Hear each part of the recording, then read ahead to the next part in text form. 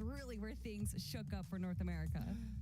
Yeah, that will definitely add some spice to day number 2 here. Definitely added a little bit of an extra zazz to those calls last night with the trios, right? Talking about what they're going to do coming into the 6 games today, what they got to prepare for.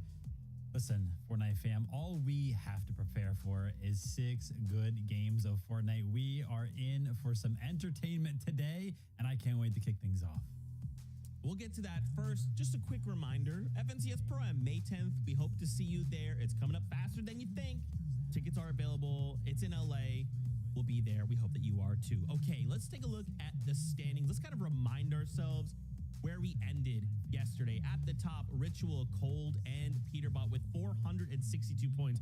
You know, Vivid, there was a moment yesterday where I thought, is it possible that Peterbot could end day 1 in 2nd place? Could Clicks come out on top? But as we remember from that last game yesterday, Peterbot decided, look, if we're going to end day 1, I want to be in first. I'm going to chase down Clicks, play spoiler to his game, and make sure that I am in first place.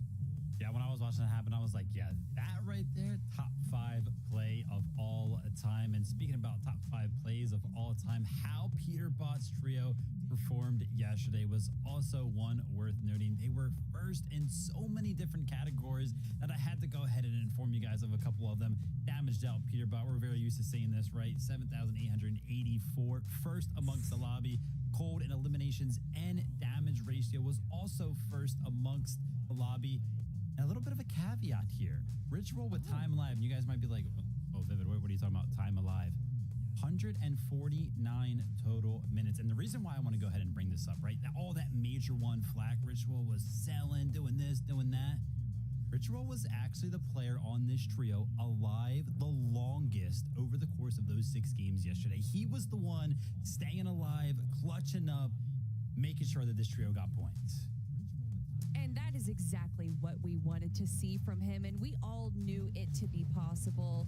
I mean, going all the way back to the EWC where he won the MVP, just so many eyes were on Ritual, and that's definitely part of the reason why once Peterbot and Poyo split up, he wanted to pick up Cold and Ritual, creating the ultimate trio.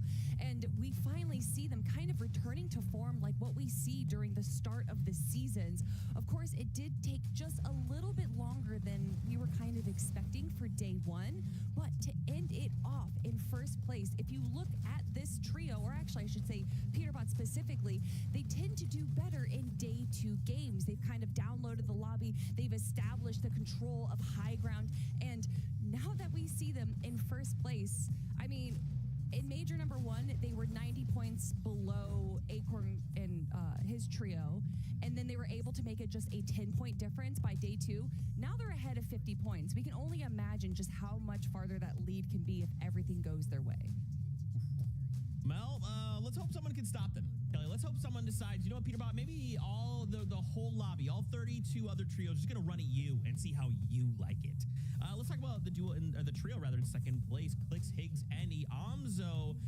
So again, they were kind of leading the pack for most of yesterday, but then in game number 6, as we mentioned, Peterbot decided that's enough Clicks. I want to end the day in first place. So what I'm excited to see is kind of like the adjustments they've made coming into today, because we have 6 fresh games, right? Fresh mentalities. It's a brand new day. Anything can happen. I don't think they have to make any adjustments, Zeke. I just think that they have to be a little bit more aware of Peterbot's, willingness to kind of come over there and contest them over there. But I'm happy that you kind of mentioned how well they actually played yesterday, because that game 6, right? We take a look at the leaderboard after game 6. We're like, wow, yeah, they're 50, they're 50 some points behind. That's, wow, that's a big lead. Well, let's actually take a look at some of the stats for Clicks' trio. Just looking at games 1 through 5, right? Leaderboard placement, they were in first. Their average placement in those first 5 games, 3.8. They were the trio yesterday to walk away with the most victory royales, the only trio to pick up 2. And then they, of course, with their 14 elimination game, actually had the highest point game out of any of the trios yesterday as well. So they played phenomenally. Again, I don't think they have to change anything. I think they did a good job of adapting after games 1 and 2. They got like 8th, 7th place. After that, it was just first, second, first. They played so well. The adaptations that they made on their low ground play worked out perfectly. And both of those games they did, one was from the low ground. And here you can see just how dominant they are, staying box to box, hip to hip, as they rotate through those lower layers as the game goes on. the aggression, the chaos so well because they're so synergized. And I really feel like part of the reason is because they stuck together between majors 1 and 2, building up that rapport, building up that understanding with each other so that when you do go down to a duo, when you do go down into a potentially shambles situation, you have the confidence, you have the comms, and you're able to convert that into a positive experience. And again, game number 6 was very tricky. Peterbot, who usually carries the medallion, they gave it to Ritual, so it looked like Peterbot was sticking to where he normally was, and then that's why Peterbot was able to sneak up on Higgs. I don't think we're going to be seeing that again today, maybe. We hope not, because, Clicks would like his first ever NCS win, and I All of think them. that no one else on this cast is biased. No one. So it's fine. Let's talk about the trios in 3rd and 4th place who are actually tied at 363 points. Let's start with 3rd place, Visual Braids and Aminished. They put on such a fantastic showing yesterday, and to think they only had one game that they placed outside of the top 10. Let's just run more of that back, right? Incredible stuff. I mean, if we were to end the competition just after day 1, this trio would actually be qualified to global. So they are definitely sitting in a pretty good spot right now. And honestly, I feel like this is one of the trios that kind of snuck up there, right? We had such a good showing yesterday where our top 2 teams kind of going head to head. But even myself, I was like, whoa.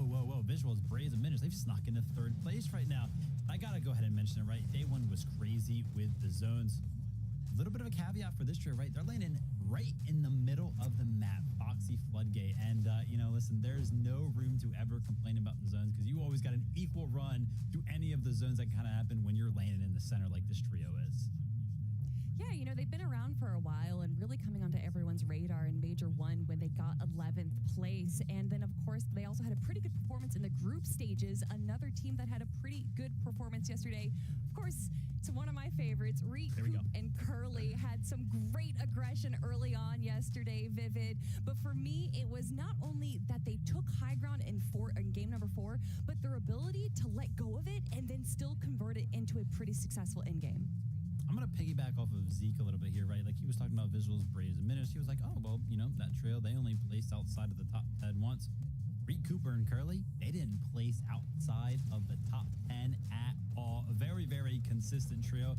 Yeah, I love the fact that this trio also, kind of forming at the last seconds, everything like that. Cooper kind of finding himself back towards the top of the leaderboard, of course, being an ex-global champion himself. It's great to see this trio doing well. Yeah, and I mean, they're just performing so well. I'm excited to see how they're going to be doing in game number 2, or in day number 2, I should be saying. But a lot of it comes down, of course, to those zones. Are they going to be pulling in their favor? But honestly, I think if we get some south zones, they'll still be doing well. Let's hope. Let's hope that the zone gods have blessed us today. No more North Zone. Let's just take a break. Just a little break. Let's hope. Let's take a break ourselves right now and go hang out with your casters. It's Jacob PR. It's Monster D-Face. Thank you, Zeke. And yeah, one thing I wanted to mention, Jacob, let's not fool the audience here. The standings are very close. 50 points is nothing. We've seen 100-plus point games earned yesterday without a doubt. So, when you really start to look at the standings, even Peterbot's team in first place right now, not completely safe. Yeah, it's not completely safe at all. It just takes 2 bad games today out of the 6 for day number 2 to really fall into that hole. But on the other side, Monster, kind of what you're talking about, it just takes a couple of good, consistent games. Just sprinkle a little bit of eliminations on top, and now we're cooking. Yeah, that's one thing I want to think about is how global championship is also on the line. That's one of the more prestigious, of course, things these teams are going to be fighting for. So when you're looking at who's in the running right now, as we start developing this story, do keep that in mind. Anything can happen, Zeke. I'm nervous, Monster. We still have Poyo, who's looming. If he were to suddenly jump up into that top 3, then we're looking as low as a top 5 finish. That would be enough to qualify a trio through to the Global Championship. Anything can happen, and we have 6 games to figure out how it all goes. Now, yesterday we kind of wanted to discuss high ground versus low ground, right, Kelly? Where these trios are winning from. You actually have pulled some stats, some numbers for us. You know how much we love this stat, so break it down for us. Well, yeah, let's take a quick look for games 1 through 6 yesterday, where exactly our winning team was coming from. And as you can see, 4 out of the 6 games come from high ground. And Zeke, quick question, games 3 and 5, a team won from low ground. Which team was it? Oh, no, I don't know. Good answer. It was Clicks, everyone. But for games 1 and 2, we have the high ground wins from win from Zone 8. Yeah, I mean, crazy stuff. That's something that me and Kelly used to talk about all the time. Like, oh gosh, they're going up for higher ground Zone 8. They're not going to be able to hold it. But no, a couple of teams were actually able to pull it off yesterday. And I mean, Kelly, who else but Booga? Of course, it's Booga, and something that actually occurred in all 6 games was the team to first go for height in 8th zone was done in the exact same way. So when Zone 8 pops, all these trios are kind of around the edge, but whoever is closest to that zone that moves immediately establishes a tower to establish height for the rest of the game. So here we have it. Zone 8 pops, Rapid, Booga, and Threats immediately build a tower up, and then they ramp. But the reason that they were able to control high ground for all 4 zones is what you can see right here. Rapid all the way in the back, paying attention to anyone that is trying to potentially steal height away, like Acorn that you can see there. And Booga establishing these connections throughout high ground so that no one is able to chop them. And from there, between their positioning and just kind of how relaxed and passive this high ground control was, they were able to go all the way from Zone 8 to Zone 12 and win the game. Yeah, I mean, it was an incredible game played for them. I'm not going to lie, though, right? This being game 1, I was like, oh, man, like, this is how high ground's going to play out for all 12 of these games. Nobody's going to kind of look up, but I think that changed pretty quickly, Kelly. Yeah, game number 2, a similar story happened. Peterbot's team gets the favorable pull in Zone 8. They establish a tower. However, a little different than Booga's game is that we actually had someone try to contest height. And usually a height steal, can be coming from people being chopped or going on the aggressive.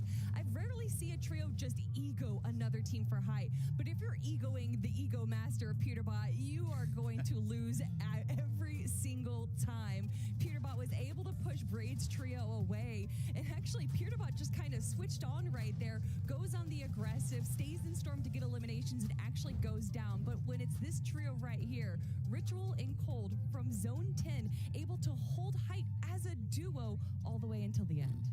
Yeah, I mean, that was an incredible clutch win from that duo in the end there. And I mean, talk about clutches. That trio was clutching all day yesterday. That's what I want to see more of, right, Vivid? I want to see more clutches today. Again, Blade of Champions, 3 spots to globals, prize money. Even just going up a single placement is enough to earn life-changing amounts of money. With 30 seconds left to go before we jump in, how are you guys feeling? Where are your vibes at right now? I'm feeling great. I'm excited. There was some drama going on in social media between Clicks and Peterbot, and I am here for it. I want more. Hype in the competition of even more. I'm here for a day 2 awesome ending between those top 2 teams, but I also want to see Acorn Trio make a resurgence. I feel like we're going to be seeing them more on the higher ground. I don't know. It's just like a Vivid prediction. No real reason. Okay. I'm here for obviously some Fortnite, some memes, and leaving Kelly hanging like she left me hanging yesterday. So next time, don't put me on the spot, Kelly. Bing, bang, bosh. I know who won those games, but I got to be Zeke about it. Okay, anyway, it's that time. We got to find our seats on the battle bus. How will Game 7 kick off? Will it be a bang? Will it be anticlimactic? Will Peterbot push someone else? Let's find out together. Casters, take it away. Gotta love Zeke's energy. You can see he's drinking from the gold fountain behind us. He's having a great time on the front desk, of course. Jacob, 4th through 1st place, had near perfect games yesterday. Are we going to see it happen once again? I think it's almost going to be impossible to think anybody today, with how grueling, how destructive yesterday was, to think they are going to play perfect. Because even our top 2 teams had a couple of speed bumps in their road. And those point gaps, you're talking about 50 points out of the top 4, another 50 points from the top 7, another 50 points to the top 11. It's going to take you as a trio to have a phenomenal performance today. And at the same time, you might hope for a couple of mistakes happening on your opponents. Well, it sounds like the battle bus is ready. Let's go ahead and jump on for game number 7.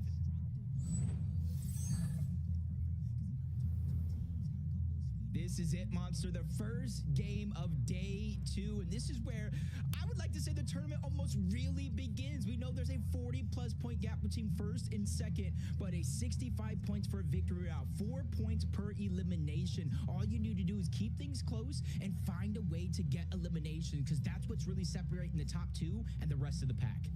And it's a 2-day format, no multiplier like there once was in the past. Who has hit the drawing board? Who's going to come in with those fresh strategies, that new mentality, and really step up today to solidify essentially your placement advancement to the global championship. I would say that is what is truly on the line here. Put the money aside, right? Money can be earned any day of the week, but this global championship spot is so prestigious. And more importantly, will you be the champion of Major 2? Well, Game 7's here. It looks like Bryce, G Monster, and Osid are continuing the action from yesterday. Once again here at the drop spot as we start to highlight who's changing what.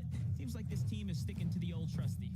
Yeah, I think, with the way Surge has been playing and controlling a lot of the lobbies, they kind of started off game number 1 yesterday at a contested fight, back and forth, 1-1. Game 3 happened. That's when they started to disengage. But as you know, you need Storm Surge. You need damage. So they're probably changing their game plan just a little bit. Confidence in themselves after being able to VOD review after day number 1 was over. And now they're coming out with a huge vengeance and getting some early Surge right out of the gates. But another contested fight. Kappa Factory, Dash, Seek, and Veer are going to go ahead and try to contest this. On the other side, Silic, Jargu, and King. And Silic, Jargu, and King, that was a team that we watched through the group stages, qualified through consistently dominating those games, making end games time and time again, and then picking up a good number of eliminations to secure that spot. I love how all the things Seek could have did yesterday to prepare for today, one of the few was change his name to Barbecue Chicken. This will never ever pass me by. I don't get it. But here they are, contested at the Kappa Factory. And think about it. Before they even touched down, a team was already eliminated. It really shows you the influence of the battle bus and how quickly the landscape is starting to take form here. Jumping on over to the other side, we get the Peterbot Ritual cold update, and it seems like they're continuing the action here, really making sure that the team in first place is going to be hearing them here shortly. But first, it's action at the Crime City right now. We all know this is one of the better drop spots, of course. Peterbot has seemed to continue to fight for the best for years now. And rightfully so, he's earned it. Yeah, one of the better mechanically skilled players in 1v1s, and that was something that we noticed yesterday. Even though he made that sneak play in the decision, he did it all by himself. Even when Clicks and Yamza were able to kind of converge over and try to get the help to Higgs, instead of taking a 3v1 or a 3v2, they chose to try to disengage. They didn't have the full setup that they wanted. We're trying to cause them to lose the fight and play the rest of that game out on the back foot.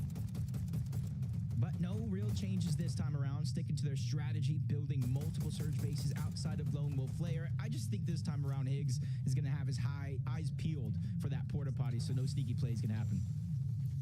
Nothing just yet. But you know what? I think that Game 6 yesterday was actually a wake-up call for this team, right? Not to let their guard down, and they're going to remain on high alert now moving forwards. And they really have to, right? Kind of just shows them that, hey, that quickly, your entire tournament can be flipped upside down.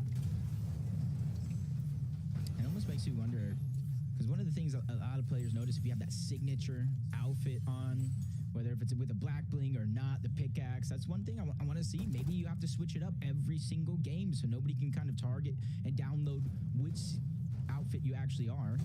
You can have a little bit more escape plans going at it, if that's the case, especially with third parties starting to come in. As we jump on board Fuse, Maniac, and the Tick. Just outside of Magic Mosses already, there's a lot of teams now, I feel like, thinking this is where we need to position early due to at least 5 zones yesterday going to the north side. Definitely, those zones playing a huge factor. No one in the community is letting it down, as we've seen all the theories start to float about. But, the truth is, I did come across that one post where folks ran the simulations. It's so unlikely for you to see those same types of zones pull to the similar areas. So today, it's a new day. We're coming in with a fresh look. So a quick little update there, Peterbot's elimination. Those are going to be some important damage tags, as we all know. Usually the first game of the day is going to be the slowest one, the most surge heavy, right? The one where teams are being arguably the most passive.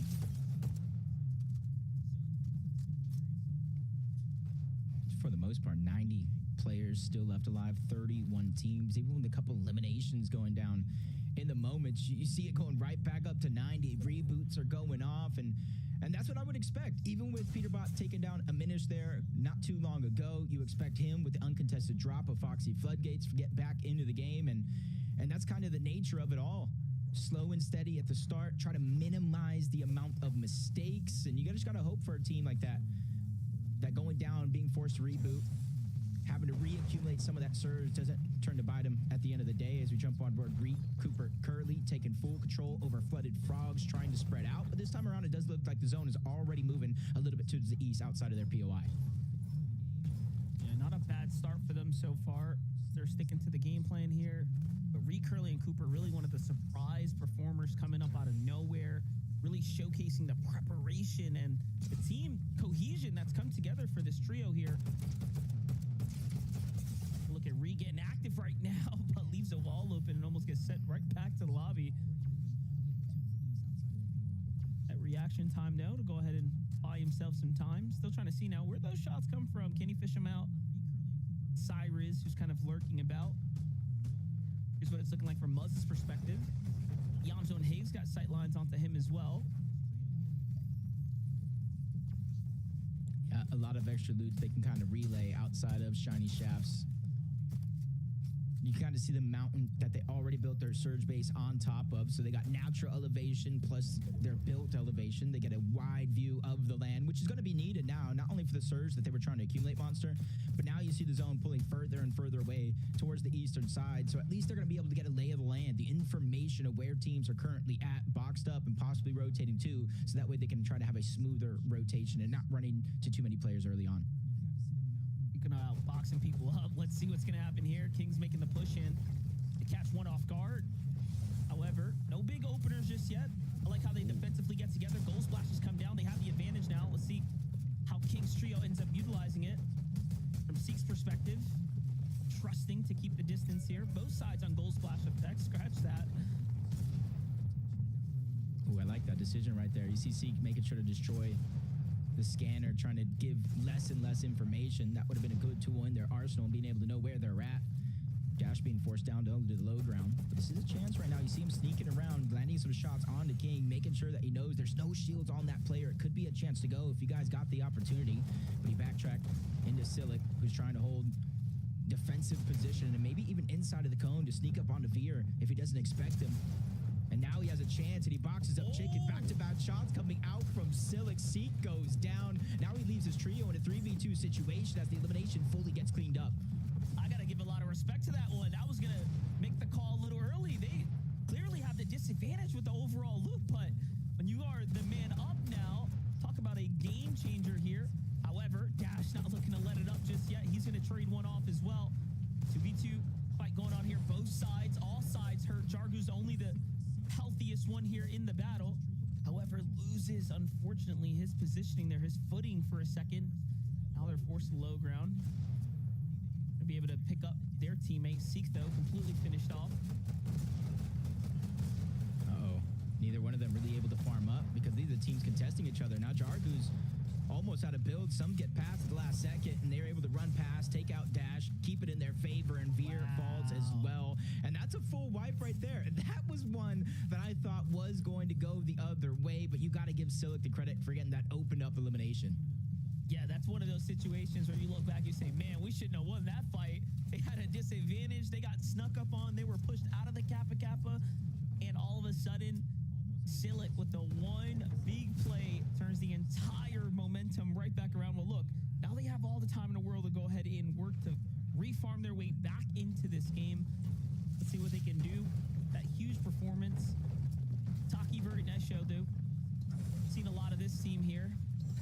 Continuing the fight at the Magic Mosses. It's up against Noah Plays trio.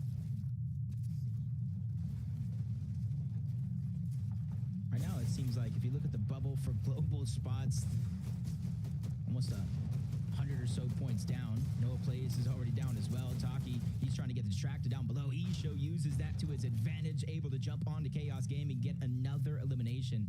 Now Kaz is left by himself, but at least for now, Monster, there's a little bit of distance between him and those two opponents still looking around to figure out where he's at. Yeah, they don't know exactly where he is just yet, and there's another trio moving in extremely quickly. Could that be Peterbot's team? Could that be... Oh, okay, it's Reed's Curly on the way alongside Cooper there. Taki and Eshu now looking to kind of double back, pair up with one another.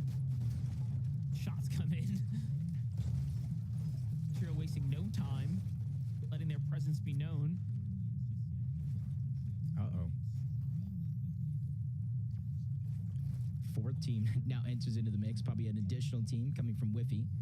And we see it, Monster, it's just outside of Magic Mosses. So a lot of these teams that do land up here, instead of kind of cutting towards the side, beelining it to zone, they could go all the way towards the north. One tick zone damage isn't going to be much, and then they could try to get into where it isn't as congested, maybe above Demon's Dojo, maybe above Pump Power. Those are going to be some of the pivotal spots for any of these teams rotating early. And for Taki, Vert, and Isha, the longer you stay here in this position, you're closing off opportunities, you're closing off options, all for a singular elimination, which might not necessarily mean much. It's only 4 points. It was Amplify and Shiny Cat there. Take a look at the replay here. Oh, no. Clicks. A little bit of fall damage. Just giving you guys the full picture here. Off to a rocky Game 7 right now.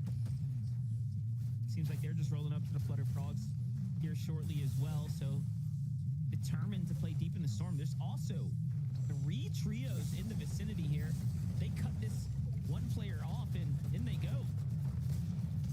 And only cut him off. They get a knock so far away from the rest of his team. And this is a little bit of a different strat, Monster. Yes, the zone plays a huge role as it's going away from the north side overall.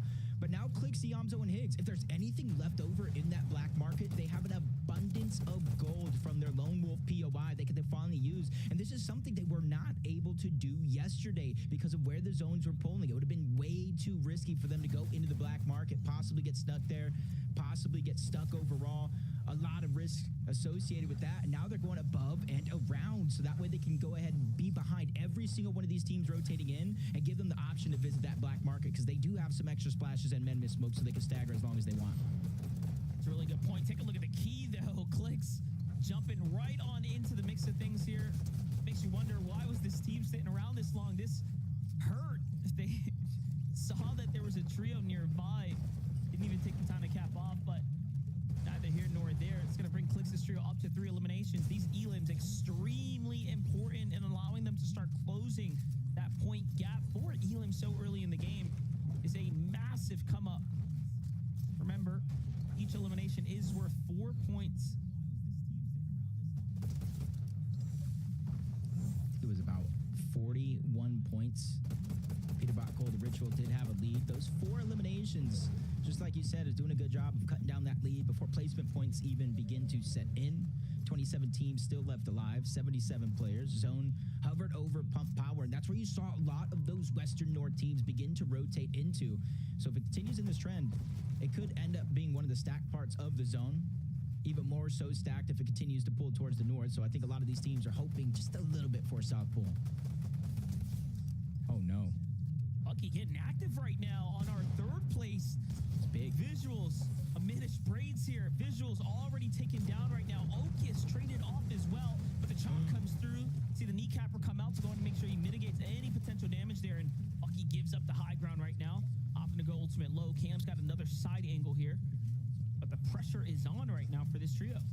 Yeah, even though Okus is down, with that elimination, it's only going to be Braids and Cam still left alive on the other side, so a 2v2. They just got to be very, very careful. And I think that's why. A Minish, Braids, Visuals, they land over towards Foxy Floodgates. They can disengage out of this position, run towards the back. It's relatively early in the game, so not too chaotic of storm damage is going to go off. Plus, you see some extra heals there. But Braids is hiding towards the top. So you got to wonder, if you're Bucky and Cam, do you think they disengaged all together as he's able to land some free damage onto Cam? You got to hope he has HP now, because he could go down in the zone. Oh, yeah, the med mist starts to come out. They're actually forced now to kind of double up here, and this is going to buy time for the reboot where they can't even look up to go ahead and target him. So, honestly, a very successful reboot and just a small play that's going to make the difference here at the Floodgates, allowing Visuals to get right back to his loot pile here. And it's little things like that that all of a sudden help you kind of bounce back into the game. And just think about this. Braids, Diminish, and Visuals didn't finish less than 11th place yesterday. The difference maker between them and the teams up in 1st and 2nd was the fact that the eliminations that Peterbot's trio, Clix's trio, were able to accumulate far outweighed the placement points overall. That's well said. Pushing right now. What? Ooh, and Minish is feeling a little confident right now. He takes a big shot, but Cam is now Look at Cam. running his way in. He's smoothly My running through gosh. those builds like a hot knife through butter. That's a good amount of confidence as well. And Minish forced to use the splashes. There goes the HP. 91 damage above the threshold. You can see with a Minish getting knocked down early, taken down by Peterbot. Another elimination on the visuals. They need the surge. Yeah, And Braids they is need here it too. bad. Braids coming from the other angle right now, and they slam Cam here right in the mix, and then they get the down body as well. So a perfect amount of damage swinging in their favor here. Bucky just left wondering what went wrong. How did his teammate get left behind right there, caught out of position? Yeah, and this is just Oh, turning he's into a below. nightmare. Yeah, he's below. He can't go back into the zone and reboot his teammates. Otherwise, he's going to fall further and further below. Good luck to Bucky as we jump on board Peterbot Cold and Ritual all the way to Seaport from Crime City. Making these quick rotations outside of the zone. 500 plus damage above the threshold. I feel bad for Polis and his trio. Not the most experienced, make it into a grand finals, and then in game one to start day two, you're running into Peterbot Cold and Ritual. Yeah, but they hold their own, pushing off Cold and Ritual here for a moment's time.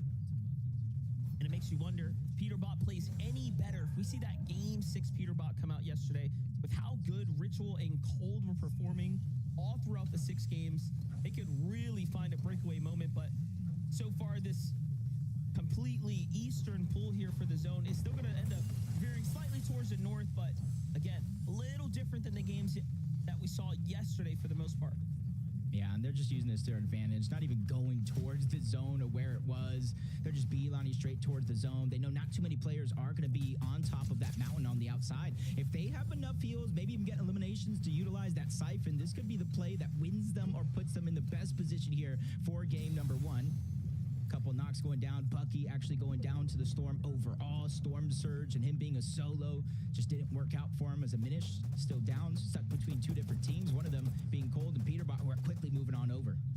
Yeah, after that knock right there, look at how quickly they're trying to come in for the refresh here potentially. And if your visuals diminish in Braids, you got to put up a front right now. You got to put up a defensive hold here. Not only for the damage, but because you got Peterbot's trio inching up on your positioning right now for this prime real estate here. Oh, look, Braids takes off. They're going towards the mountain. It's a bit of a risky play. You see there's just chunks, big chunks of HP missing. They don't have any resources to way. kind of make that up, and they're just pushing straight in. No This might be a way. blessing, though. Joshi's already down. Aoxy's there. If they get the elimination onto 1, even if it's not the points, they're still able to get the loot that they need. Damage for Storm Surge, 51 above, feeling a little bit more comfortable, and that's an understatement because a Minish just goes in and bulldozes that trio back to the lobby. I'm trying to figure out, like, how did they know? Like, they catch a Minish with extremely, again, low HP out in the open, but he keys up the mountain and found an even weaker team. They must have been taking a small fight there just before that, before Peterbot kind of put his 2 cents into the mix here. But either way, phenomenal play to keep them in the game right there. Meanwhile, complete other side of the zone here.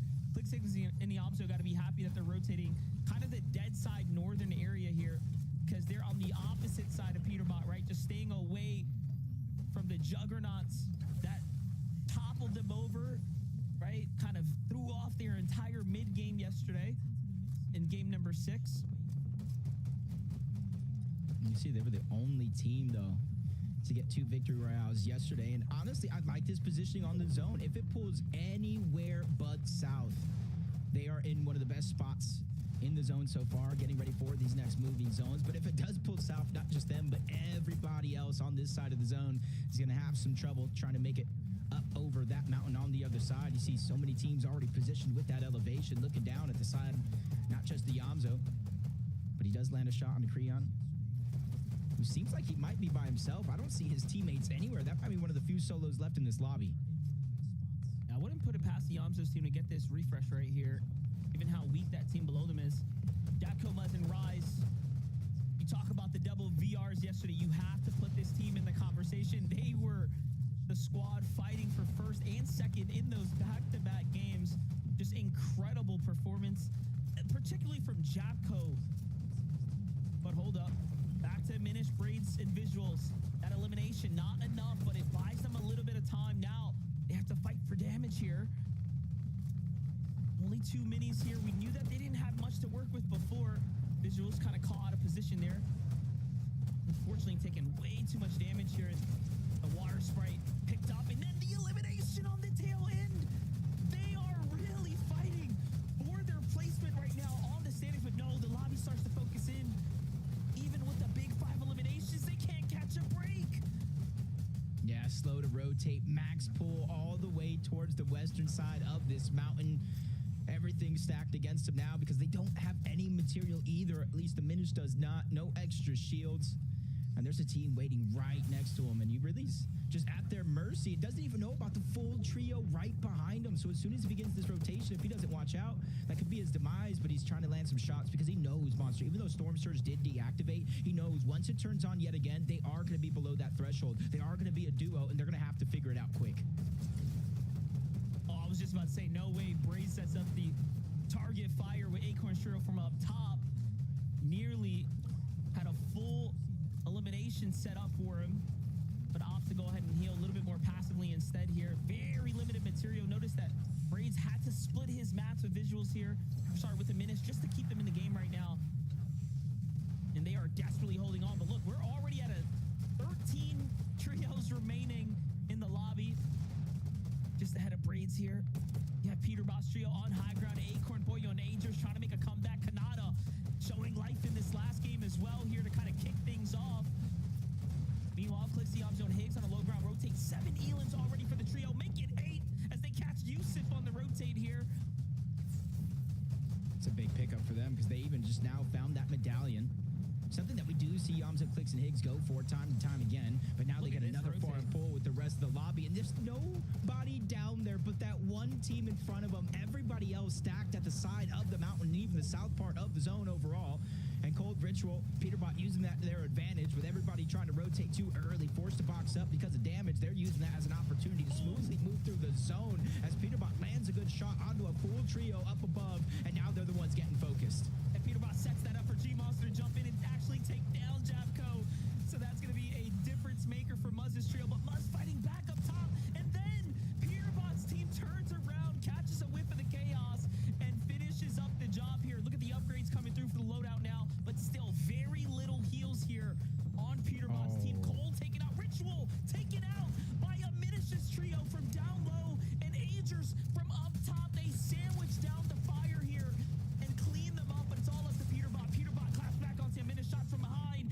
Back to the lobby now by Shadow's team, and a glimmer of hope breaks open in the sky here. The sun is shining through for Higgs, Clicks, and Yamzo, who now have a chance to earn more placement points and close the gap.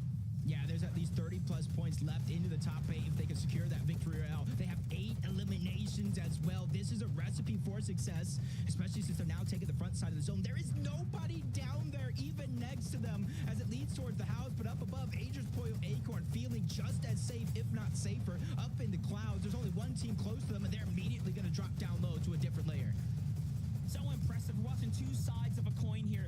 Clixie, Amzo, Higgs opting to play ultimate low this entire end game, and then you see the opposite teams trying to stay to the mid, stay to the high ground, trusting that the zone was going to bounce back up. However, it doesn't matter. All they've done is allow them to put the pressure on. Braids is holding on a top 5 for him. Well done, son, but look at what's happening here. Finally now, pressure starting to come in. Clix is going to be the first to fall. They box him up, try to go for the save. It's Buddha's trio on the other side of the wall. Kanata's there as well, and they are starting to cook it up.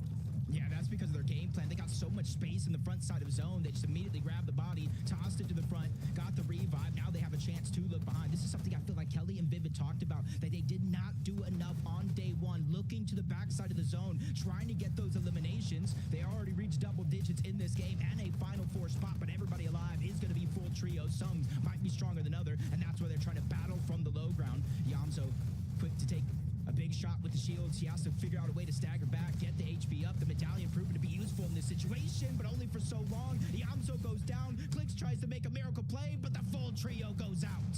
They tried to kneecap him out to the lobby, but it wasn't good enough. Not enough charge in the swing here. Meanwhile, Agers, Foyo, Acorn starting to bring the pressure from the high ground down. Just 4 eliminations, but this top 3 positioning here is what matters.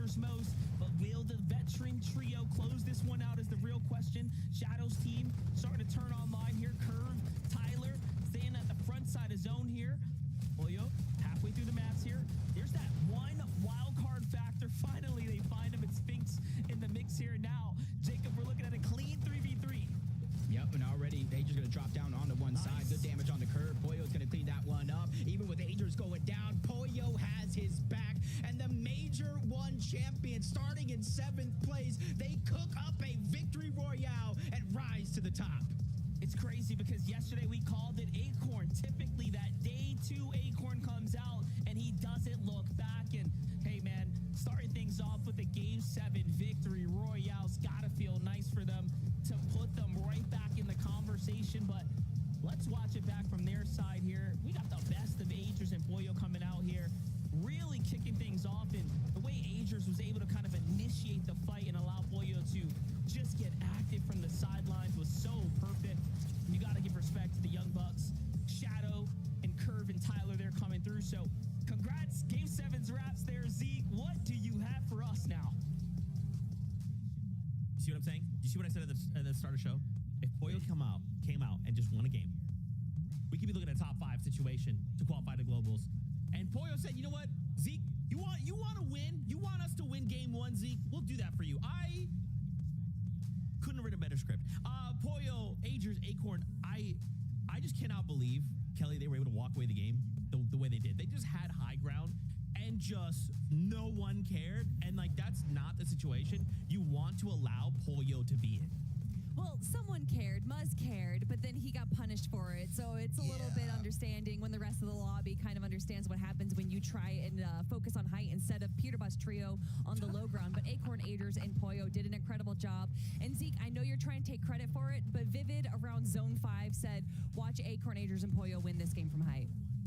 Yeah, I mean, this is actually what I was calling towards the, earlier on before we even started this game. I was like, listen, that's what I want to see from this round. I think we're going to see them on the higher ground and make a little bit of a comeback. And instantly we can see them on the higher ground in game number 1 of day number 2. And this actually started yesterday, right? A lot of people would be like, oh, wow, they might have been cooking something up overnight. No, I think this trio actually started to cook this up in games 5, game 6 yesterday, right? They were teetering around with going for higher ground. They were trying it out. A couple games, they actually got it. And that's when I was like, you know what?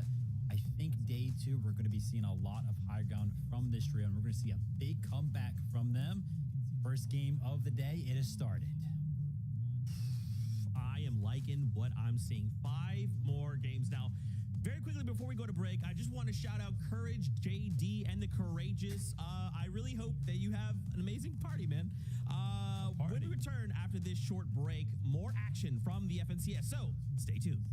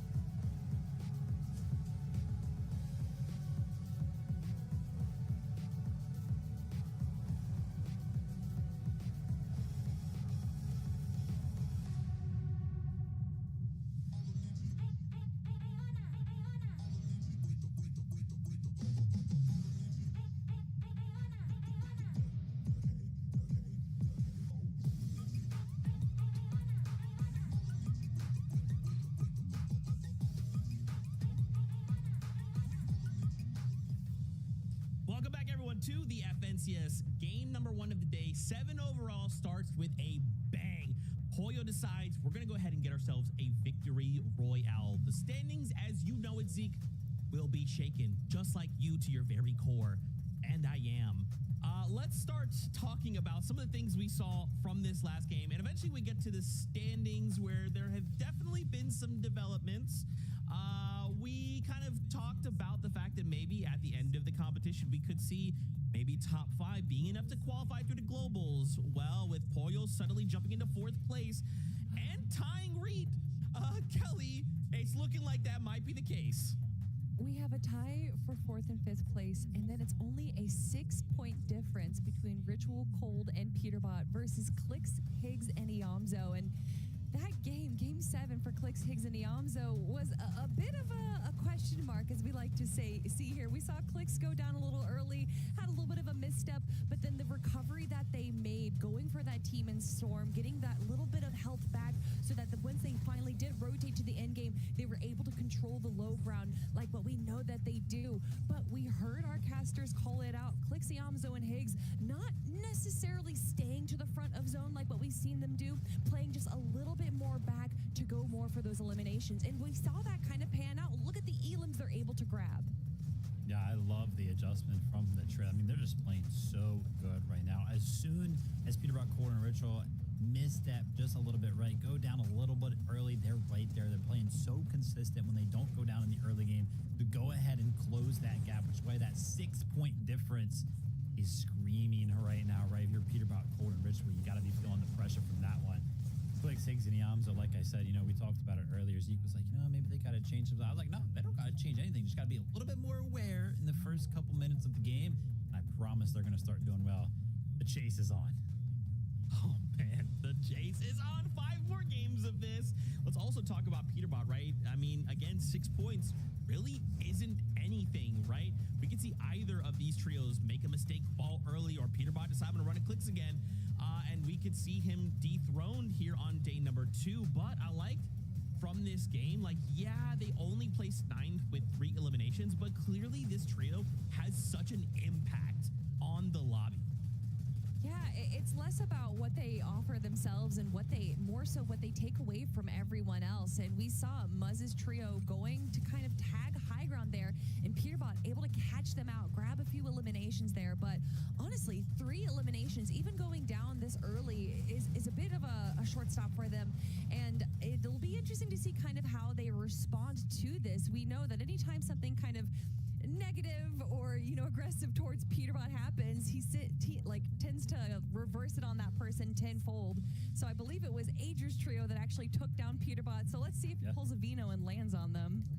Yeah, the crazy thing for me right there is they usually do so good at getting to the end games in a pretty healthy position, right? But as we saw right there, when they went down 0 materials, it kind of worked with trying to sneak away with a little bit of a kneecap or rotate through the air.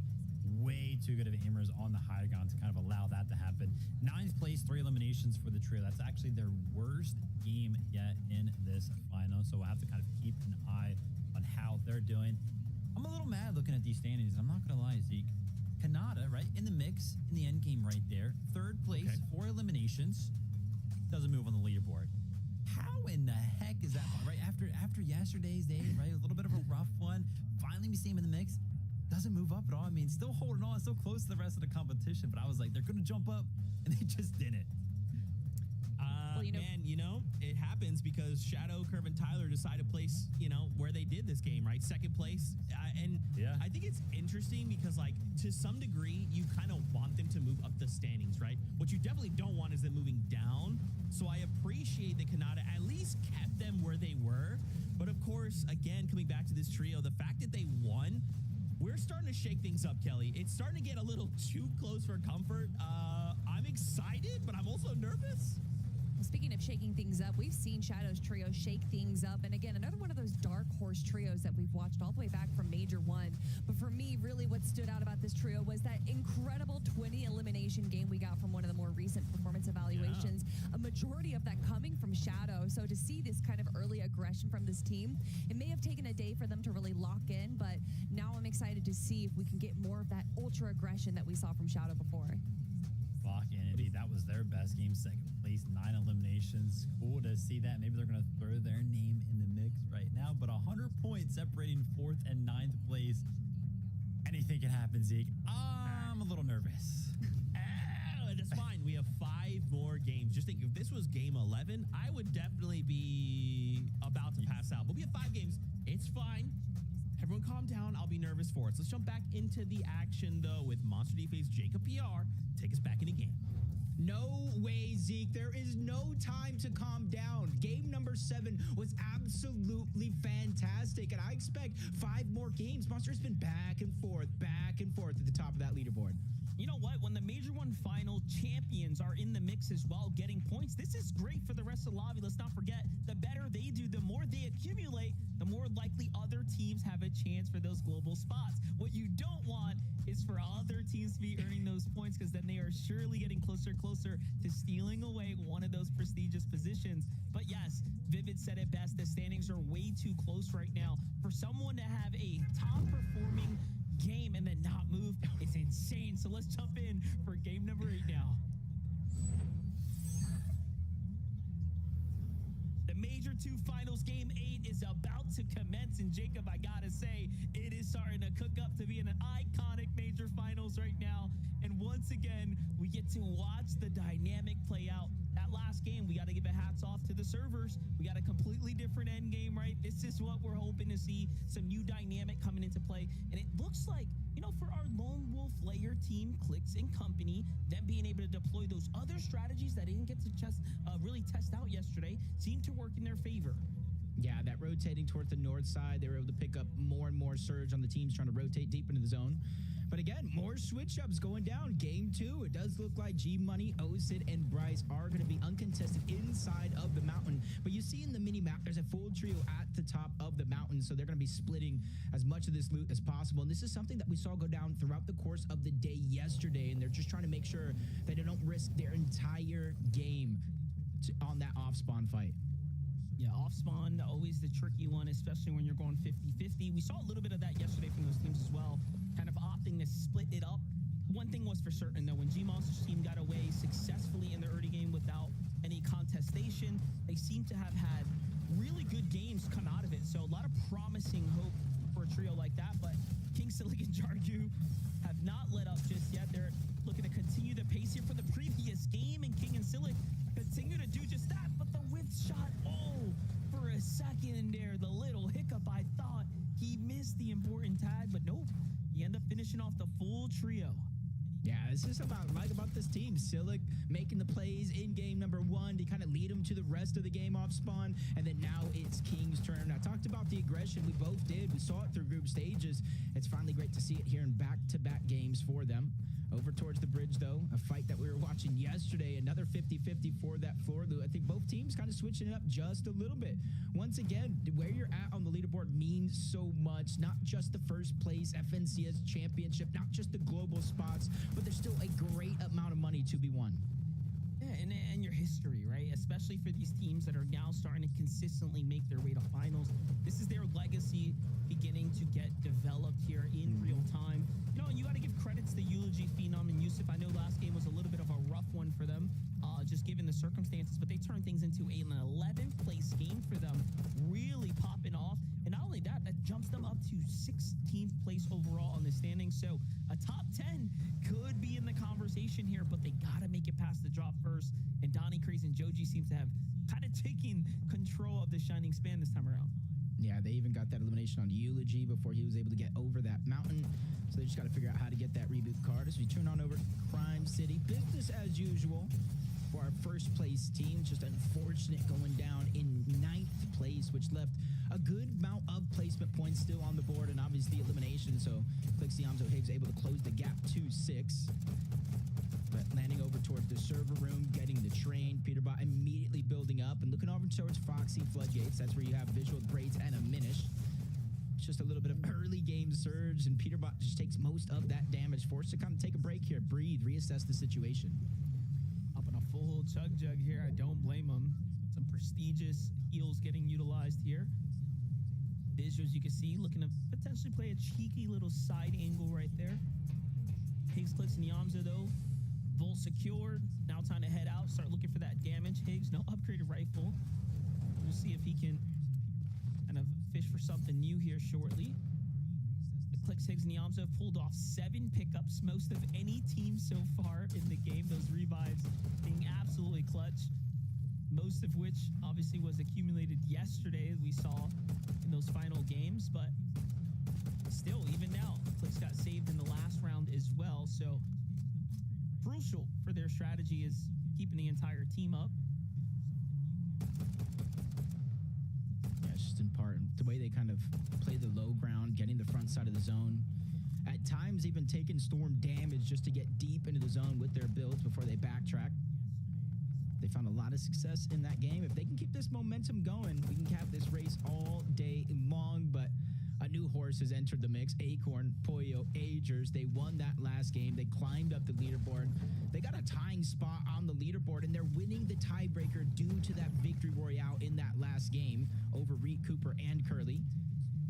And they're sticking to the strategies. They got access to Mass Meadows uncontested, the vault with an abundance of loot, and they immediately go on over towards that black market where Acorn's the one that kind of relays a lot of those extra heals on over.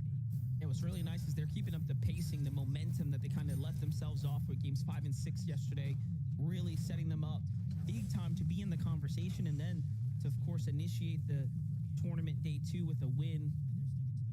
It's going to be the perfect storm here for them right now. And you can arguably say, you know, it's about a 5-way tie between 3rd down to 8th, right? They're all just within a couple of means points away from each other. Really is overall a super close competition. But one thing I wanted to also highlight was this trio right here. Visuals, Braids, and Unminished. My gosh, have they been playing some excellent Fortnite. Really just a sleeper team. And this is one that's been around the block for a long time, right? This is not a trio that's just new by any means, but they seem to have this season figured out. Yeah, whether you're, doing the watch parties, Fortnite Comp Report, or Ozzy himself, this is always a team when I'm looking at their predictions, Monster. They're a dark horse. They're always in the conversation. Even when Visual and Braids were a duo landing at a split drop that they made themselves, they always command that respect. And with the early game that we saw, with a Minish going down, eliminated by Peterbot, we saw Visuals going down over towards Foxy Floodgates, forced to reboot. They were still able to pull off a 6th place with 6 eliminations, which gives them that 24-point lead over 4th place. And last game, I mean, just play from a Minish. Incredible stuff. Make that push and keep his tournament run alive. Keep him in the game to even have a little piece of an end game there. It's definitely the difference maker. Ritual Cold and Peterbot, though, just kind of setting up here. You can see they've already done what they had to do over at the drop. Now they're looking to kind of disperse out. Meanwhile, Kanata Bolts back on the hunt here, continuing to take these Eastern fights, and most importantly, take them with no fear of sitting in the zone for a while. I mean, look at the head count here. They found Yusuf and it boxed him up. Oh no, got to be doing better than that. Yusuf somehow didn't even have his walls under control before this all kicked off, and then Bolt's getting right to it. Wonderful tags there. That's some big damage for them right now. Yeah, even though they were able to get Eulogy back, they're not really able to do anything with it. And I like the way Bolts played it, even though they didn't need it, because as you said, they boxed him up. You saw how he went across the entire left side, let Sphinx and cut out a push directly towards his opponent. He was prepared just in case he was trying to disengage, run out. He would have ran into Bolts, but they were just too quick. Bolts didn't really get to do anything. Maybe the next fight, buddy, as he's looking towards the backside of zone, sees a full trio back there. And right now, it's essentially up to them how long they want to stay here at this spot on the map, how long they want to try to hold that team out, and how much surge they think is okay for them to rotate out. Back on over to the Seaport City. Zone still kind of hovering around this general area, so a lot of time bought here. But you notice the markers are out. They're going to be looking to focus on the Eastern teams. Teams like Kanata, potentially, that are out there. Just blocks it off. No. No free damage for you over there, but they're still able to sneak some through. Thresh just looking at that armored vehicle, trying to rotate in towards zones. Definitely hard to land shots, but if that third player, your trio, is in the back and he falls out, you leave him behind, it's almost open season, so you got to be careful for that one as you're rotating through. It's Muzz, Rise, Yapko, You can see they're already beginning that rotation out of shiny shafts, slowly but surely, since the zone is rather close. And you can kind of see where the zone is at this time around, just inside of Lone Wolf Slaver, maybe a little bit of brutal boxcars on the side. Nice calm here right now for the team. Rise positioned up at the surge base right now, but zone's already starting to pop here. Looks like another Eastern draw so far.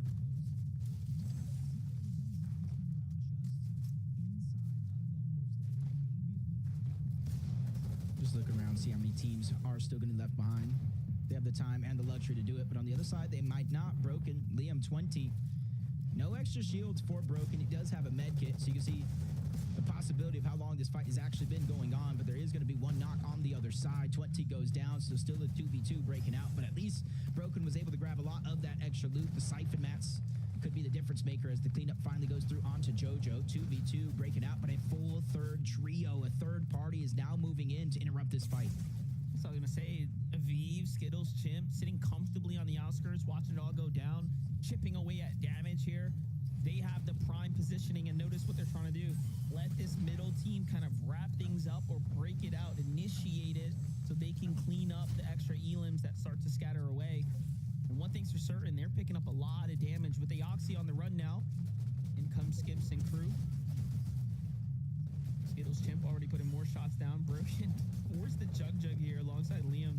Very little time left, but Skittles is on the wall. Vive's on the other side here. It's just a matter of time before they likely pick up these elims right now. And I mean, if you're Liam and team, you're thinking about, what went wrong this game, right? They had a couple great moments where they were kind of breaking out of the early game, but things just not really trending in their direction right now. Yeah, they thought it, since the zone had pulled so far away, maybe they had an isolated fight, but Skittles, Chimp, and Vive, kind of part of their strategy, staggering themselves this far back in the zone. They get a lot of the extra loot. They do a little bit what some of these other teams do, whether they're fighting off spawn or just trying to take shots on any teams rotating late, trying to get out of the zone. This time around, it does work out for them. And one of the big reasons why they feel so comfortable staying so deep into zone on this side of the map is because there's geysers, launch pads, then obviously if they have the kneecappers, there's a lot of different mobility tools they can use to close the distance quick. To highlight how things end up working there, and I was just looking at the standings. That's going to put them up in 13th place right now. A couple eliminations away from 12th right now for Aviv, Skittles, and Chimp. We're keeping tabs on them, seeing if they can fight their way into a top 10 after this game's over. Cooper, Ree, and Curly continuing the action here at the Flooded Frogs. So far, so good for them as far as the overall damage. Zone's going to land relatively close here. In that last game for them, with a little bit of a different zone pull, not at Magic Mosses like yesterday, that was their worst game of the tournament so far. They were still able to get a 10th place with 3 eliminations, but we're kind of seeing them really be put to work here early on here in day 2. In the feed, I did see Sillet get it down onto Poyo. Agers does look like he's still alive, though. They have a chance to heal up. They have Medmis smokes, water sprites, a bunch of different utility. And they have the luxury to go back in the zone over towards Mass Meadows to get the reboot back onto Poyo. So it should be not too much hard work for them to be alive as a trio once more. The biggest thing that I'm really watching out for is with Poyo going down, getting rebooted, how much surge did they actually lose off of that? Yeah, it's the setback that really makes the difference. But look at it. It's against Xanda, Evan, and Sandalit. Oh, they get deleted from behind. It's the small things, right? The small regrets that end up sending you right back. I feel like it's happening more and more where you think you have an isolated fight that deep in the zone, and then out of nowhere, a third team comes out of nowhere. Visuals, Braids, and Diminished. They were able to quickly move north from Foxy Floodgates. They're trying to get the Brutal Boxcars Mountain. And if the trend continues and we have some of the same zones game after game hovering over each other, we're going to see a lot of proactivity come out of some of these teams, this being one of them. Now, depending on where there's... Oh, go ahead. I was just going to say, this is where they positioned up last game, right? They seemed to be comfortable coming here, taking the fights on this mountain, but this time around, they wanted to get here early so they didn't have to really box out, a team while getting third partied. So they get the full wipe, and then look at that. They're fully based up now. Read my mind right there. And this is, I feel like, one of the first times we're seeing Clix, Yamzo, and Higgs actually fight for this black market. They're realizing how close the tournament is, and they're pulling out every single strategy, going back to what they know has worked in some of those past Divisional Cup tournaments. 341 damage above the threshold. The zone is moving over towards this direction. So they're maybe learning, adapting here as the games go on. Don't call it too early now. We might might jinx it. We get another Magic Moss's endgame. Little update from Agers though, going on here. So Boyo picked up little damage, given that he's playing the zone right now. Agers is making super sure there's no one kind of lurking about right here, not trusting a bush, not trusting the builds. This tower is obviously still in the zone right now.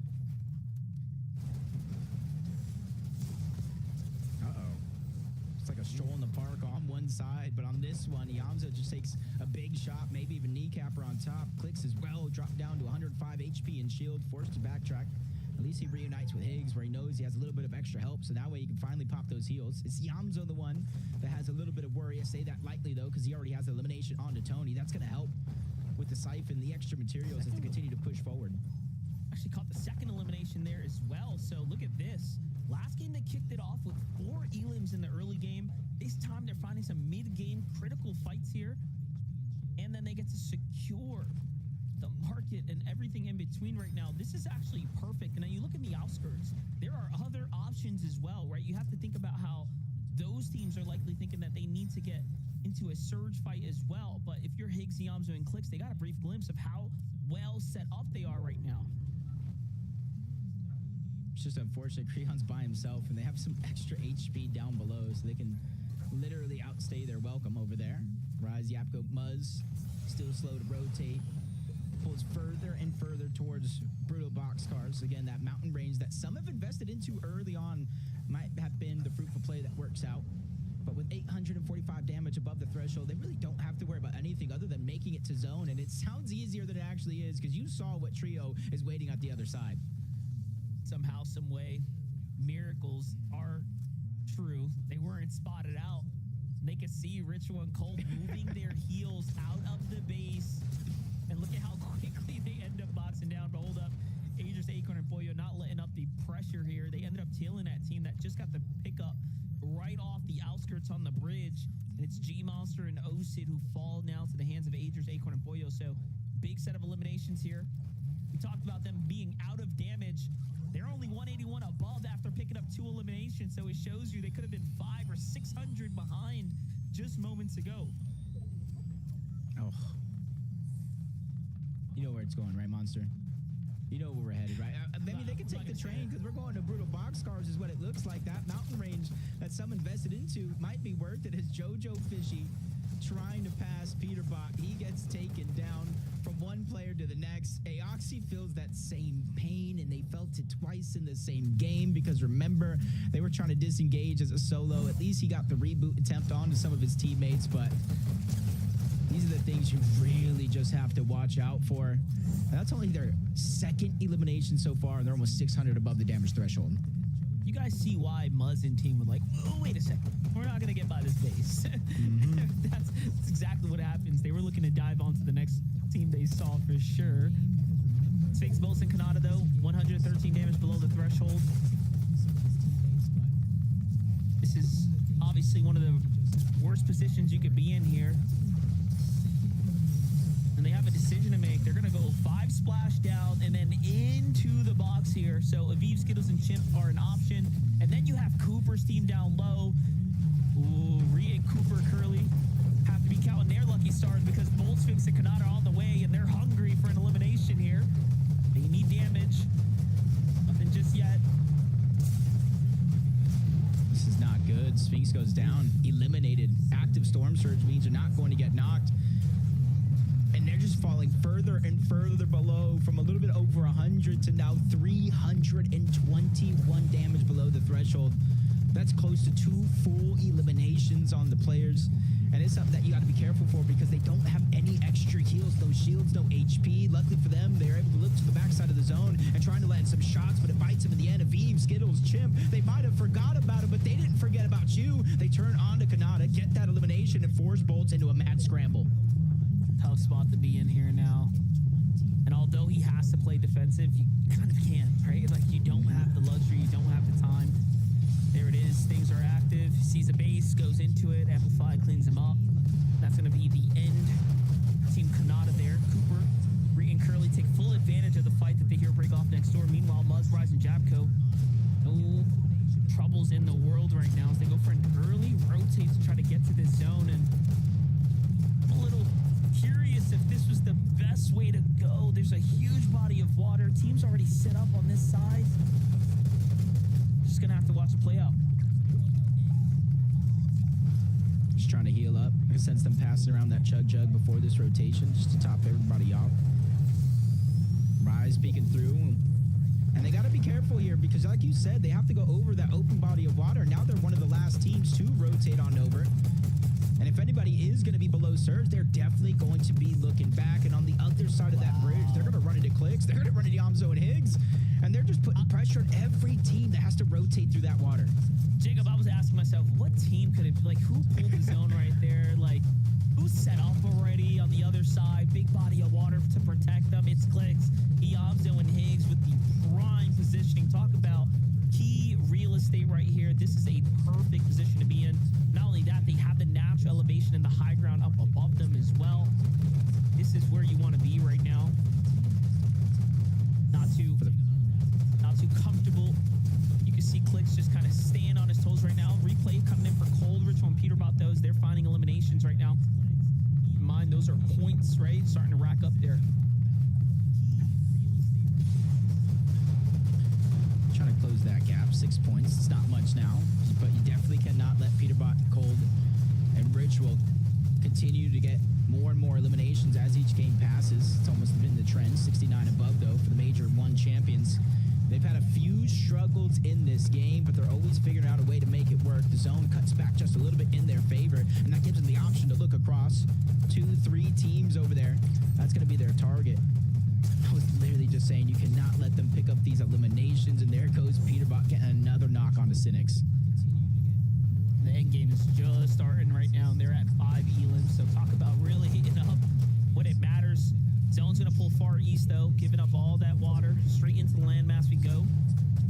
See, most of the teams already have migrated here. 2 trios trailing behind for Peterbot, Ritual, and Cold. Trying to decide. It's going to be the first move for them right now. Big lobby pressure coming in off the Chimp, Skittles, and Aviv. Down low. I think they figure a lot of these teams are going to have to rotate in their direction, and that's going to be the best chance that they got to try to catch some players off guard. Some damage able to sneak through, but not much. But this is the zone. Kelly really broke this down to start the day. They pulled it on the front side and immediately built up Boga, Threats, and Rapid. And they were the ones who closed out game number 6 with a victory royale. And so it's going to be interesting to see if they can actually close this one off. They're looking across and seeing who is actually going to try to make the play to contest them. Where this next zone pulls, Monster, is going to be so pivotal on Threats, Rapid, and Booga's next moves. You can tell by Booga's body language there. He is eyeing up Reed's base. They are a little too close for comfort to second height. Wouldn't put it past him to dive in, but look at this. They just can't get a break. Agers, Wow. Acorn and Boyo get eliminated in 14th before the real placement point starts to kick in and kind of add up, but it was a struggle of a game just to even get this far. Clicks, Yamzo, Higgs, though, they have not stopped playing the perfect frontside low ground all weekend long, and they just continue to do so. Another top 10 is just moments away. You see the huge difference, though, in their inventory this time around. The Mythic Collateral AR, the extra splashes, they did make their way on over to that black market to try to take use of their Lone Wolf POI. Peterbot looking to chop down high ground, but they got to be connected somewhere else. And that's a thing that they're going to look for it, but instead they run into Craze on the other side, but they're not backing down from any challenge, especially now since they know they're going to have to rotate. And you see them looking through the wall, eyeing that team before they rotate on out. Just trying to be very, very precise about their rotation, and they even change LAers during this next pull. So now they're looking up. Peterbot knows if they want high ground, now would be the time to try to take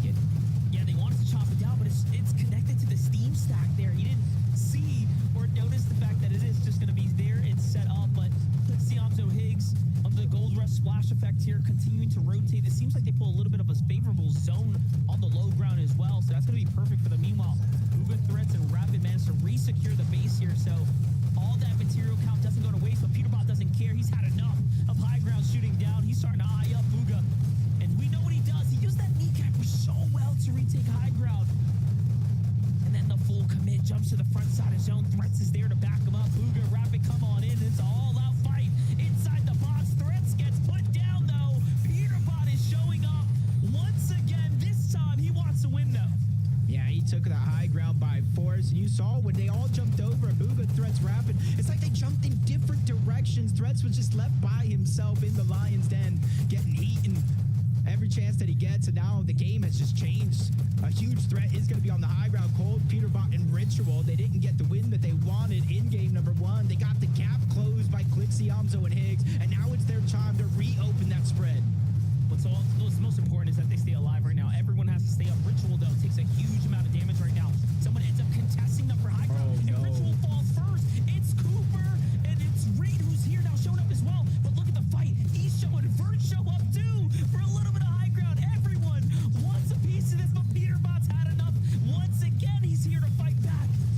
Taki thought it was safe. He thought it was easy, but sidelined by Pete. Cold goes down. Ritual as well. Peterbot able to get a knock on the one, but he knows he can't clean it up just yet. Vert's still down below, but he's getting backed off backside of zone. Peterbot still has the siphon available when that elimination finally gets cleaned up, so he has all the time in the world here to look back at the Vert and figure out what he's going to do, and he has no chance to contest this high ground. Still a good amount of builds left for Peter as well as a solo. The only team trio up is Clix's trio on the low ground. Look at how many eliminations they have managed to secure here. They are running away with things down. But Peterbot is still in this game, still looking to earn points, still looking to keep that gap from opening up any further. He's already at a total of 11 Elans with the trio here. He finds Donnie as well, still finding more, and then finds Bert, making sure that he's securing the points here. He says, you may be winning the war on the low ground, but I'm here to take it all home. Hold up. Peterbot finds Higgs, and now the Cypher's starting to cook in. Another shot off the Clicks, and he is still going right now. One thing's for certain, he's going to keep the pressure up and make it nice and close, but in the end, Clixiam's own Higgs secure the dub. And it just leaves me asking one question. Were those eliminations that game from Ritual, Cold, and Peterbot enough to make that 11-point difference from the Victory Royale mean absolutely nothing? This is what we wanted. The entertainment. This is Cinema Monster. It's crazy because it doesn't matter if you win the game if you're letting Peterbot's trio earn all of those extra points. He's just taking away the padding that you could have otherwise secured, but you have to give so much credit to Clixie, Amzo, and Higgs. Just a perfect, they are playing absolutely perfect front side, low ground end games right now, and they're cleaning up house. Iamzo with the final shot there to win the Victory Royale. Clicks, Higgs, and Iamzo do it once again for game number 8, Zeke. Jacob PR, hold me. This is cinema. I cannot believe. Okay, Kelly, was there a moment where you believed Peterbot was going to 1v3? Was there a moment Yeah. where you thought, Yes. oh no, are we about to get 1v3? It's okay, Clicks! Look, it's me and you! It's me and you. They got themselves a Victory Royale. That's what I like to see, but man, that was a very scary game. Peterbot went wild, but obviously I love to see from Clicks, Yamzo, and Higgs that they were really kind of leading the charge as they do on the low ground, right? And while everything else is happening, they're like, hey, just stick to the plan. I know it sounds like a bunch of stuff's happening, and we can go for those eliminations. Let's just go for the win instead. I mean, and they did it to a T, like what we've seen them do time and time again. Around zone 9, they're kind of playing in the back a little bit. They had so many more splashes than what we've seen them, and they utilized that. We can understand why that's such an important part of their strategy. And getting those splashes, you get a little bit of a speed boost. You are able to control the front ground. And then while all the chaos is happening on the high ground, David, and that was definitely the most chaotic high ground we have had this finals for North America, well, low ground just kind of gets free elims. It's so awesome. We're just so entertained, right? We're all just staring at high ground, right? We got Peterbot's trail up there taking the high ground, defending the high ground. We're like, holy moly, who's going to win this game? And then We look down. Monster makes the call. There's only one full trio alive. It's Clix' trio. They're putting on a clinic on the low gun for the observers. It was like pick your poison, right? No matter who you picked right there, we were going to be entertained. Not very often, right, where we watch one of the most entertaining parts of the game happening up on the high ground, and there's so much going on the low ground. But what an incredible game from Clix, Yamzo, and Higgs, just taking full advantage of it. And this is what I was mentioning, right? They are not faltering at all. Does not matter what's going on, right? If your trio's going down on the higher ground, they're going to be popping off on the lower ground every single game. They have figured not only this meta out, but this finals out, and it shows every single time ever since they started yesterday in game number 3. Outside of, game number 6 yesterday, where, of course, a little bit of a falter. If not placed outside of top 2, 3 of those being wins, they're playing so good. This is insane. And just to think, I'm going to go ahead and spoil it right now, okay? Because of that game, there is a 3-point difference between Ritual Cold and Peterbot and Clix, Higgs, and Yamzo. But who's in first place? We'll find out after this break. Don't you go anywhere.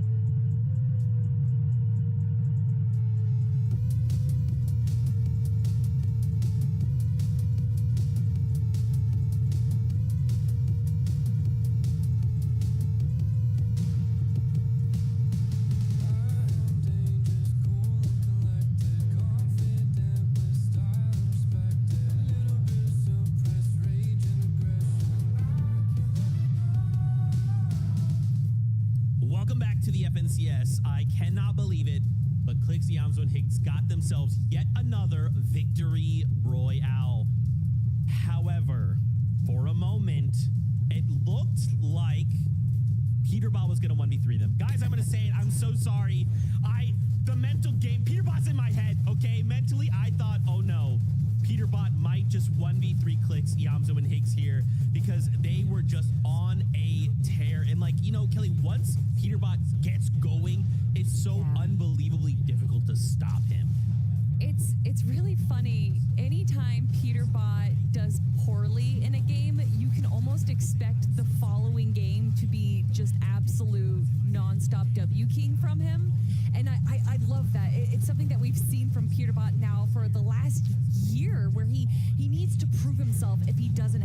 perfect game. And this was very close to being the perfect game. An incredible height take from Peterbot, Cold, and Ritual, where it almost didn't really pan out, but they went back forward again, able to control high ground, even when Vert went for this bar for bar 1v1 against Peterbot, which is quite the feat to do. Yeah, I mean, it was just an incredible game. And, you know, me, Zeke, Kelly, we're sitting here, we're getting ready to kind of come back to the show. You know, we hear in our ears, yeah, hey, we, you know, Peterbot stuff's ready, highlights ready. It's like over a minute long. We're like, wait, what? And we're like, yeah, we also kept it short. And we're like, wait, what? It's incredible. So it's just not enough time to truly understand how good Peterbot really is. And I give a big shout out to Jacob Wazzo, right? Because we're like watching this, and as soon as the Elam comes in on Higgs, Jacob goes, oh no. He's like fully prepared for the 1v3 to happen. But that being said, that Peterbot solo clutch right there somehow holds on to first place by just 3 points. Just the most ridiculous run, right? I mean, again, this was Peterbot as a solo.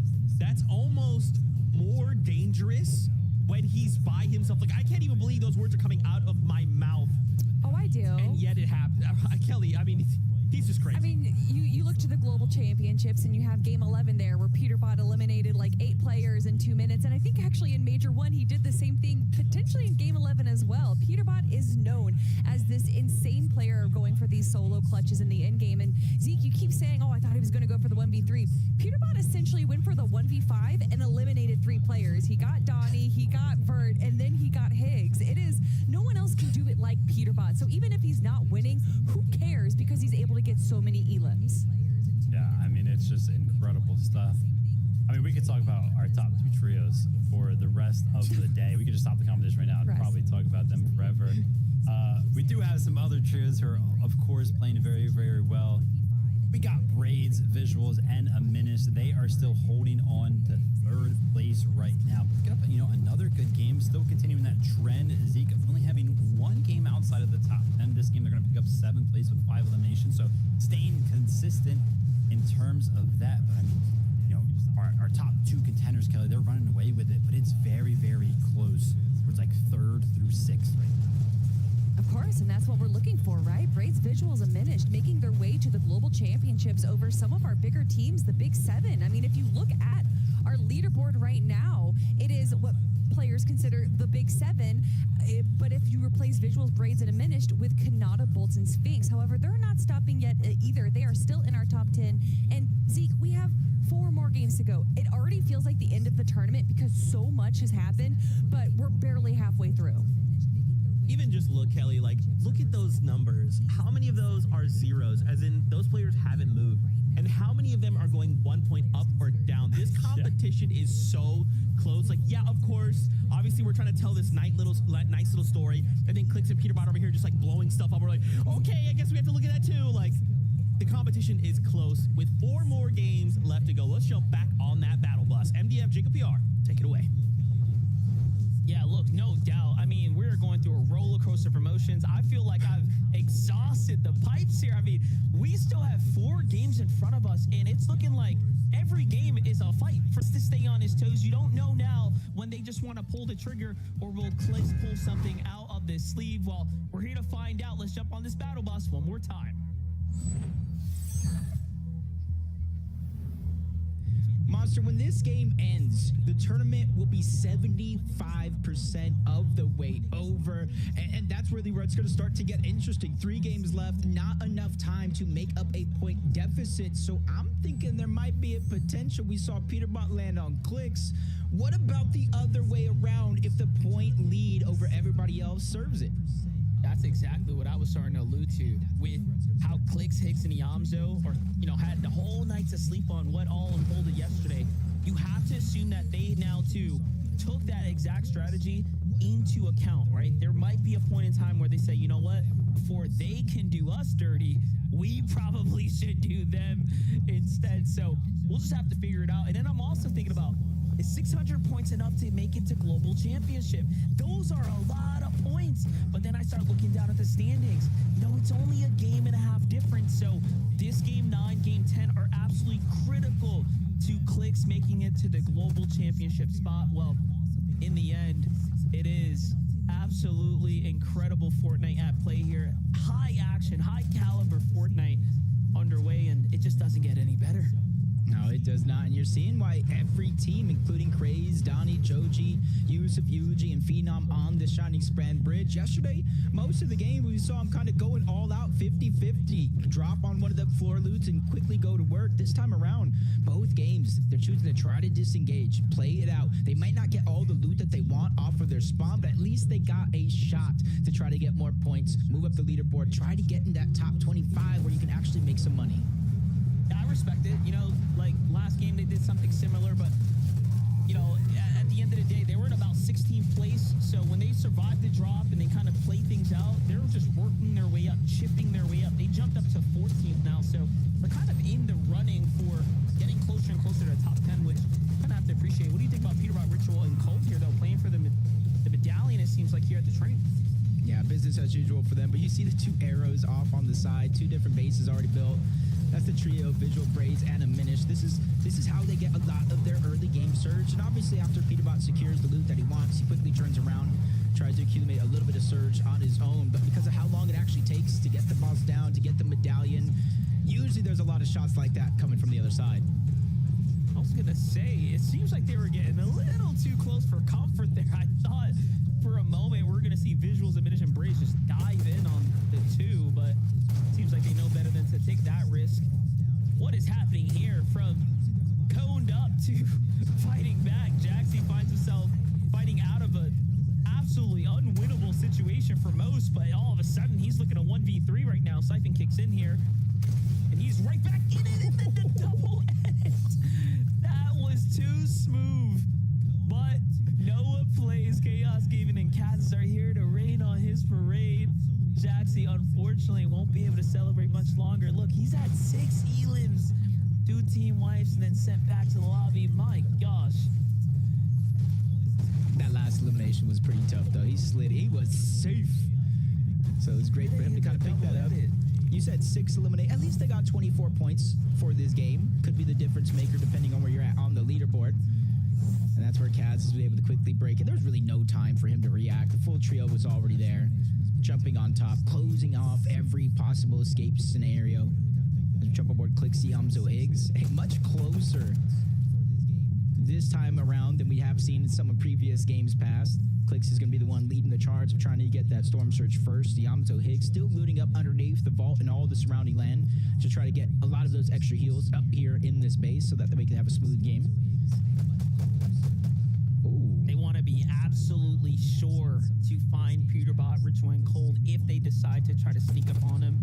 And this is why they're all kind of positioned up, like you mentioned, really closely to one another, but all with different angles, right? Looking for teams lurking, kind of sliding up on them.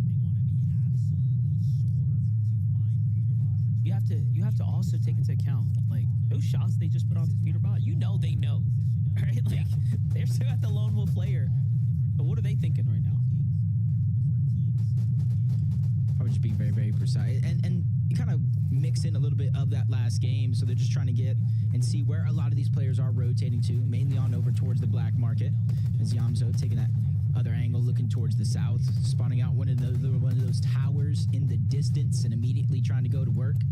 And you're seeing in the minimap as well, marking a team up there in that last game as one of the first times we were able to see them access that black market underneath Magic Mosses. And it helped so much. You saw the collateral AR. They were able to get at least 4 different sets of splashes on top of it, something that weren't able to do at all in day 1 because of a lot of those north zones.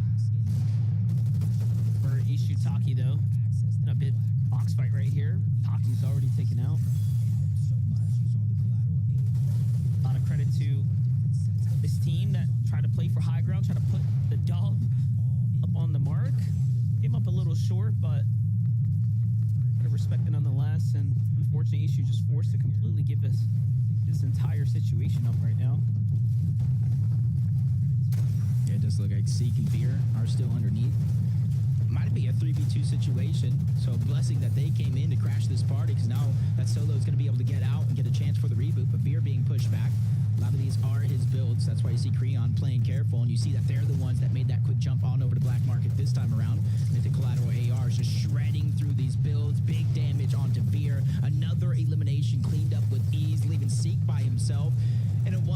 situation, and immediately they spot him out, get him to move. Those audio visuals being the difference maker as they get wiped out of this game. That collateral AR so good when it comes down to keying in and keeping the pressure going like that. Peterbot, Cold, and Ritual, though, getting right back into the fighting action here. And what's so interesting is that they're fighting the team that Clix's trio was just eyeing up for surge tags here. And it makes you wonder if they are hunting right now, kind of on the warpath of Peterbot's team, just trying to see if they can find them out, bait them in, wait for them at the edge of Storm, right? This is very intentional right now. Yeah, especially since I mentioned them being able to access the black market on the side of Clix and his trio. Zone is pulling towards the south, so this would be one of those scenarios with the Storm Surge they got early on in the game. They can backtrack, but now you just got Peterbot in your path. A 3-point lead, and he is not straying away from these risky plays and these big moves of rotating towards the north and trying to cut off that whole team. But there is going to be one player, that last solo, still in the minimap down below. You see him just above Lone Wolf Lair, just south of what Peterbot's initially at. And it does look like because of that third party, he is going to be able to stay alive. Yeah, this is some significant, tactics at play right now. Like, you're watching them almost literally trying to position themselves to get into a fight with Peterbot come the mid game. We'll be keeping eyes on it. How Clix and Peterbot, the gap continues, but for Phenom, Eulogy, and Yusuf, fight breaking out kind of inside the Storm right now against Shadow, Tyler, and Curve. Up until now, we've seen also Kanata's team here, but not quite just yet. And as we just mentioned, we knew they were trying to get in on to Clix's trio. Who'd have thought they'd push all the way up? Of course, after taking the rotate through the porta body, now full fight's breaking out. Peterbot hurt, though. Yamzo is here to fight. No time to choke now, though. This is for the championship, essentially, right here. Yeah, this would give either one of these teams, assuming they finish at least in the top three, a big lead going into the last 3 games of the day. Peterbot, Cold, Ritual choosing to disengage. Zone pulling all the way towards the south. They say, hey, we're just going to go ahead and go back on over towards our black market, our crime city for now. We'll meet you later inside of the zone, because now both of these teams know which outfit their opponents are wearing. But Click's getting some good damage on somebody trying to move through that porta potty, forcing the remaining 2 players to just wait and expend a lot of their materials. I was going to say, it's so important that they pressure right now to really make sure they set back Peterbot's trio as much as possible. You got to give them a lot of credit defending off Peterbot's team, coming in fully healthy, mind you, with all the resources, right? Peterbot's trying to pull the same type of tactic they did yesterday. Just put Clix off of the ball game, right? Push them off their surge strats, reset them, make them kind of fall into mid game when surge gets active. But this time they were prepared, and it seems like, I don't know, man, maybe they pulled the trick out a little too soon yesterday. I almost feel like, and you're an OG, you've been around much longer than I have. Is this one of the first times we're seeing a team really just take control as much as Peterbot is going for these early game fights? I mean, rightfully so, Peterbot does want to win. They have such a huge lead over 3rd, 4th, 5th, everybody else down below that leaderboard. So maybe he already has his global championship spot, almost guaranteed top 2. It's worth the risk for them, especially since this one is personal almost between Peterbot and Clix. And this is bragging rights. This is more than just that. Yeah, Jacob, look, I've casted 25 FNCS finals. There has never been a team to do what you're watching right now in an active online tournament, like in this way, right? Really trying to make sure that they position themselves to be the front runners, and then finding someone so close to them, deviating the strategy to say, you know what, we have to adjust. Like, this is what we've always wanted to see from high-level Fortnite, and it's great to see Peterbot and his trio kind of take the lead there, right? So all credits to Ritual and Cold, because there are many teams that would do this. And of course, the GOATs, Vino and Queezer, were the ones that kind of kicked this off, right? Showing that this is possible. You can make these type of iconic plays. You can almost cement yourself in Fortnite history as legends if you do this type of stuff. And I think they're leading by example right now. So this is the first time we've seen it here on NA, and I think online in general in this type of way. It's just an incredible, all these years later, records still being broken, history still being made, and entertainment at its finest. We're the true victors out of all of this that is going down around the lobby as Higgs in the feed does get elimination onto the tick. You see rapid threats in Booga. A little bit of a slower pace for them this time around. Just outside of the qualification spots, but the points are so close. All it takes is one good game to change the course of your own history.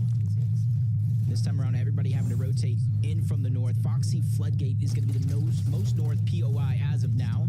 As we check out how Higgs was actually able to pick up that elimination, just sneaking up on a couple of players. And as I said, the zone moving towards the south, which gives a lot of freedom to Clicks, Higgs, and Yamto to move back on over to that black market and seeing if there's anything left from Creon, Tony, and Noisy. I was going to say, you got to think about how, because Ritual and Cold were there, they kind of cut off the black market for a little bit. Yep. Likely looking at Clix' performance and saying, hey, what's changed from the days before, right? It's the fact that they have had access to this black market. We talked about how significant that is. But look, there's other teams kind of here still waiting about, so they're not out of the woods just yet. Oh, man, they're getting confident up above. They're knocking on some doors, trying to take some cones, eliminate some options just in case this fight does progress longer than they'd expect. But great shots coming out of Yamzo yet again, opening up the fight, slowing down at least one of those players. But Vert landing some good damage onto Clicks. Both teams trying to tunnel around, build some extra space. That way they can try to make that move. But it's the low ground right now that is on a little bit of a disadvantage. So they need to figure out a way to make a play as Clicks just gets hounded yet again. Dropped down to about 75 HP, looking for a way to survive. Forced to pop a second med miss here now, so this is really starting to come down to the wire as far as the zone pressure is concerned. It's going to come down to Higgs and Ianzo. We've seen a lot of clutch plays from them throughout the weekend. Really have never seen a better Clicks and Ianzo. They seem to be in peak form. Clicks here, still on the back foot right now. 51 damage put off right there. He's going to win that trade. The edit was there, but unfortunately the tag couldn't follow up in time, and this low ground, I was going to say, really difficult to play off of. It seems like the zone gets the knock for Iamzo, and that's going to be the go sign for them. In here they come with the kneecappers are out. Taki's there, but no! The pre-fire shotgun onto Clicks takes him down. Higgs loses his shield here. It's going to be up to Vert to come through, and Vert actually finishes off Clicks. Think about what this is going to do for the damage as well. This is an extremely big elimination right now, and a time waste. And Maniac was just here. This reboot might not even be up. Oh, it is. This is just crazy because you said it yourself. What does that do to the damage? Remember, early on, it was Clicks the one on top of Lone Wolf Lair in their base, getting a lot of that damage while his teammates were the ones looting up, getting the gold. We'll see how it turns out for him. But Cold is down as well. Monster. 6 games today, and already it's been toe-to-toe, back and forth between the top 2 trios. And again, we're in a dire situation. Even though they are going to get that revive off and the elimination cleaned up for the Siphon, it still puts them in a spot to where now they have to follow backs into zone, and they're so far back. Can I just say how smart that was? They left it down body until they picked up Cole, so the Siphon kicks back in for Cole. Like, the little things that happen at extreme high-level Fortnite is what makes me love this game so much at a competitive level. And look, they are back like they never left. They are just not looking to make any mistakes. This is incredible stuff. Those little differences really mean much because now they don't have to use a med mist. They don't have to use a med kit. No bandages. No worries there. At least not for now. And again, I always say this, they're looting their POI yet again. They don't even necessarily drop there and loot the whole thing. That's from time to time. You see extra teams come in, try to grab the scraps. As he dips his toes into the water, the gold splash water that runs through Crime City. Get the extra speed boost, faster farming speed, and that's where he's going to be maxed up on materials in no time. And not too far away from where the zone is pulling now. And this is where you're seeing a lot of teams utilize that gold splash water, just dipping their feet in. They get the speed boost. They get this pickaxe speed boost. And then if they do have that kneecapper, then they're definitely going to close the distance with these. I mean, at this point, I'm more concerned of like storm sickness is going to kick in. Like, they're playing deep in the storm right now. We still got a lot of, Fortnite to go. The North is still kind of playing the zone right now. So very favorable short rotate for them. It might force them to tank a little bit more than usual. I'm just trying to keep all the options, open at the moment. But Shadow, Tyler, and Curve right now on the move here, playing this kind of high ground, trying to see if they can have a position here, but Noah's already set up. Visuals and Minish are there. Take a look at the highlight from Aegis, Acorn, and Boyo on the eastern side of the map. This is what happened last game that set them back. This time, they don't lose Boyo, so they're going to be able to maintain their damage, kind of carry this momentum into this end game right now. Another mountain in play here as well, so seems to be a repeating pattern. Yeah, almost everybody on this edge crossing their fingers right now, saying, please come to us on the eastern side. Don't pull up that mountain. Don't give us a max pull. Well, guess what? Fortnite doesn't really care how your fingers are crossed or what you're wanting. We're just going to give a max pull anyway. Agers, Poyo, and Acorn. This is something they've been feeling almost all weekend long. And the difference is exactly what you said. They were able to pick up those eliminations. They didn't go down, not rebooted. So this time around, with a similar rotation as last game, I expect them to be very, very much higher when it comes to that storm surge. Sitting in the storm right now, tanking for position here. Jacko, Muzz, and Rise could be setting themselves up for another victory royale here. We've seen when they kind of get these types of zones and they get this high ground positioning early, they've turned them into top threes, second places, and victory royales. Do keep in mind, this is a 2-tick zone right now, so again, a lot of tanking right now. Ritual, Peterbot, and Cole still tanking as well. If they just look over that way, they might actually be able to take them out the sky for a moment there. Seems like a fight's breaking out. And as of this game starting, they're only 69 points away from that top 4, which would be a qualifier spot because of Ritual, Cold, and Peterbot in first place. So they know these last 4 games are going to be some of the most important Fortnite they're going to play, especially during this major. Peterbot, Cold, Ritual. They're able to get that mountaintop just south of their actual POI. They're 1,100 damage above the surge, and they're looking toward the back. That player is in zone. They get the knock, the tick, and that was a player that already got rebooted in this game. Down again he goes. I was going to say, we saw him hide it before by himself. Seems like he just couldn't catch a break. Those are some important points right there. And look at that. He's just going to go for the material. So Peterbot opting to jump down. Big upgrades here as well, potentially. All in all, a pretty great elimination for him.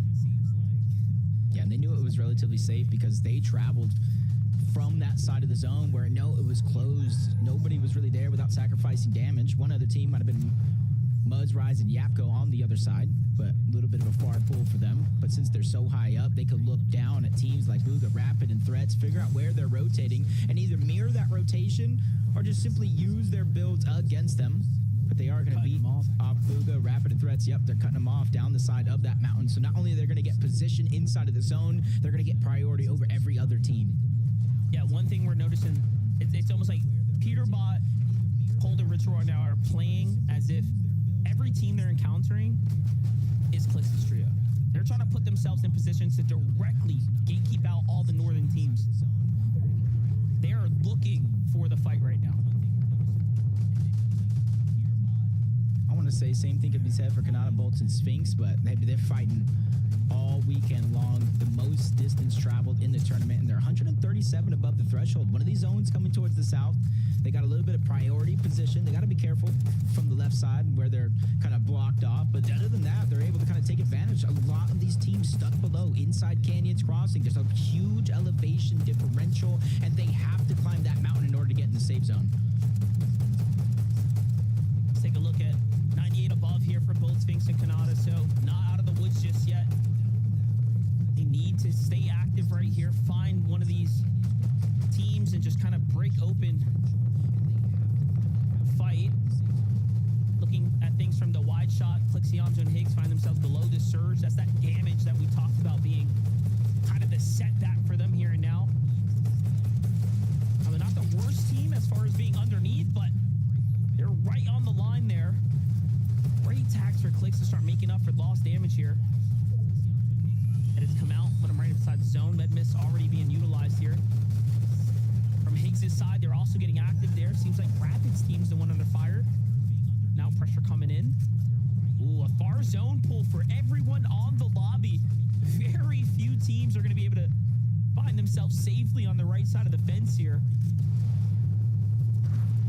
see a good chunk of the lobby in the minimap trying to make this rotation early. They don't want to get caught behind. It's going over into that kind of divot between Canyons Crossing and the Shogun's Arena. So yes, getting down might be easy, but where this zone pulls up any one of these mountainsides, you have to start preparing a few zones ahead, maybe conserve as many materials or find an elimination here like Poyo Angels and Acorn trying to do. 20 is going to be in their line of sights. Active surge on him as well, and it does look like he might be going down here in a moment. Can they take advantage of that? Either way, they don't want to because they know they don't want to get caught in the backside of the zone. And you see him even charged up the Haymaker, but on the other side, Higgs goes down, clicks and shambles. Iamzo, no shields. Even with 6 eliminations, this puts him in a dire spot. Yeah, that looked like Booga coming through with an armored vehicle. Like, I'm not sure what just happened, but Higgs gets sent flying. And I was just going to say, this is one of the few times where being late on the rotate here will actually put you in the better position because it's coming off the top of the mountain. So Clicks, Iamzo, and Higgs, although they're man down, they are in a much better position here overall. However, they've lost so much material now. And look at the wide shot right here.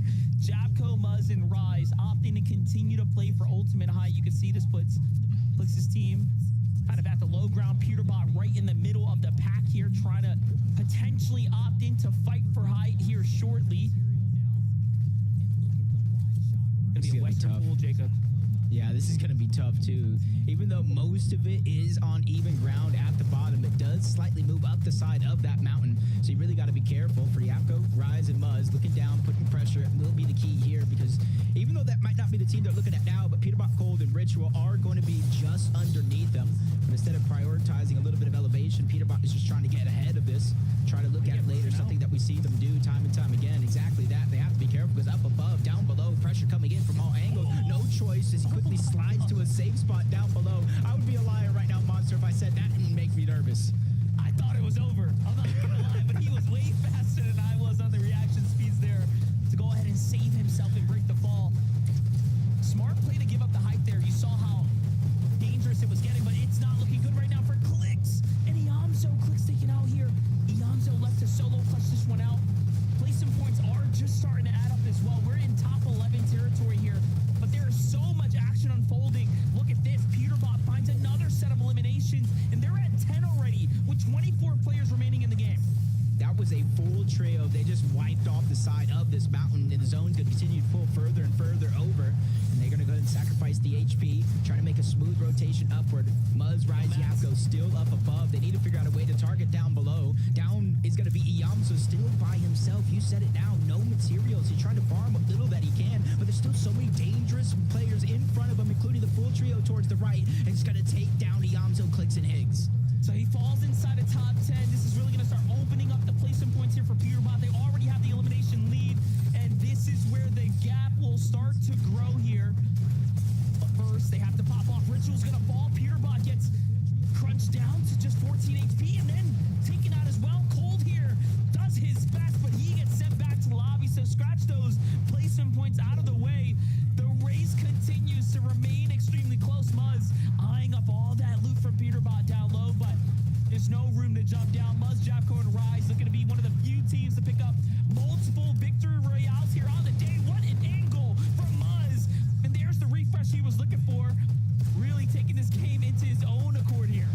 They've come close so many times this week, and this is the one they don't want to let slip through. But down below, another team they got to watch out for, Reed, Cooper, Curly, and they are just dominating everyone in their path. The full trio gets taken down, and now it's 2 trios and a solo that isn't going to last long because Kanata goes down. 3v3 situation. Muzz, Rise, Yapko up above. They have the elevation and the advantage, but everything gets chopped down, and now the battle's going to begin. And Haymaker is winding up right now with the kneecapper. He's trying to charge it up, waiting for somebody to peek out of that box and make a mistake.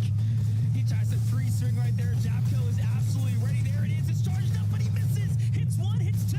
Cooper still alive, though. We'll get the Siphon Muzz in a one-on-one against Reed here. How good can you be here? The jump shot out the side, and Muzz gets traded out. It's all up to Curly. This is his moment to show everyone what he has. What does it take here to be another winner? Can you take game 9 here?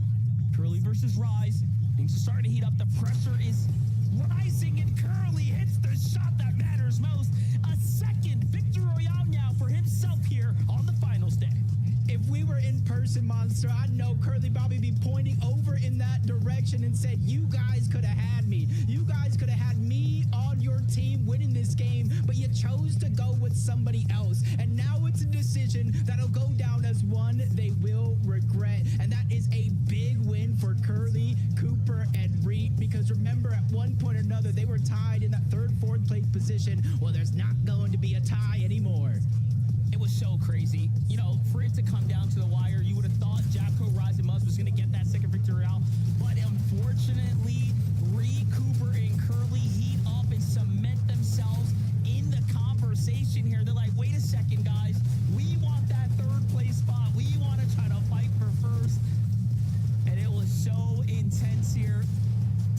What a way for this to go down. Look at that. Turn this thing around here.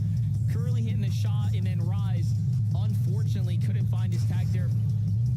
There it is, the big victory royale here for game number 9 for Reed, Coop, and Curly there, Zeke. That has to be one of the most disgusting shots I think I've ever seen. Jumping down that mountain mid-air and just one-pumping that player. Yo, Yeah. that was crazy. Kelly, you should be doing a Zeke right now because Reed got a VR. Well, you were just talking about that moment, and it was Muzz versus Reed, where Muzz jumped down and got the elimination onto Reed. But obviously, there's only so much you can do when it keeps coming down to these 1v1s. I love it, Vivid. I love that it's not just these 3v3s now. We're almost getting this kind of like masterclass of 1v1s in final moments. But obviously, big shout outs to Reed, Cooper, and Curly grabbing their victory royale. I love to see them jumping up the leaderboard finally. Actually, I'm excited to look at our leaderboard because they have been one of the only teams in our top 10 to not get a victory royale. So finally to see them come all together, controlling the low ground, especially when you have other low ground teams like Clix's trio or Muzz's trio who was on high ground. When they're everywhere else, you can kind of like navigate the story. I chalked this game up to a Muzz Yapco and Rise win like hours ago. When I saw it, I was like, let's pulling back up the mountain. This is easy win. I'm not even going to watch. Hold up. Curly did what? In that end game, did Curly find a llama, by the way? Because we tuned into his POV and he had 60 builds. I mean, Rise has got to be like punching his desk right now. He's like, how does this guy still have builds? He stood no chance in that 1v1 because it felt like Curly had like infinite materials, could keep blocking him up, kept building up, kept coating him off.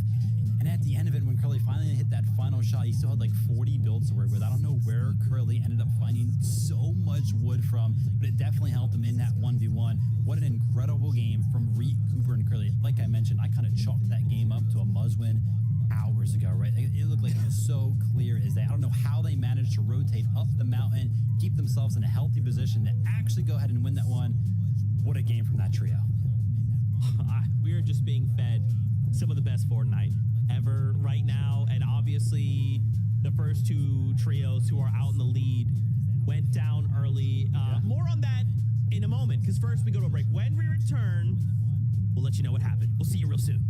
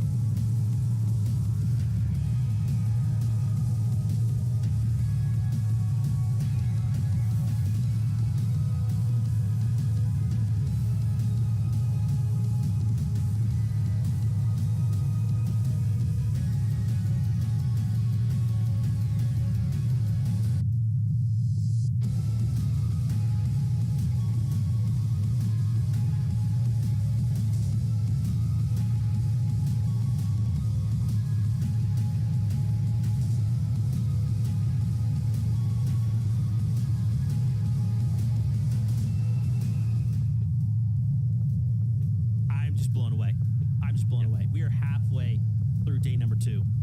And Oh my this is gosh. just getting crazier. I know, Kelly, it is blown by because we are just getting some unbelievable moments here in major number 2.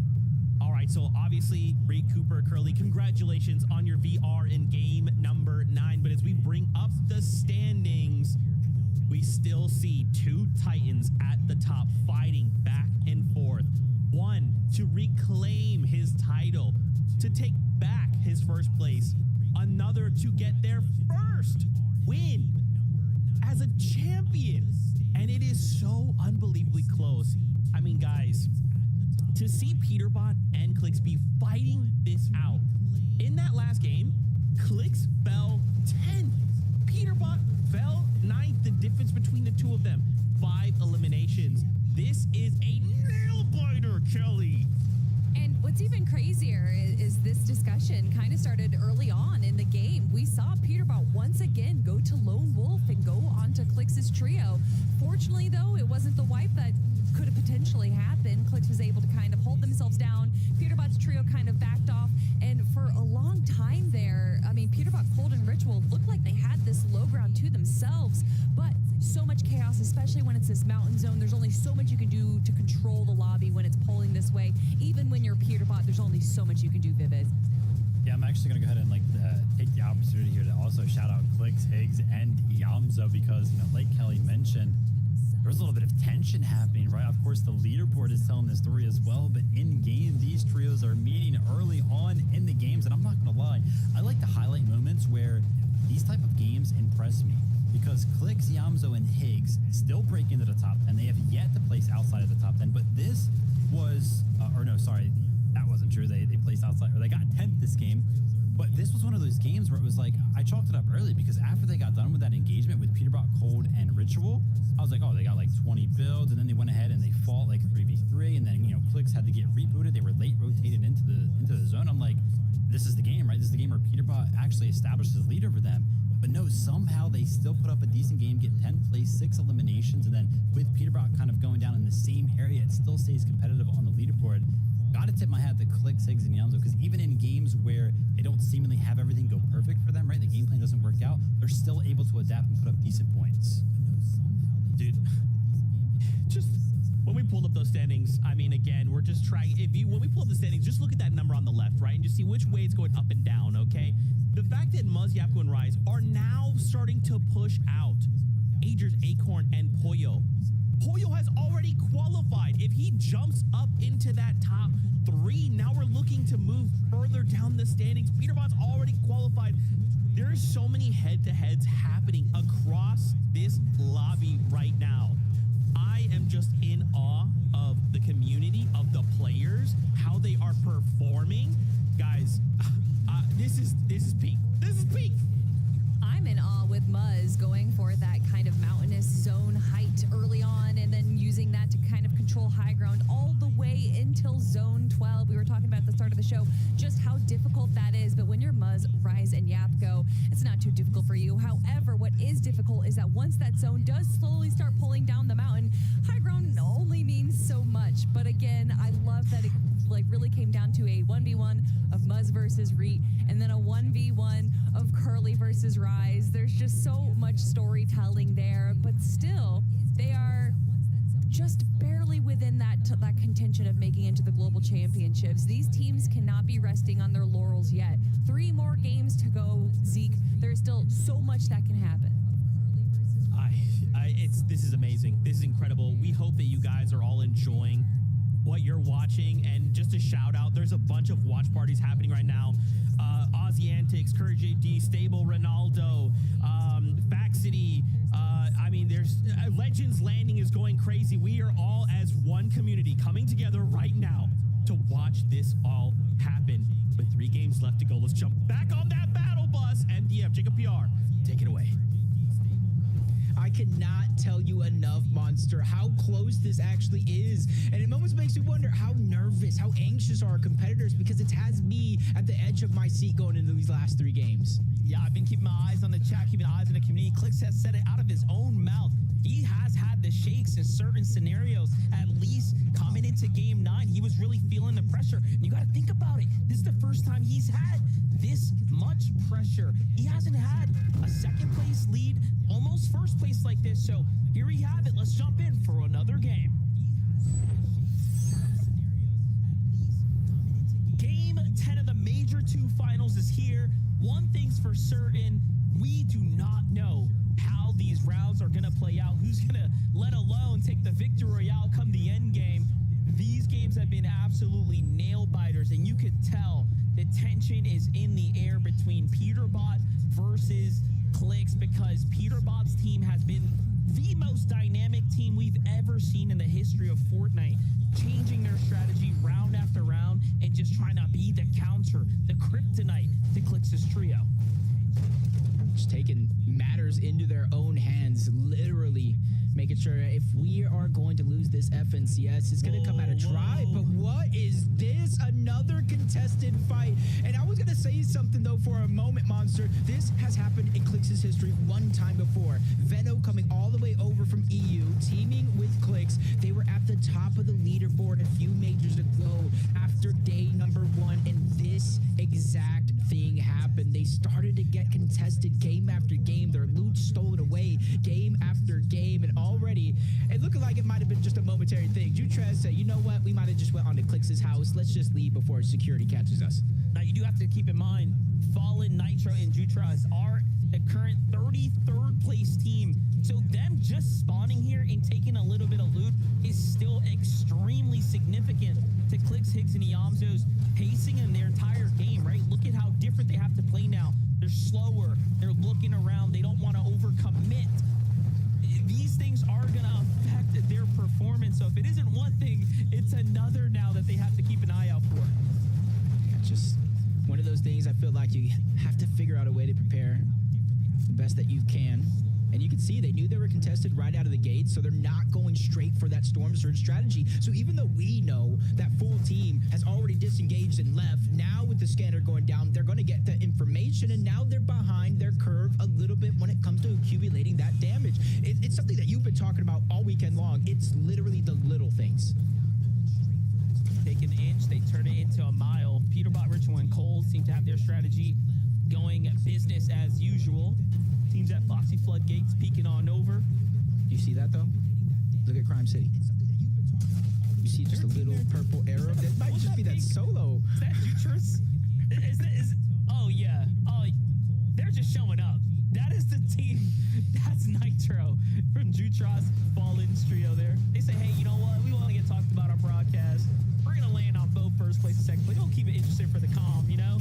Give them both a little something to think about. It's risky. Especially since Cold is by himself. He's just waiting by one of those chests, waiting for Cold to think it's fully uncontested, because he snuck his way in here, I believe, through the porta potty. So this is going to be one of those interesting situations. He might actually get away with an elimination right now. I'm not even gonna lie. Nah, not on Cold, right? No way.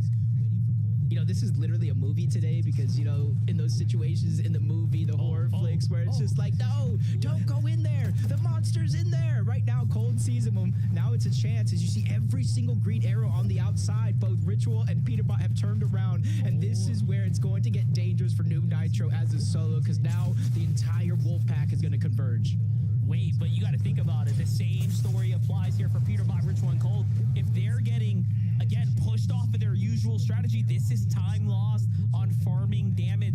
Now, Nitro did throw the bag. He had a chance to take down Cold, but he got caught in the street, and now he's off to the races, and he just gets folded over.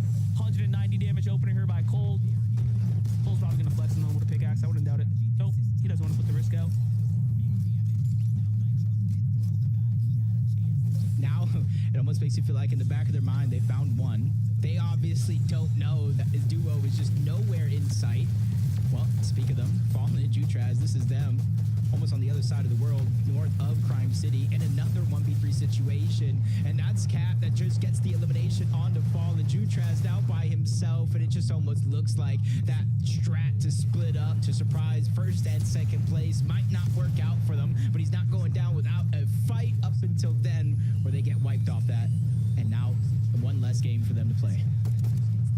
Everybody gets their shot in the sun here today on the broadcast. Lore's amplifying Shiny, though, going toe-to-toe now against what looked to be Japco, Rise. Kind of sneaking on in here from the side, trying to get a little bit of a piece of the action, hearing the shots going down here.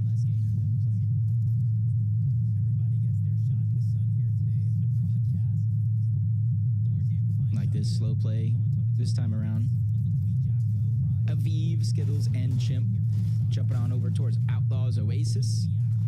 And they were actually able to get this armored vehicle this time around, so it's not just the overabundance of loot. It's exactly this situation with the zone pulling further and further towards the east. That's going to allow them to safely or relatively safely rotate with that armored vehicle straight into zone much faster than some of these other teams that might have to use some of their resources to make that same rotation.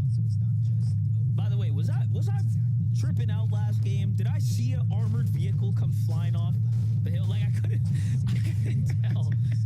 Still thinking about how Higgs went down. Like, I'm pretty sure Booga had an armored vehicle somehow. I don't know. We'll figure it out. Higgs Yamzo clicks, though, moved out of the Lone Wolf lair. They're not looking to sit around. They're trying to keep their strategy moving along. Notice every game, I would say the last 9 games, basically, they kind of stood there, stay right at the draw spot. Last game, they were forced almost into the zone because, Peter Boss trio rotating in. So now they're looking to play for a little bit more key positioning, take a fight inside the storm. This is all new for them right now. Yeah, just interesting, from yesterday, staying at Lone Wolf, game 1, being able to access that black market. I thought it was going to be a trend that changes in that favor, but now it looks like they're just kind of hunting. And this could be partially because of Storm Surge, but on the other end, one of the key ways I feel like in order to take down a trio like Peterbot, Cold, and Ritual is keeping up with eliminations. And remember, to close the day out yesterday, they didn't get any eliminations. They went down early, almost a 0-point game. So now you're looking at them. How do you close the gap against a team that is so consistent and so aggressive? Well, this is one of those ways that I'm looking at.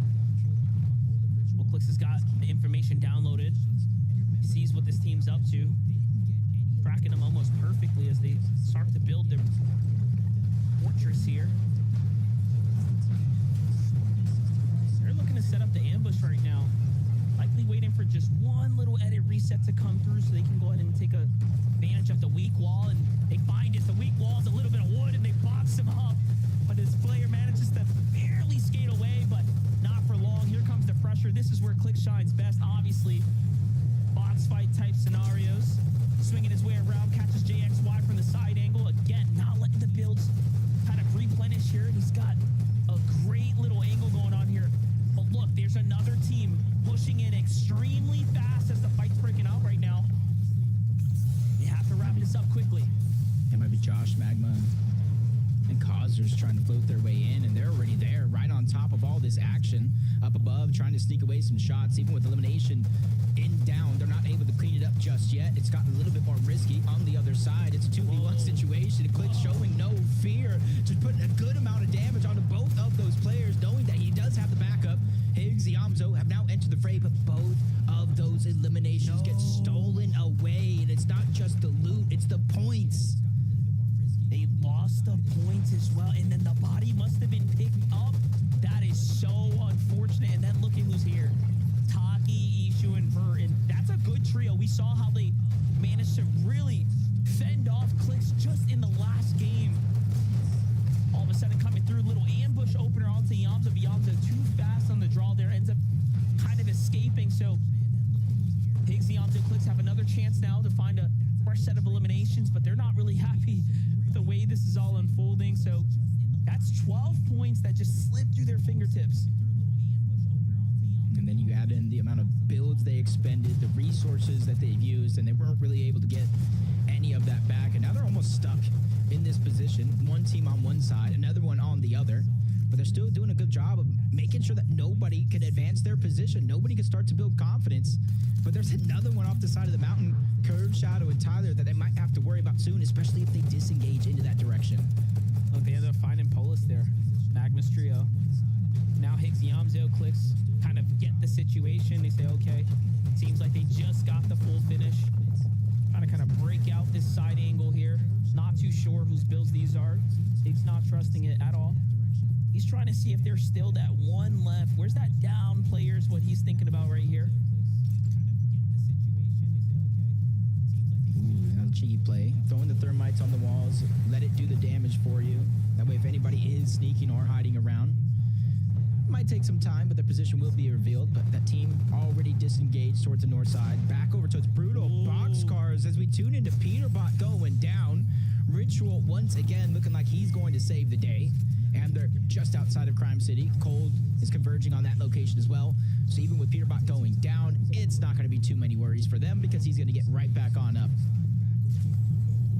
Got to give a lot of respect to Ritual, really keeping to his word, promising to improve his mechanics, improve his fighting capabilities. In this finals, he has really showed up and pulled out. Take a look, though. Peterbot gets into a little bit of a skirmish here and just loses an exchange against Aiden through the wall there. And that's how he ended up getting folded over. A little setback on damage, but not over just yet.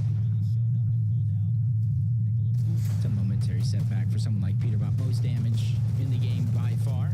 Let's tune into Cooper and Curly. No read. He's already down. Zone pulling on over towards the eastern side overall. And this is with those splashes. They're just going to try to disengage on out. They know Flooded Frog's uncontested, especially with the zone moving in the opposite direction. As long as they have that reboot card, it's going to be no worries for them to go ahead and try to get Reap back up. But there is a full trio behind them, chasing them down. Creon, Noisy, Tony. They don't want to let those two eliminations go for free because assuming they already got the one on Reap, they know they have the advantage here. I was going to say, I feel like we were due for a little bit of a scrappy game from some of our top performers, but I wouldn't have thought all three of our top three teams were going to be having a bit of a hard time here come game 10. This is a halfway mark of day 2. Traditionally, the big teams start to break away here with a, overwhelmingly consistency. But Cooper, Curly, Reed find themselves on the back foot right now. Pressure coming in from Creon as they look to advance forward. Big tags coming in, but the pressure starting to surmount here. Cooper jumps to low ground. More tags from another trio. This is Hound's trio now looking inwards. All things are not looking good right now for Cooper and Curly, who just came off the last game victory royale, but now all the way forced into a worse position, and they get finished, collapsed on by the hands of Creon, Tony, and Noisy, while Cirque and Hellhound just watch in the distance. That is just so terrible for Reed, Cooper, and Curly. And you look down that leaderboard, Visual Braids and Diminish. They're already in the conversation with the Global Championship bubble spot. But then you got Muzz, Yapko, Rise. That made it easier for them to catch up. Rapid, Booga, and Threats, them as well, over the 400-point mark. And so now everybody else on that leaderboard within contention for that spot has just been granted a little bit of a miracle, but 26 teams still left alive. Don't start getting points until top 17, and then they start to cascade in with every team that does go down. So there's still a long road ahead of some of those teams looking to get inside of the bubble. Clicks, Higgs, and Yamzo rotating late out of their Lone Wolf layer. This time around, just like in game number 1, they're going to backtrack on over to that black market. They're assuming and hoping all of these teams have already rotated away out of this spot so they can have ease of access to the black market. Yeah, their timing perfect too. The team is just moving out of it as they are showing up. Braids visuals and Diminish. Kind of mixing it up here, taking a little bit more of a scenic route. Not in any kind of worry or, overly dangerous position. Whereas last game they found themselves, as one of the few kind of playing deep in the storm there, pushed by different trios and whatnot. This is another one of those moments too, Jacob, where teams find themselves in a race, right, for like a top prestigious podium finish for the first time in their careers. And sometimes, again, that pressure, you just don't know how you're going to react when you're in those moments. And this is their time now. I kind of like the way you said that because you can practice in scrims. You can kind of practice, depending on how you look at the divisional cups, open style tournaments, but There's almost no practice you can actually get for what it feels like to be in an FNCS major finals lobby with some of the best players in the region. Some strategies, some plays that you thought was easy that can take you from one round to the next may not necessarily work out here or be much harder to pull off. As it does look like the zone is pulling further and further over towards Seaport being a focal point of the actual zone, so that makes it a little bit easier for Threats, Booga, and Rapid, not only to get their surge, but position well as they have multiple bases around this side of the map. Yeah, just think about it. Imagine queuing into the game. Just thinking about what's on the line, right? $100,000 global championship spot. It's not easy. You're going to be feeling the nerves, undoubtedly, regardless of how good you are. Ooh, good tags here for Threats as he kind of sets things up. Seems to be pretty content with the situation he's got going on. He's going to double back here now. Yeah, with the zone closing up, pulling over, probably just trying to converge in one spot, one building, make it a little bit less risky for any team to get a knock and push over for the elimination, but still fighting deep in the zone, north side of the map. Taki, Isho, Vert versus Noah, Kaz's, and Chaos Gaming. And Taki has a huge chunk of shields missing, and that's why they're going to converge, drop the water sprite, the gold splash, get the HP and shield back on up, and now they have that swing speed has increased, and they're just trying to break their way down, get as much control as possible. Noah and Chaos looking like they're playing a little bit defensive here for my liking. Crouching down, trying to hide the visual audios and try to sneak a play or a big shot on Ataki, Isho, and Vert, who absolutely need this fight. You see they're 268 below the damage threshold. Respect Taki just taking a little minute to farm up some mats there. Just desperate here. The fight's starting to go the distance, but they lose Ishu. They just don't have time. They don't have time to let this zone close right now. They really need to end this fight as soon as possible, but punishment's starting to come in here. Still, they've yet to find the tag that they're looking for. The slow play, the defensive play from Kaz's. Noah plays in Chaos Gaming starting to rack up here now. Funny enough about this situation, if you look at like all the HP on that full trio down below, it still might not be enough to deal with the storm surge that they're going through now, especially in the next zone where the threshold will increase. So they're definitely on the clock, something that you mentioned. And that time is ticking very, very fast, 259, even though they got the piece up above. Kaz is the one that's getting the shots. He's able to get the knock on to Vert. They actually trade, but now Taki's put in a tough situation. He's trying to drop down, get the builds, whatever heals that he can, but it was not his siphon. So Taki, Isho, and Vert will go down. And Noah as well, even with elimination onto Kaz's, this just got difficult for Chaos, Noah, and Kaz's. Yeah, you saw the points being lost there due to the surge, but dumping in with Peterbot's team here. They just caught an elimination off the Cyrus. They seem to just keep finding these cheeky free points here on the edge of the storm just by being in the right position at the right time. This time it's Cyrus who falls, just caught out, having a struggle of a rotate through the zone. And it's perfect too. Look, this is the way to the new zone as it just pulled north, so couldn't have been a better time for Peterbot's trio. But just as they're only 594 above, they're recognizing, hey, we're not out of the woods just yet. A little more work to do here.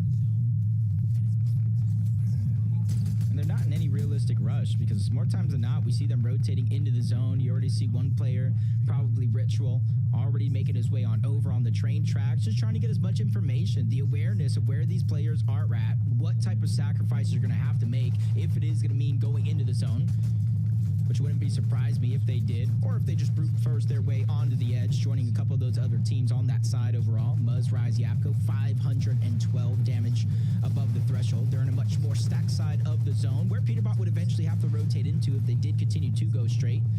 And you're seeing the lay of the land. A lot of these teams and players on top of mountains, the edges, so that way they can have as much elevation as possible without investing too many materials.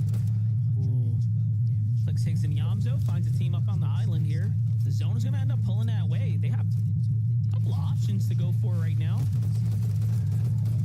Teams rotating early, starting to get punished in here. It's Noisy and Crew. Some good opportunity to farm some damage here and now. You know what? They're going to be able to sit here for a while if they wanted to and just farm every team for damage, really set back these trios. Meanwhile, Visuals, Braids in a Minish get dropped down on by Muzz and Japco from the high ground there, and they get the finish and they slide on out, content with the refarm. Leftover material there. They pick up what they can, but Visuals and Braids are going to have to play this one out as a duo now. It's that third place spot, that comfort starting to slip away here. Even though last game was a 5th place second, Recooper and Curly's win catapulted them up and over them by 40 points. And now it's going to be all the more difficult here as Ruz, Japco, and Rise, our 5th place team, are starting to, again, creep up on them. So this is direct competition here. Yeah, just under about 60 or so points is the differential, and they're the ones that take them down and left them as a duo. It's Aegis Poyo in a very, very similar spot. No IGL this time around, but at least Acorn can still lend a helping hand. Even while watching on the sidelines, 445 damage above the threshold. You're seeing it around the lobby, some faring much better than others. It's Cold, Ritual, Peterbot. And they're a team, no matter above or below, they don't really let them affect their nerves at all or really dictate the game plan unless they really have no choice. And they get a clean rotation towards the side, just under the island as well. They're based up right next to Clix's trio. Little do they know, as they kind of swung around the side here. And notice this was not a good rotate for them. They were at all max cap material. They're about halfway through their reserves right now because they went early, and it's likely because Clix's trio was focusing them first, given that they were one of the few teams to rotate. And look, they all pulled a zone now, but hold up. Pause that story really quickly as Poyo, Acorn, Majors are finding themselves in absolute shambles territory here. Poyo, the last man standing here for the trio, trying to keep his essential 5th place position alive right now, but how much can he do as he's got a maximum draw pull halfway through the mats here, Jacob? This is not good. Yeah, this is a nightmare.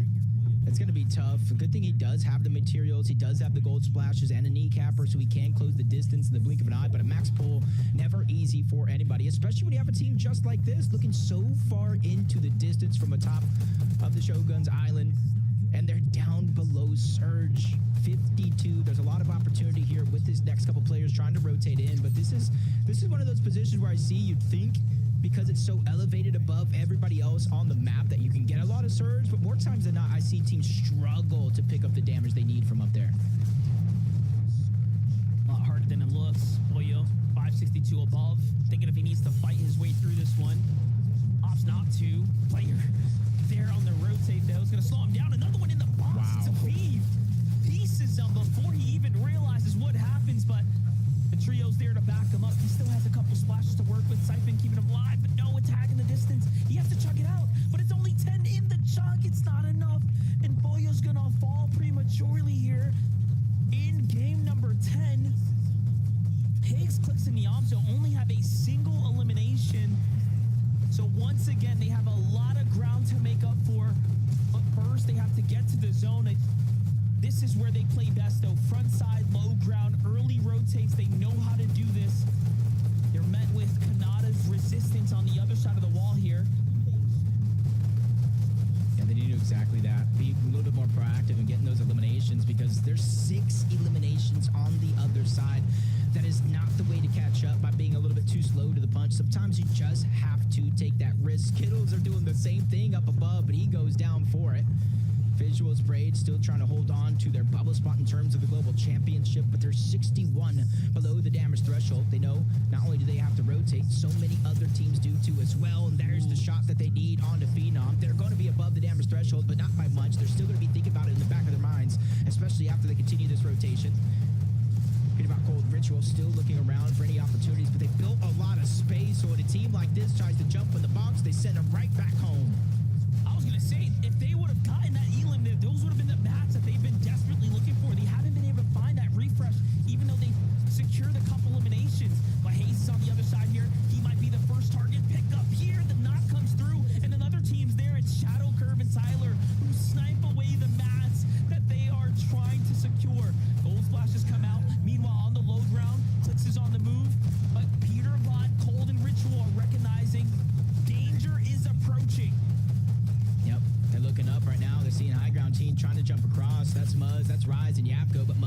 Peterbot trying to go ahead to the front side of the zone and reconnect them to make sure they're fortified. But we know what happens here. The same old song and dance. The gold splashes out. Peterbot is looking up, trying to put down pressure. Good damage onto Muzz. The confidence is building here for Peterbot and Cold, but it's only momentary because they don't have any materials. This is a challenge that they want to take but can't. They already committed. I mean, at this point, they have to finish the job. Cold, Ritual are playing the side angles here while Peterbot's kind of front manning it, but they're out of mats. They're forced to box up collectively, and High Ground barely has anything either, so they're almost playing directly into their hands right now. The zone's going to bounce back, though. This is going to be perfect for Muzz's trio, as this is what they were looking like. Peterbot puts it all on the line, though. He says 7 mats. That's all I need to go up and take this High Ground from you, and Japco gets melted.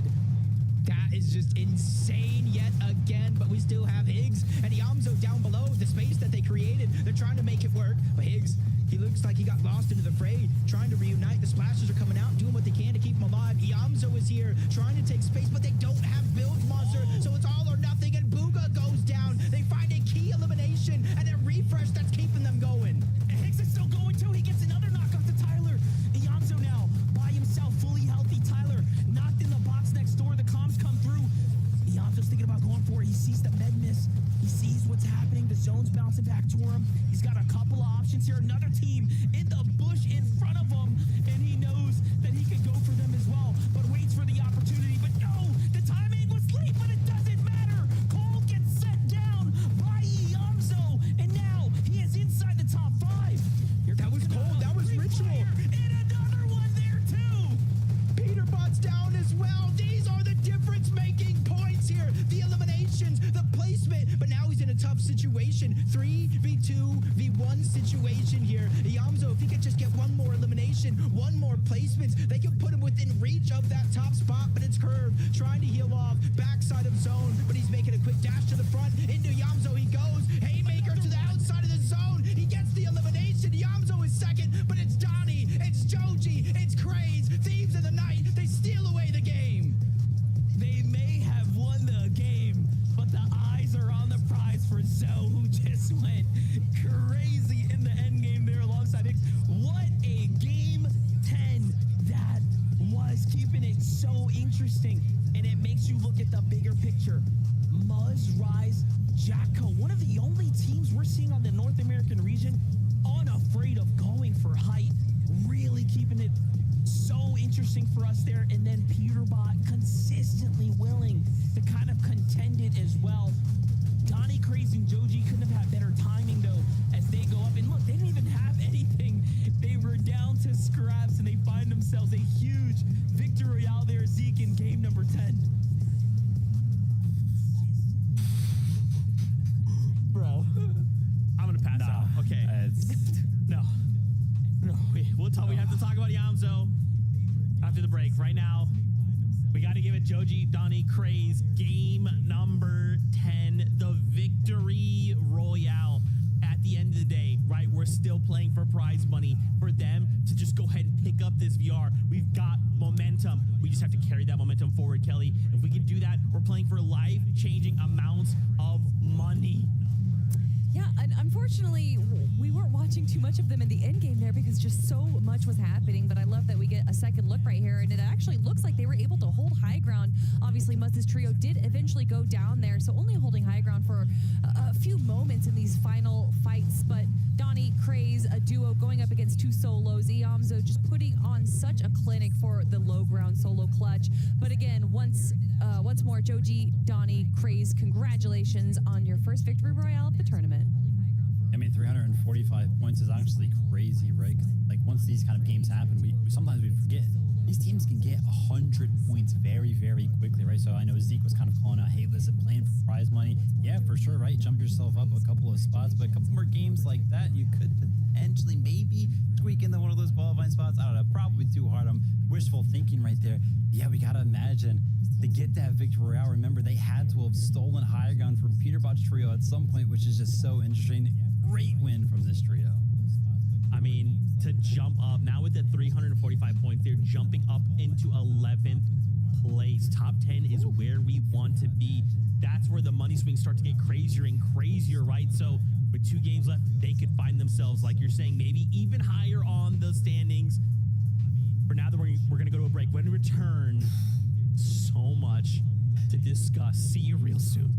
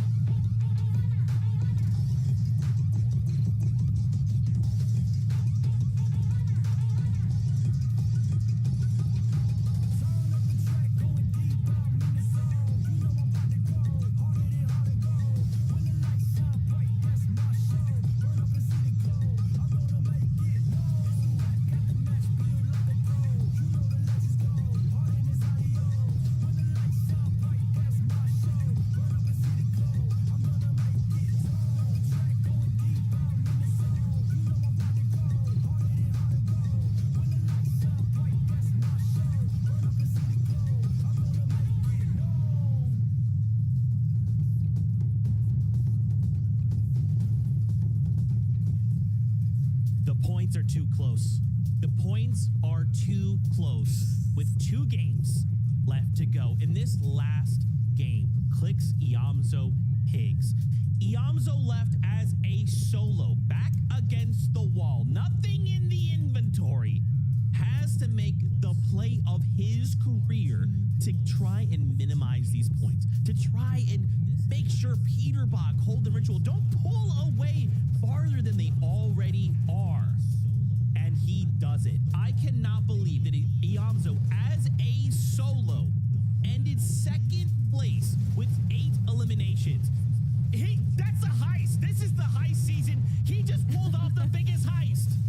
Honestly, I can believe it. I actually asked Kinch at the start of the finals this weekend to give me the damage numbers, but only for players from Zone 9 to 12. And Iamzo, unsurprisingly, was number 1. When it comes down to these end games, when it comes down to duo or solo clutching, Iamzo is always the one that we see here on the low ground. Even when he gets down to just a sliver of health, Vivid, he has not stopped yet. The names that are popping up when he hits those shotgun shots, one of the most important ones there, being on to Cold. I mean, who could write it any better? As a solo, duo left alive on Peter Botrio. They're trying to spray into my bugs. Boom, 1 pump to go ahead and save the game. Kanata tries getting in my bugs too. 1 pump there as well. The clutch to keep us this close on the leaderboard, 16 points. What an absolute cinema masterclass by Yamzo right there. But we got to talk about it. Peterbot, Cold, and Ritual, 5th place, 9 eliminations, still racking up the eliminations on the leaderboard, right? 89 total eliminations. It's insane how many of their points are coming from them. Oh, yeah, and we knew that they were going to be elimination heavy, but something that I really appreciate from them and that you were appreciating as well, Vivid, is that they are one of the only trios that is really pressuring height, and we can see just how successful that can be when you play it right. But another thing we noticed is that they had no builds when they were pressuring height. Yeah. Staying onto the second high ground could have been an opportunity for them to kind of take some shots on the low ground, hopefully get a refresh, but still going on the aggressive. It obviously wasn't exactly what they wanted, but with how many eliminations they came out with, still seems to be a pretty positive turnaround. The standings, bring them back. You got to tell more of this crazy story. Remember, Peterbot, Cold Ritual, they've already qualified. So right now, if everything stopped, we're looking at a top 4 finish to earn one of the 3 spots, go to the Global Championships. Keep in mind, though, Pollo is not that far away right now. 7th place. He could look to strike. And I mean, if we look at the points from 3rd all the way down to 10th, right? This is still possible. I would say like 9th. All right, let's be realistic a little bit, Zeke. Sorry about that, Zeke. 9th place to 3rd place. Anything can still happen. A single interaction, a single failed move, a single failed edit could mean a trio in these top 10 could fall, and then everyone else will desperately be trying to claw their way up these standings. It is not only unbelievable at the very top, we have this back and forth. Peterbot trying to reclaim from, last major, he got a 2nd place. He wants the 1st place again. Clicks trying to get that 1st championship title, right? But everywhere else, look how close this is. And there's still the Pollo factor. Pollo could still look to strike, and then suddenly we're looking at a top 5, Kelly. My stress levels are through the roof. Yeah, there is honestly just so many different stories that are going on right now. It's not just a story of who's going to get first. It's not just the story of can Clicks finally win his victory royale. It's not, or his finals. It's not just the story of can Peterbot reclaim his former glory. There is so much going on here. And a team that we keep looking at time and time again, Rise, Muzz, and Yapko, yet to punch their ticket to the Global Championships. But we all know that there's no way this trio just can't make it to the Global Champions, especially after what we've seen this weekend. Their ability to hold high ground, their ability to control low ground, regardless of what position they're in, Vivid, they always come out on top. And I love the fact that you're kind of pointing out positions that they're in. Why don't we go ahead and talk about real quick before we jump into game number 11, Reed, Cooper, and Curly. They went down early, and I was like, oh, that's so bad for the quali spot. Still in 3rd, that blanket that they had kind of going into that game, saving them right there. They got to pick things back up and hold on to that qual spot. That's exactly the point, right?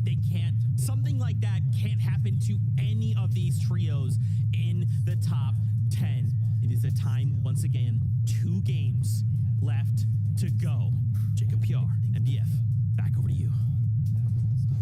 This is instantly at the top of my list for most entertaining FNCSs ever. Doesn't matter the region, Monster. We only have 2 games left of this tournament. Yeah, look, the way that this story is unfolding right here, the race between Clicks and Peterbot and their teams is absolutely incredible. I mean, last game, though, 33rd place team decided to kind of split their drop and give them something else to think about. So if Zeke is feeling the pressure, imagine the players right now. Anything can happen as game number 11 kicks off.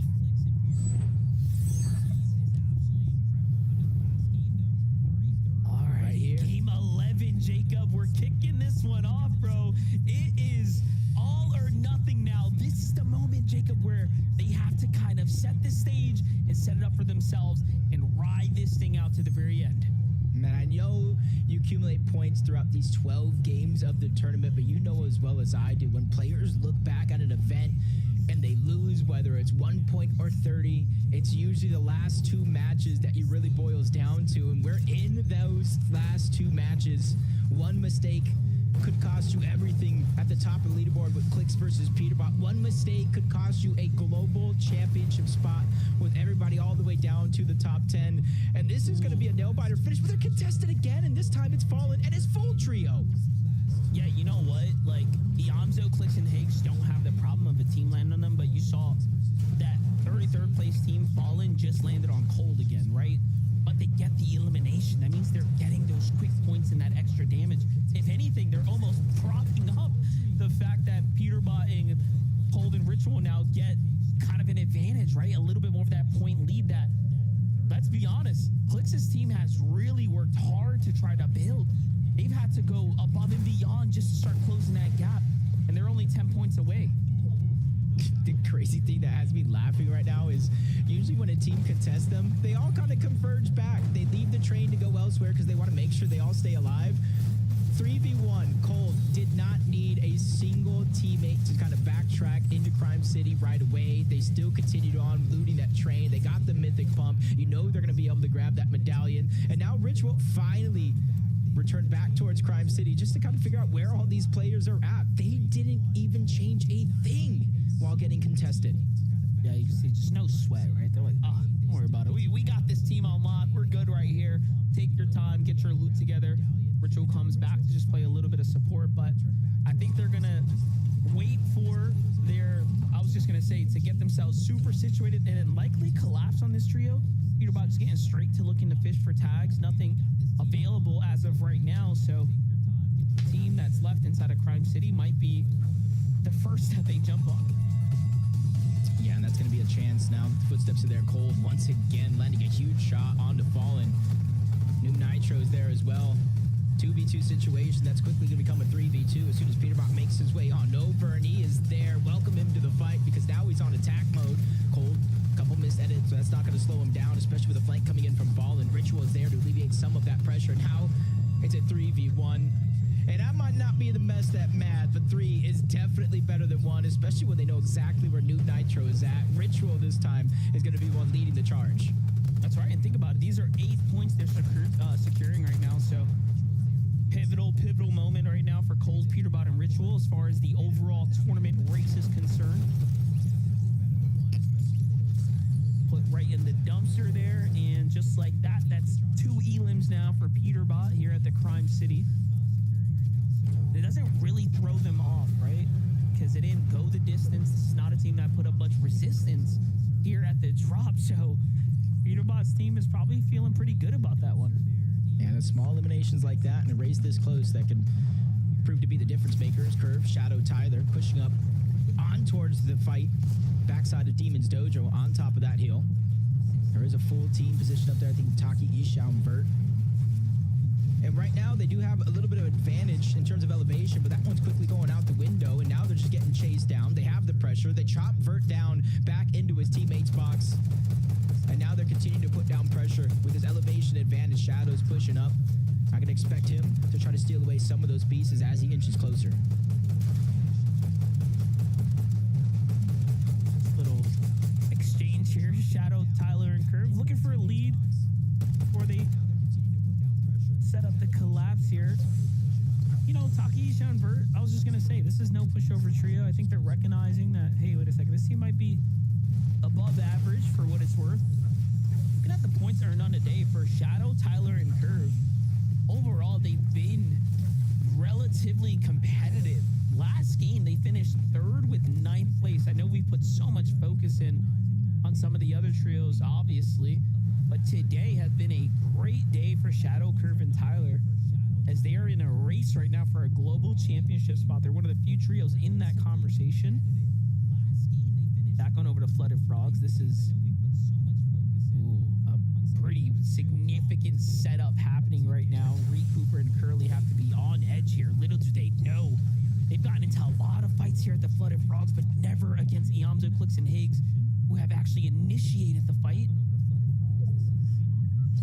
This is kind of dangerous for both of these teams. Clicks, Iamzo, Higgs. If they go down here, you can almost guarantee they're not going to be able to get that first place spot, barring any miracles. But Reed, Cooper, and Curly on the other side, if they go down here, that means their global championship spot is on the line in their last and final game of the day. I believe it was only about a 45-point difference between Muzz and that 3rd spot on the qualification spot. Only 64 points between Muzz and Reed, Cooper, and Curly. Oh, Cooper stepping up right now. Clicks, Iamzo, and Higgs backing off after the ambush was unsuccessful. successful. And I wonder if Cooper, Rhea, and Curly are going to kind of pick up the fact that this is Clix's trio. Remember, they've gotten into a lot of fights here, right? Against teams not as notable, so their confidence could be misreading the situation since Curly did end up surviving. But it seems like they're not going to take it personal. They're going to be content with the back and forth and kind of call it off for now. But a very close call as they rotate into another team. Wait a second. That could be bad for Clix's trio now. Yeah, especially since they took damage on the way out as well, so they're already weak. Just like you said, rotating into another team as we jump on board Braids, Visuals, and a minished 4th place when it comes to the overall leaderboard, which means they would grab that 3rd spot for the global championship. But 2 games left. They still need to close it out. And already you see 4 eliminations. And I was watching the feed. There's one way to get that mythic drum gun. There's one team you have to go through, which leads me to believe there Bucky, Okus, and Cam are down in some way, shape, or form, if not already back in the lobby. Yeah, tough position to be in. They've been kind of middling in the competition. They've had a few moments to break away, but nothing significant just yet. Clicks, Eamzo, and Higgs, though. Here's the full update. Back to Lone Wolf Lair they go. Team hot on their heels here. As Dozier and his trio were the one that kind of caught them off guard there for a moment. This is a full-on reset angle for this team right now. Don't blame them at all. Thinking about Visuals, Braids, and a Minish, though, those 4 elims puts them neck and neck with Reed Cooper and Curly now.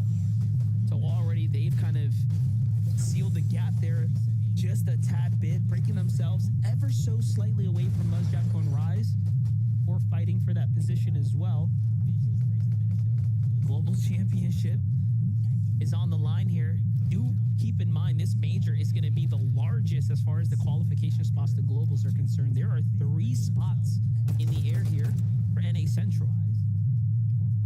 And this team is just outside of that bubble. I believe 57 points down from entering into that top 4, which Peter Bot called the ritual would mean a spot would roll down.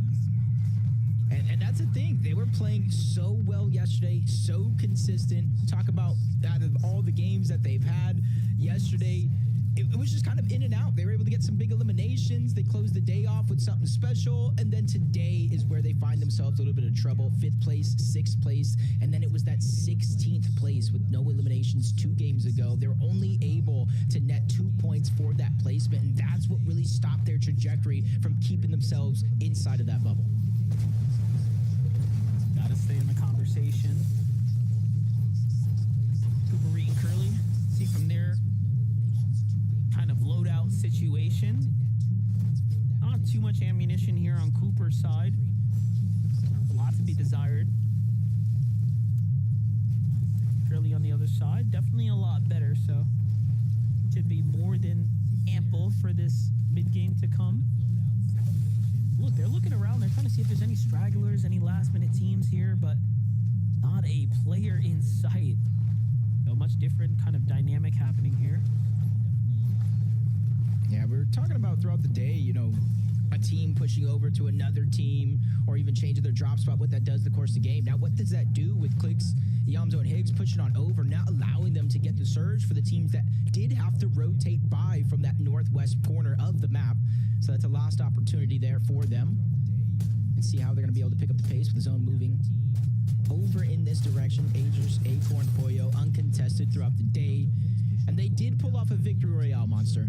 They did show that they have the potential to pop off, but even leading up to this major in the group stages, you saw a couple of struggles, and I thought things would have been figured out by then.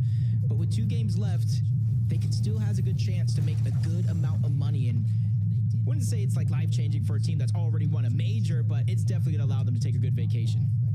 Yep, and again, always pad the stats, right? Like, gotta keep the history looking tight. Everyone will hold it against you either way. Looking at the zone here, very reminiscent of the entire kind of weekend.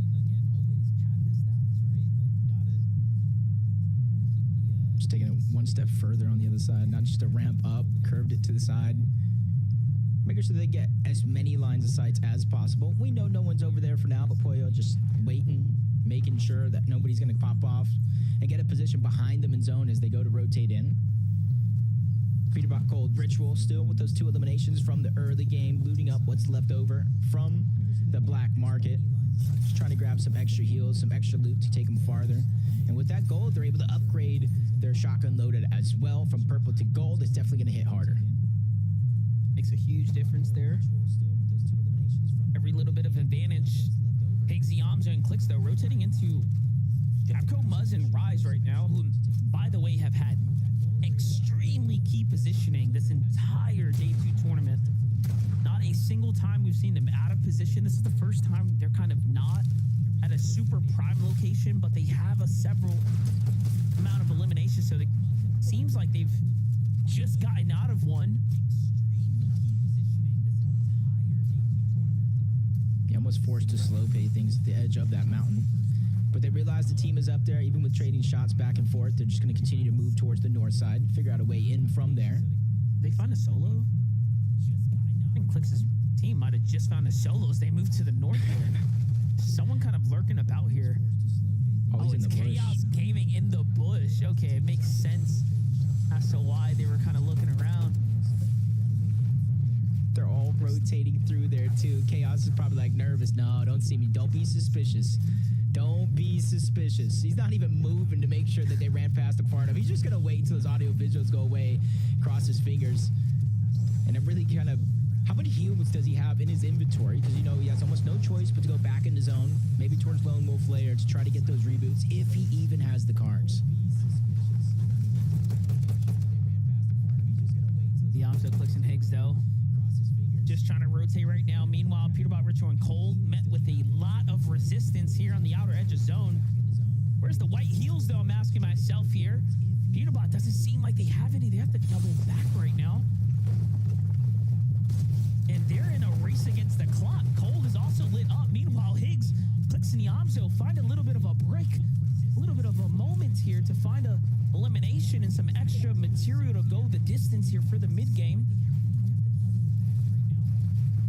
And that Sentinel Pup upgrade for Higgs. He was walking around with an Infiltrator, which, yeah, can do some damage from far away.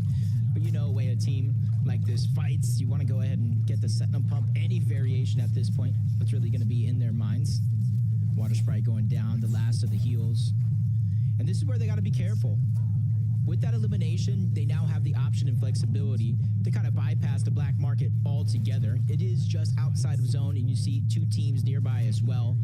So they really have just a few options thanks to that early game aggression and being able to pick up that one elimination. But Peterbot on the other side, from fight to fight, they got that first elimination, and now they almost have Josh boxed up. Either way, he's going to get knocked down, and that's going to be a full-on cleanup. And you see in the distance, just on one of those mountains just outside Foxy Floodgates, it was the solo player. He has to watch his teammate go down and figure out how is he going to get him back into the game safely.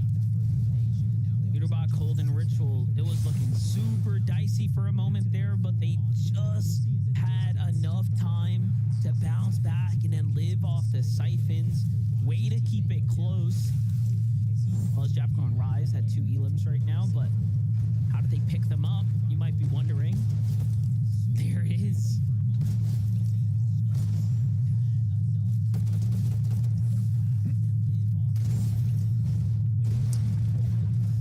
Really just catching some solos, separated from each other, already weak, already hurt, with really nothing left to heal up. It's those little points. Now it's going to help them a little bit with their damage from Surge. Not much, because you know those players were weak. But you already see the split up right now. Rise is on the north side of Brutal Boxcars, trying to look, find some players on the whole north side of the map. Down below on the south side is going to be Muzz and Yapko. They have that mountain rage to look after, so it's not going to be easy damage for them. Magic Moss is looking a little messy right now. Taki, Isho, and Vert, that trio right there. The scanner comes out. Who else do we have here? Vive and Chimp. Chimp just gets blasted by, I think it was Vert's trio on the low ground. It wasn't even Yamzo, Clicks, or Higgs. If it was, they would have surely jumped on that. They're sizing up the competition. They're guess, noticing that this team's being a little passive. So out comes the splash. Up they go. The piece. Yamza with the failed miss, but no biggie there. Tip and a Beaver just trying to heal here. The information is through. They know this is a two-man team. This is perfect for Yamzo, Clicks, and Higgs, who need these points right now. No team around to chop them down either. I was a little concerned that Verstro might take advantage of it, but no, they're already gone for the rotate here. Yeah, they went east and just really haven't looked back. They know how far some of these bones have been pulling, so they're trying to take advantage of that. As Chip tries to break his way in, he immediately gets taken out. Vive doing some damage, but it's really not going to be enough. Odds were truly stacked against him. Clicks, Yamzo, and Higgs pick up their 4th elimination of the game. Almost 900 damage above the threshold, and another pile of loot to claim as their own. Now this just sets them up even once again with Peterbot, Cold, and Ritual. For anyone keeping count of the elims there. Reed Cooper and Curly, after that close call, have now officially moved into kind of the pump power territory. But look at the zone popping once again down to the mountains. Man, yesterday was all Magic Mosses. Today, these mountains are just getting all types of love right now. I just feel for Tachi and Schumbert. They were rotating to the east, thinking it was going to pull in that direction. You see them in pump power now, really unable to safely get out because they're contested. Reed Cooper, Curly being proactive. They're trying to rotate quick because we saw where they went, staying extra long in flooded frogs, rotating towards the east. And as soon as the zone pulled, I feel like they were one of the first teams to move. Gotta be quick to move here. Looks like Reed's, Curly, and Cooper's timing here was perfect, though. Get right into the mountain here. Not too much pressure from up top. The K and Cynics is the trio set up there. Braids, Diminish, and Visuals. 4 Elim still riding the momentum of that huge early game that they had. And, you know, looking at Cynics, Polar, and Decay, the last couple of games have just fallen out of their favor, but they've had a couple of moments of greatness after yesterday's kickoff tournament. And coming into today, it just seems like their strategy is not quite connecting, but they are in the higher ground, so do keep that in mind. Clicks, Eonzo, Higgs in another fight, though. What is happening here? Why did this one break out? Well, it seems like it was Chaos Gaming trying to play for some kind of cheeky storm rotate, but caught out here. Eonzo, Higgs, and Clicks nearly sent back to the lobby, forced to use one of those very prestigious med mists. Now, think about it. They use these up early, then they can't use them to play frontside zone the way they enjoy doing. So this is going to be an important moment. No surprise, this is exactly where they last left Chaos Gaming, by the way. In this river bend around these bushes.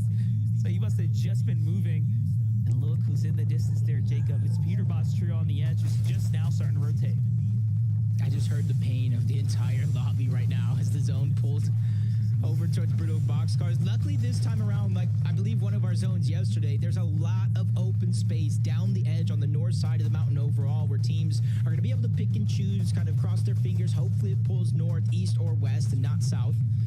Cold, Peterbot, and Ritual. They got themselves a little bit of an edge on the western side. No real elevation, but they're a team that, you know, whether if it's the 7th zone, 8th zone, 9th zone, if they want high ground, they're going to take it, regardless of their material count. Especially, that's what last game proved us. And with everybody kind of stacking this western side of the zone and the south side of the zone, they do have a little bit of priority and comfort knowing that there's not too many teams that can challenge them on this edge. But here's the thing, it's zones like this that if it pulls the wrong way, starts costing you all of your material. Sets you up for a bad end game. Peterbot's the only one that's still capped on this trio, so they're not too far behind here. And look at how Peterbot hunting for those weakened fresh builds. We had just saw Clix's trio make a move around here too. You can see they're positioned right in between Muzz's trio here. Everyone now desperately waiting for the zone to pop.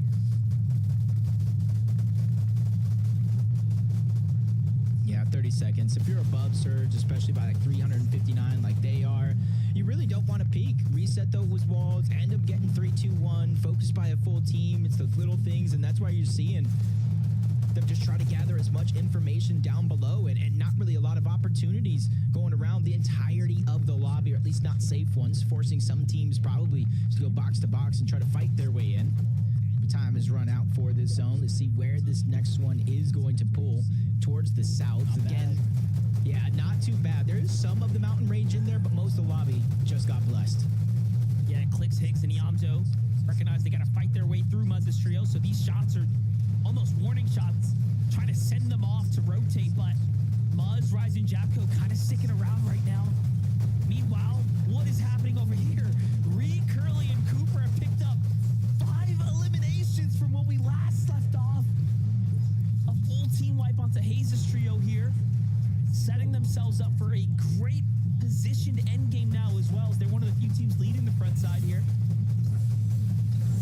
They're sitting right above Peterbot's team. Take a look at this quick replay here, Jacob. So much going on here.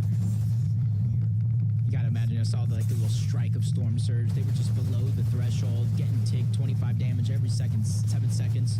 So really no choice but to fight the next team and just try to push into their box, but that's gonna do them in. Curly, Reed, and Cooper trying to heal up from that last battle, but you see a lot of shields missing. And that means they're going to be in a tough situation here, especially with so many teams nearby. Muzz, Rise, Yapko, they're above the damage threshold as well. But again, missing shields, missing resources, but they're making sure to stay elevated away from everybody else because they know the chaos is what's ensuing down below. It's like quicksand. As soon as you step 1 foot in, you start to sink. Think about it. They're one of the few teams that have played for high ground. Booga, Rapid, and Threats have also played consistently for high ground over the course of the weekend when the opportunity has presented itself, and to no surprise here, Zone 8, Zone 9, early high ground take, but they're committed. And it goes off the side of the mountain, so in theory, as those teams rotate under him, they can try to reconnect time and time again. As Peterbot being seen in the distance, Clicks, Yamzo, Higgs trying to run up, keep control of the front side of the zone, but now they find themselves below the damage threshold, and it's active. You see them already taking a few ticks, 93 below, falling further, but great shots like that from the full trio. They quickly focus, get above the damage threshold, and then rotate right away. This is what they're doing, Monster, to maintain their position on the front side of the zone ahead of all these teams.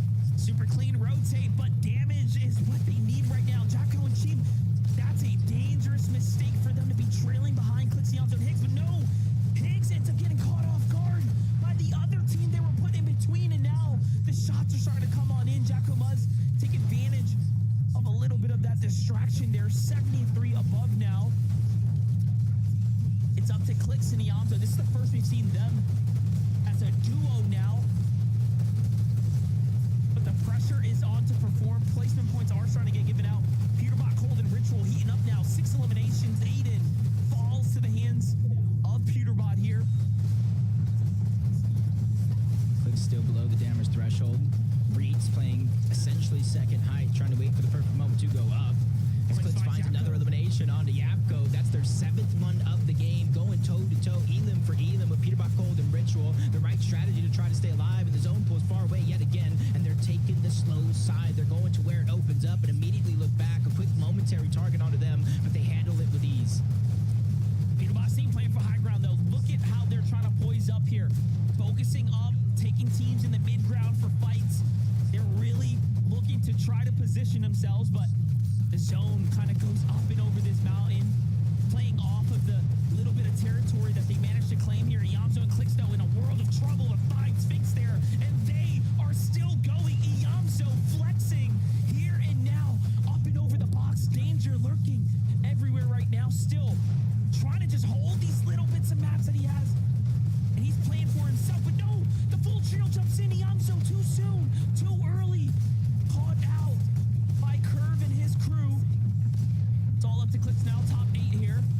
Just holding on. How far can he take it? It's his moment. How badly does he want this championship? How badly does he want this title? Only 20 on the Chug Jug. That's a giveaway. You saw them peeking through. He had to sacrifice 10 of that HP, but without builds, he's at the mercy of his opponents. He lands a good shot, but immediately goes down by Braids. And this is the chance for Peterbot, Cold, and Ritual to start to pick up the lead, but he slides too far down the mountain. He goes down. I saw Tyler fall as well. Cold trying to put in work. He gets the elimination and falls before being able to pick up the siphon. Now it's all up to Ritual. The points that they need to separate themselves going into the last game of the day, and Ritual falls on top of that. Best case scenario for Clicks, Higgs, and Yamzo going into game 12. Couldn't write a better story here with how close it's been, and look at who is running it up now. Reed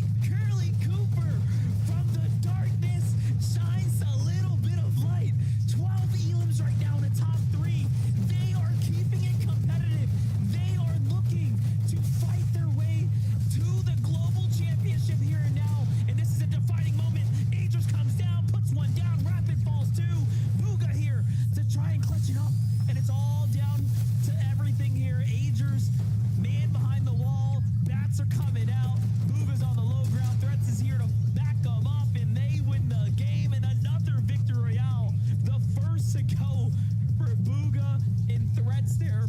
They kick the tournament off with the win. They get a win coming into game 11, and it just doesn't get better than that for them. Yeah, with how close the race is for the global spot, that's exactly what they needed. Not only moving up the leaderboard, but starting to build that confidence. You got to give credit to Reed, Cooper, and Curly as well, hanging on to the very last moment. Even Agers, only solo in that top 3, and he still squeaked out of second place. Rapid, Booga, and Threats, you got to think about it. They were in 6 coming into this tournament, and we're talking neck and neck with Muzz, Jacko, and Rai. So with that victory right now, that is a big moment for them coming out of game 11, Zeke. It's just getting more and more competitive. Booga! That's right! That's my GOAT! I can't believe from 9th zone they had height. And you know, Kelly, it got a little scary for just like 1 second. Like they were like a little too high. But they kind of preemptively planned, right? They were like, hey, we're going to build just a touch higher than normal.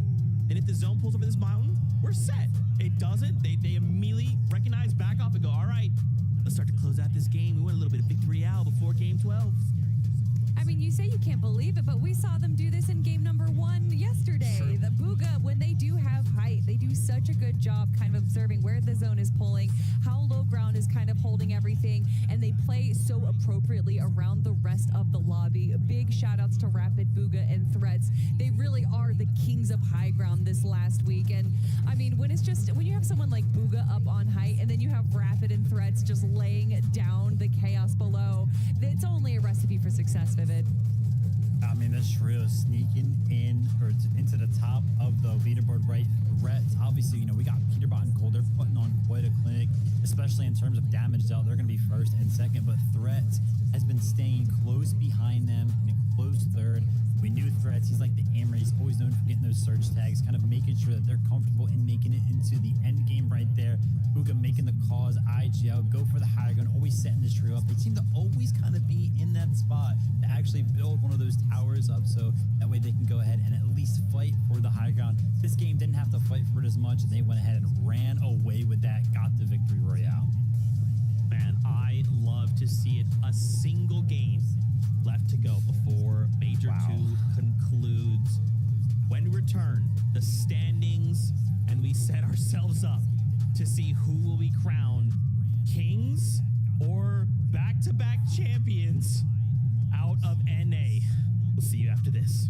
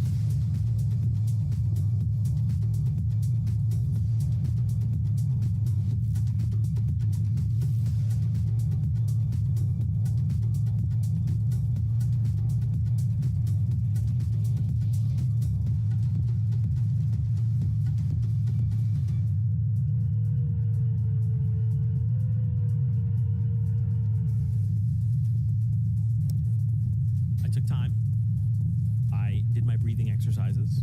I tried to calm myself down.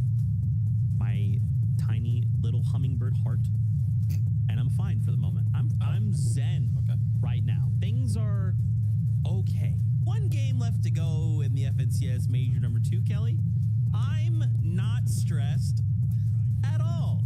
Zeke, what are you doing? I am so stressed right now. Are you kidding me? Look at the standings that we have. Ritual, Cold, and Peterbot, the team that everyone thought was going to walk away in first place for Major 1, trying to reclaim their former glory. Clicks, Higgs, and Iamzo in Major 1 finally break the fourth place curse, and now they're looking to win for the first time ever for all three of them. And then, of course, in third place, you got Reet, the global champion of Coop, and then Curly, the new guy, or I should say new guy, because he's doing such a good job right now. There's so much potential. How aren't you freaking out right now? Vivid, something's wrong with Zeke. Yeah, I was fully expecting him to just go ahead and break out into a Zeke geek, even with all those breathing exercises. But Peterbot, cold, ritual. You guys will just not place outside of the top 10, will you? Fourth place, 10 eliminations, 35-point lead going into game number 12. Now listen, 35 points. I wouldn't say that it's a comfortable one. It's definitely not a comfortable lead, but I think they can work with that. I think they're definitely set up very, very nicely right here to go ahead and win this FNCS. With 35 points, Clicks, Higgs, and Iamzo, that's the team that's trailing them right now. The fact that this is close right now, photo finish going into game number 12, might be the first time that a Vivid freak happens. Ooh. So what you're saying is we just have them land on each other. That's it. Let's just settle it right now. Let's just take it back to Invitational, Kelly. Let's just do that. Yeah. I want to see, Peterbot go to Lone Wolf Lair, and then Clicks, they'll be going to Crime City, so they each get each other's POI. But no, I mean, Clicks, Higgs, and Iamzo in that game where they had 5 eliminations and they were still below Storm Surge. And we know that there's some, let's just say, funky things going on with their drops, and they're dealing with some players that have caused a little bit of issues. For them to have that fall into their lap, Vivid, and still be able to come out on top in the low ground, especially when you have Iamzo pulling out these crazy solo clutches. I mean, my goodness, what is this final game going to spell for them? I keep watching these games from both perspectives of each one of the trios that are in first and second right now. And for example, right there, Higgs went down. There was like, that would have been like top 14 if the trio went down right there at the same exact time. Like, oh my gosh, this is the game, right? This is the game where they falter, too big of a lead, and then they just don't. The duo 7th place, 8 eliminations. They make sure they keep it competitive. Neither one of these trios will go down. Neither one of them will make that giant mistake that goes ahead and defines the rest of the competition, which again is why we're going into game number 12, and it's even close at all because of all of the clutches that have been happening. I think it's fair to say Clicks has qualified to the Global Championships, right? I think it's a pretty safe bet. However, there is still a title that he's trying to earn, and it would just be unbelievable to see him win. Now, of course, there's other players as well, like Ray Cooper and Curly. The job's not done, right? We're at a comfortable 666 points, but the job is not done. We still need to make sure we put a few on the board, because what we don't want to do is slip out of that top 4, because again, remember, Peterbot's already qualified, so we're looking at top 4. But still, we just need to put on a little bit more of a performance, and we very well could be securing ourselves a spot, going to globals, and seeing Ray Cooper and Carly there.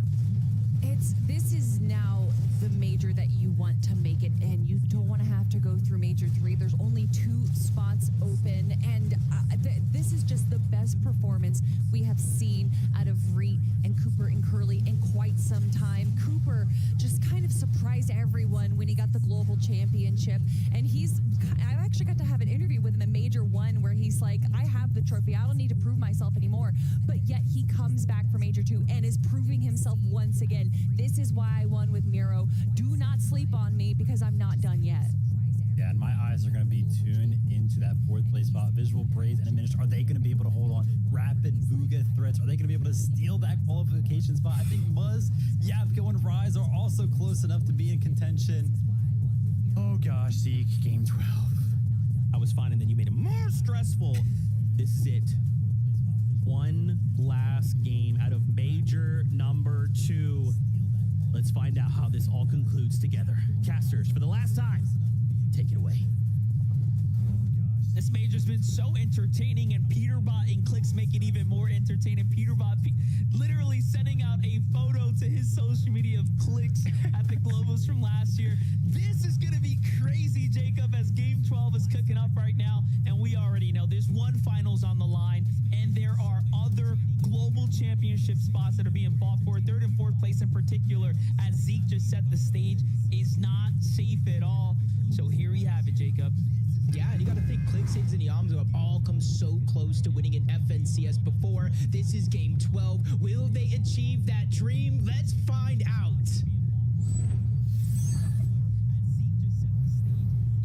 It wasn't too long ago, 2024 Major 3. Higgs, known as Batman Booga back then, they got a 2nd place with Rapid. Iamzo been in this position with Rise. They end up bouncing out of that top position after day 1. Clicks and Veno during duos, leading after day 1 as well. Every single one of these guys fell short. But what happens is one setback makes for a greater comeback, and now uncontested. No funny business in this game.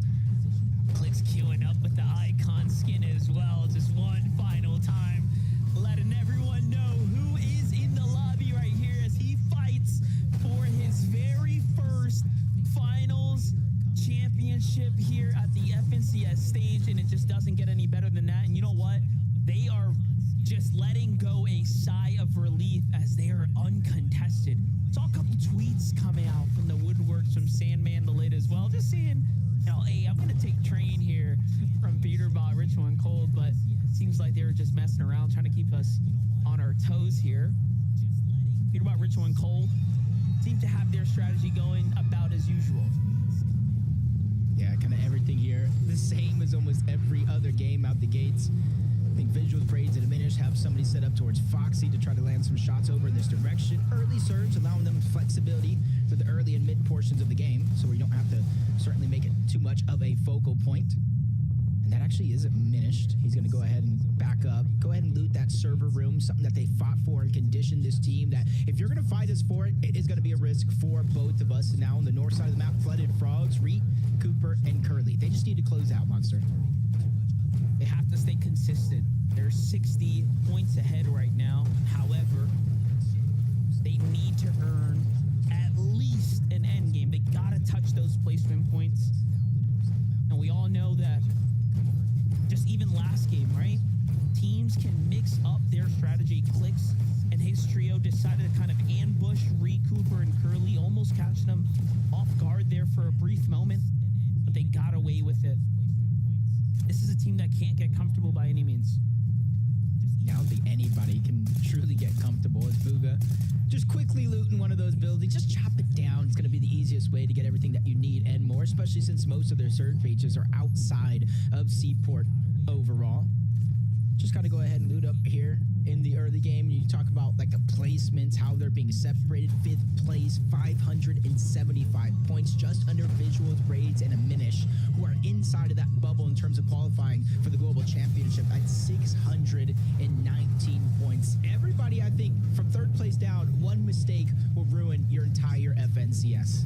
Rapid, Batman, Booga, or sorry, Booga and Threads are the only other team to pick up an extra victory out here on the day. Clicks, Higgs, and Iamza being the first to go ahead and do so. That's impressive overall, and even more so impressive is that they're fighting for the global championship spot right now. They're on the bubble conversation. And you got to give credit to any team that is willing to be a high ground team, which is what Rapid, Booga, and Threads have managed to do here on the day.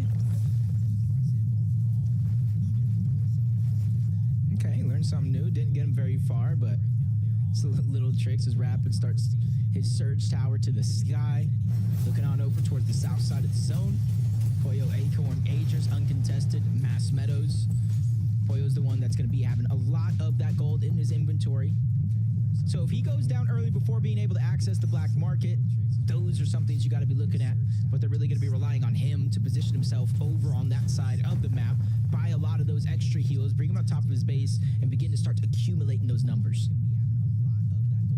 to start adding them up. Noisy and Tony, though, sitting outside, possibly in a bush watching the black market here at the Magic Mosses. Click's just getting his kind of loadout together, interior, the entire team. Oh, they are waiting. Because it is, it is them though, Tony, Nosy, and Creon, that they land at Pump Power. And with the changes over there, there's gold, there's deal bits, and they were the ones coming over to this black market more times than Clicks, Yamto, and Higgs have even had the opportunity to look in this direction. And they've been the ones taking the loot. Now they hear the noise, another team is in there. It does look like they're just going to let them disengage, though. They probably don't want this early game fight because they, too, want to try to access the black market. But at the last second, they do land some good damage onto Clicks. But instead of following up, trying to chase him down, they just go take what is left over. Another trio on the outskirts as well, kind of looking in, noticing that Clicks' team just boxes up here in the center. And now they have an opportunity to either farm for tags in the distance or jump in and take advantage of the weakened team in the middle. It's Taki, Ishu, and Vert. Managed to clash multiple times here today. Muzz, Jabko, Rise on the move right now. No strangers to playing early center, but Clicks, Yamzo, and Higgs getting into a full-on fight right now. Clicks tagged up once again here. Backed off to heal. Using those prestigious splashes. A fight breaking off on the other side. And their opportunity here now to find a bunch of elims is definitely starting to open up. They already have one here. But no, they want to move. This is the pressure starting to set in here. The pressure of winning this major finals. The reality is kicking in here. And instead of sticking around to fight it, they decide that they want to back out. Jacob, what's your thoughts on that? I think it's just in general, a lot of our top teams on that leaderboard are moving around this map and this game a lot quicker than the 11 games we've seen before. Reed getting an elimination. Peterbot thinking where they're contested, they're quickly moving around. Clicks making a beeline to the black market to get the loot that they practiced all season leading up into this major, and then just elimination sprinkled around the map. I think this one might move at a little bit quicker pace up until a certain point where Storm Surge starts to appear, but I even think that Storm Surge might appear just a zone later than some of these previous games. I wouldn't doubt it. 4 teams already eliminated. Reed, Cooper find themselves 2 elims here on the outskirts of the Whiffy. Not bad at all, given that this is a team that just has to inch their way up to the next threshold. They're so close, yet so far. Reed easily one of the community's favorites. We've seen him kind of grow up. We've seen him mature and really find his footing. We've seen Cooper rise up from the ash. Just take a look at the highlights here. Finding Natmos there on the outskirts. What's crazy is Jabko with the early rotate here, Jacob.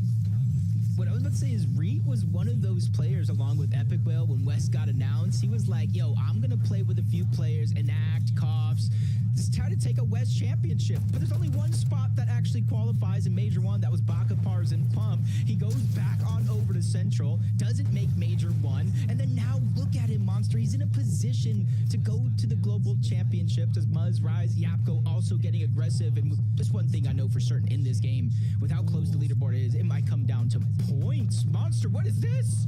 I was going to say, forget the points, Jacob. We got the clash that we've been looking for. Clix's team pushing to the Crime City. We knew this was going to be a potential option. We called it at the start of the show. Could it be that Clix, Siamzo, and Higgs are going to wait to the last game to bring it to Peterbot and have them on the run? And they're doing just that right now. But Cold is so smart. He's going for that natural high ground right now, playing towards the market. They understand that they have the advantage on this side. That positioning is going to be key here.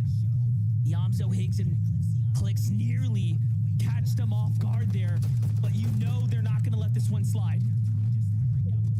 It's a dangerous game they're playing here, boys. The top two teams going at it, and rightfully so. If Clix, Higgs, and Yamzo were to go down right now at this point in the game with 0 eliminations, which they have 1, they're still going to lock in their second place, so they have almost nothing to lose and everything to gain in this situation by trying to hunt down Peterbot.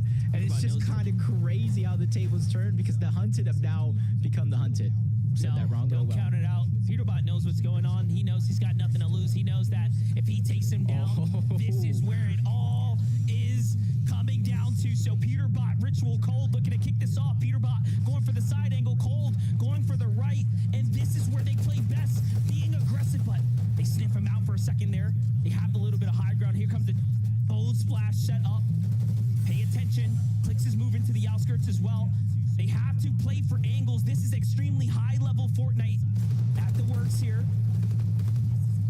Cold finds Yamzo. Kind of doubles back. A lot 3v2 of now. damage onto Clicks. And this is where the tables might turn around just a little bit because they have a little bit of elevation. They have the team cowering underneath, playing defensively. And you talked about how advantageous that actually is, but these third-party shots coming in is going to force Peterbot and Roll Cold and Ritual to disengage only momentarily, though, because this is something that we saw to end the day yesterday, and it was zone after zone after zone. They chased him down not once, but multiple times, eliminated throughout the game.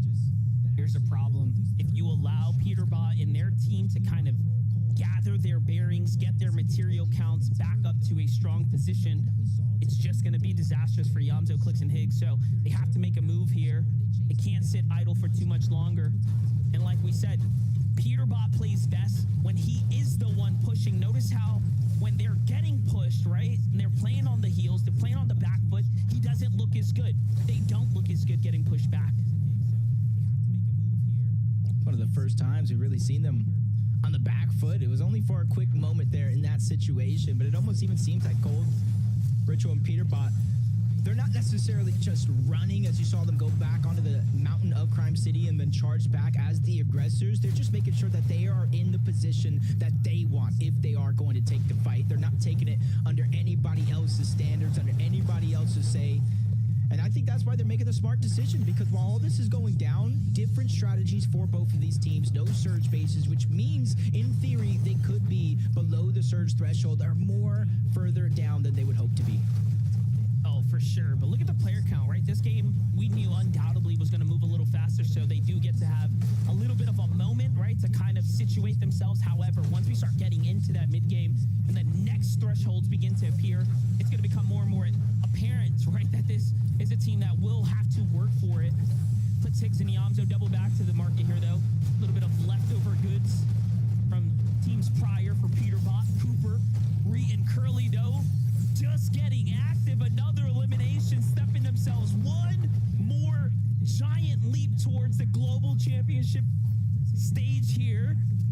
Very impressive overall. You got to give tons of respect and credit to this team that just, again, formulated out of nowhere, picking up Curly here. A great addition.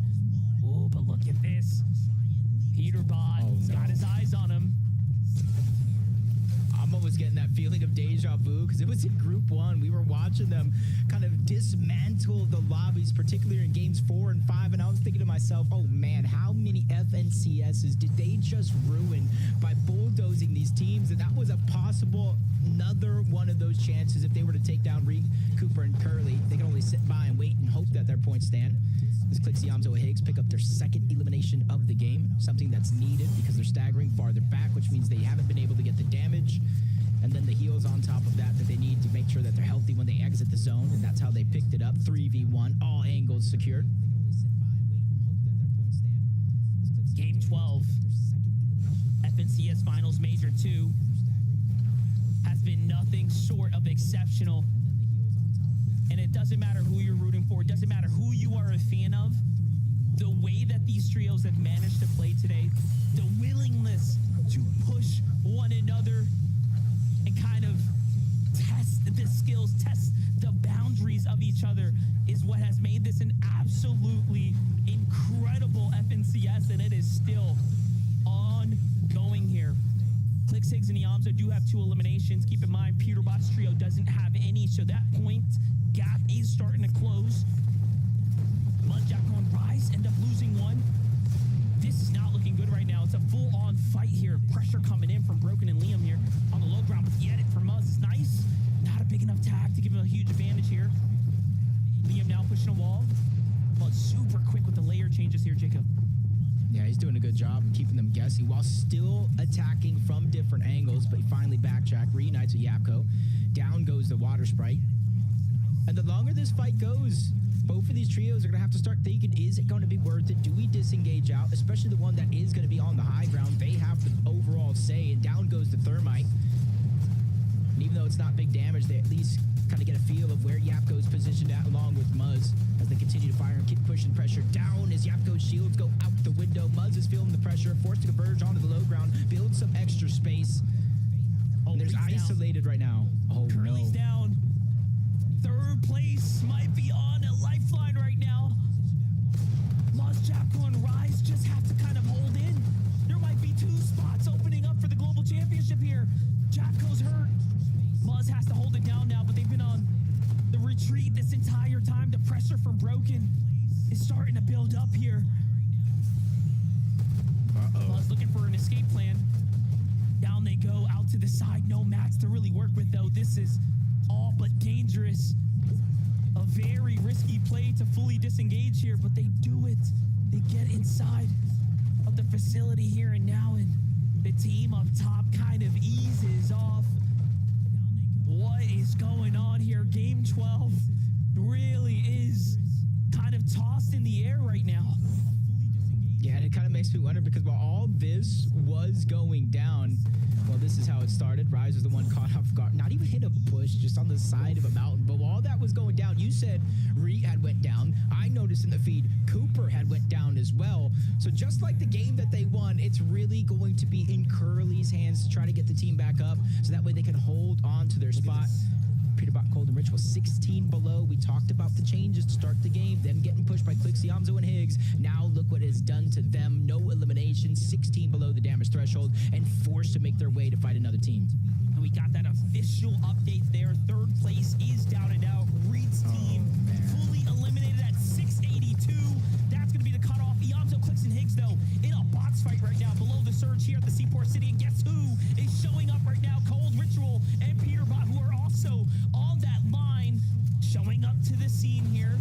They're going to be one of the few teams that have to jump into a box fight as well, so don't be surprised if all of these teams reinitiate as the shots are breaking out. The attention is starting to build here. 11 seconds, 10 seconds, 120 below, Clix, Higgs, Yamzo. Clock is ticking, son. You got to make a move here. In they go. It's all or nothing. The bats are out. Clix hits one. He's not. Down Veer.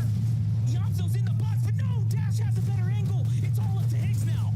Tournament on the line for them. Shot still breaking through, but he's able to get the elimination. No siphon. Wasn't his down. Splashes onto Clix. He's trying to save the day. Get them back into the game, but Dash, he heard a lot of the noise.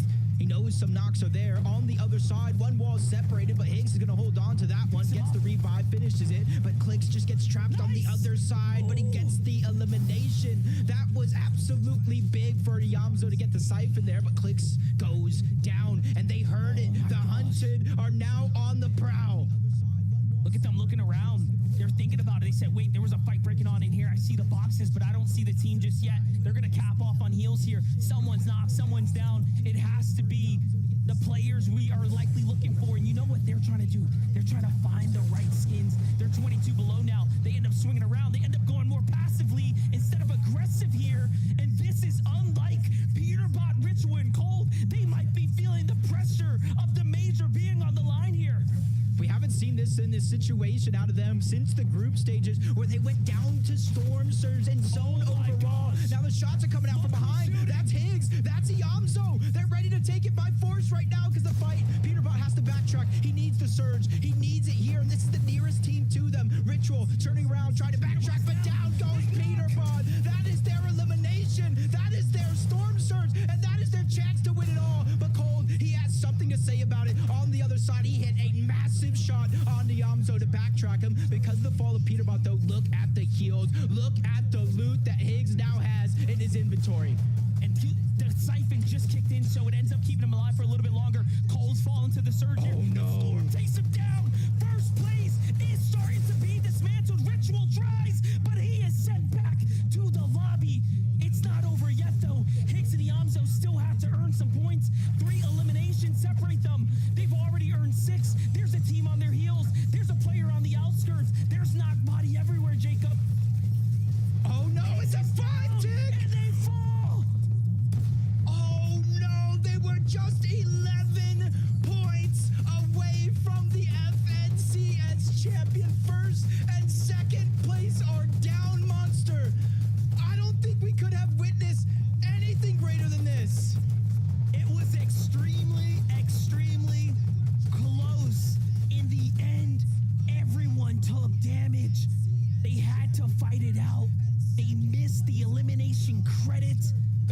need to do damage in order to get rewarded. And I think there might have been some points left on the table, but only time will tell. Only the standings will tell. I didn't actually catch when they went down, because now I see placement points are starting to kick in. If they got 17th, 16th, 15th place somehow, that could be the miracle to really change the course of this game. But now we are on a different course. It's no longer about that first place spot. It's about global championship battle bus spots secured. And right now, it might be early 7th zone, but Booga, Rapid, and Threads are willing to take it under their own hands and go for high ground early. Only 37 players remaining. Booga puts it all on the line, goes for height here. He's going to need a victory royale in order to jump his way up into a global championship spot with his team. Curve, Shadow, and Tyler have to do the same. There's still teams in the running here for the global championship. Braids diminished are alive. Kanata Bolts down to the low ground. This is a tournament we have on our hands. I just remembered right now, third place also down and out of the game. That's Reed, Cooper, and Curly. There's only one team alive in terms of inside of the qualification bubble. That's Visuals, Braids, and Minish. They're just trying to hold on to that spot secured because you got Rapid, Booga, Threats. You got Agers, Acorn, and Poyo. That spot will roll down. You got Curve, Shadow, and Tyler still in the hunt, starting this game at 8th place. And we saw Muzz, Yapko, and Rise above them on the leaderboard already get eliminated out of this lobby. That is true. Third place, Reed, Cooper, and Curly, remember, fell at 682. This means that any of the teams in the top 10 can pick up a monstrous victory royale and propel yourself to a third or fourth place seat. Given how close the standings are right now, there are still global championship spots on the line. Visuals and Minish and Braids are watching it all play out. From their perspective, every ounce counts. We may not get another surge warning, but we are still going to get a race to the finish here. You know, when I said to start this game off, it's going to be kind of a speed run through the lobby. Everybody's getting eliminations. There are 35 players alive in the 8 zone. Only 12 teams remaining. And a lot of those teams are in the hunt for the spot. Some just trying to hold on to it. And that's what makes that elimination from Visuals that much more important. It wasn't the damage for Surge because he had just a sliver of HP, but it's the points for the leaderboard. It's Agers and Acorn, no Poyo in sight. And they're already looking at the high ground right now, seeing where it pulls. They are at the edge of the zone, but it is pulling in their favor as well. Agers eyeing it up. Acorn looking up to the top. Aviv is there set up. They're going to go for the chop down, looking to break this metal structure here. Curve, Tyler, catch wind of what's going on. They seem to jump into the action here. And they're thinking about capitalizing here as well. Sphinx Bolts and Kanata see that there's something kind of taking form up top here too. Acorn goes for it. Here they come. Skittles couldn't quite hit the edit there. Out of material, out of gas. Sent back to low ground. Agers, Acorn, Oyo now have control of high ground here. Just a single elimination, but high ground is theirs. Plenty of material to work with here. They get to the front side of zone now. And this is perfectly executed here for our Major 1 champions. Down below, though, even without threats, Rapid, Booga, 499 damage above the threshold. Quickly moving to the front side of the zone, taking space. You're seeing expending a lot of materials with 3 more zones to bounce in and out of. This is where they might need an elimination here. You see Rapid looking through the builds, trying to find Booga as well, trying to assess the situation, figure out where everybody's positioned at. They see a team open up the doors, and Rapid takes that first shot. Not a big one, but now they know they can put down the pressure, knowing that team has to come to them or around into zone, sacrificing HP. Trading shot for shot here, blow for blow. Almost pieces him up there. Rapid looking for the catch, but couldn't quite find it. Meanwhile, Booga kind of trying to figure this one out. Booga's getting tagged here, stuck on the mid-ground. Braids, Visuals, and a Minish still have their footing under them, still have Nats. Gold Splash is coming out. Front side rotate from them. But it's Oyo, Agers, and Acorn who still have the high ground, who are looking down right now with full control of the lobby, trying to get the last-minute rotate here so they don't burn material count, waiting for the zone to force them off the height. Down they come. Visual, Braids, and Minish looking up. They see what's going on here. They chop out high ground.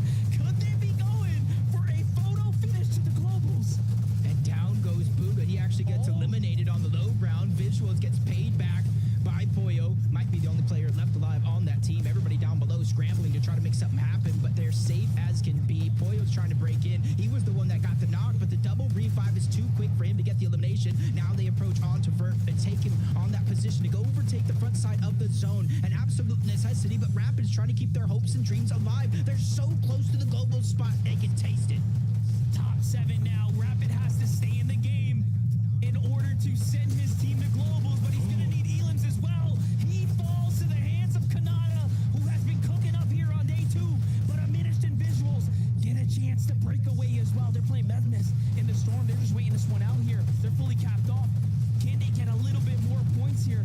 G-Moss on the outside of the wall. Team breaks out, and Visuals opens up, finds one. Can he get the second? He finds OSID as well. Waiting for the siphon now to kind of kick in here. His teammates down. There it is. He is fully healthy. He's got the mats to work with. Top 3 now here, Jacob. Now he's ready to play the Thorn in the side. The extra placement points are just the cherry on top because I think he's done enough to secure his spot, but he goes down just at the last second. Zone, nobody gets the points for eliminations, and a good old 3v3. Acorn, Agers, and Poyo versus Kanata, Sphinx, and Bolts down below. Former teammates through different aspects as Poyo lands the first shot down below. Flank on the Sphinx. He gets a good shot yet again, but no knocks. Poyo cannot get the siphon. Turns the corner and goes down. It's not going to be enough. Kanata holds on. Him, Sphinx, and Bolts win the final game of the day, hoping, praying with fingers crossed that it was enough to qualify for the global championship. That is the real question, because 11 eliminations in a Victory Royale is a monstrous triple-digit game. Surely that can at least look to raise the eyebrows, but you still had Rapid Bugha threats. You still had Agers, Acorn, and Poyo potentially there, just to push teams out, really shake things up for everyone here. Game 12, absolutely insane at one point there. I mean, I started to go lightheaded with the clash between the Titans. Kanata, Sphinx, Bolts, congratulations on a Game 12 Victory Royale. Jacob, it's been an honor calling the NA Central Finals. What a tournament that was. If you would have told me today when we woke up that we would have a tournament where first and second place are hunting each other down to win the Major 2 FNCS and qualify for the Global Championship monster, I would have called you crazy. It was the whole day, too. It wasn't just like, one little moment. It was the entire tournament. Well, we hope you were entertained. For myself and, of course, Jacob, we're done here. You're going to send on over to Zeke to give us the final results. Jacob PR, Monster Vase, thank you so much for 2 fantastic games. And we can now call your winners from the Major 2 finals. It is Peterbot, it is Cold, it is Ritual. By a difference of 11 points, Peterbot reclaims his title, reclaims the first place win he narrowly missed out on in Major number 1. Guys, I cannot believe the game we just witnessed. Every single time it happened twice. First, we got the initial moment where Clix is pushing into Crime City.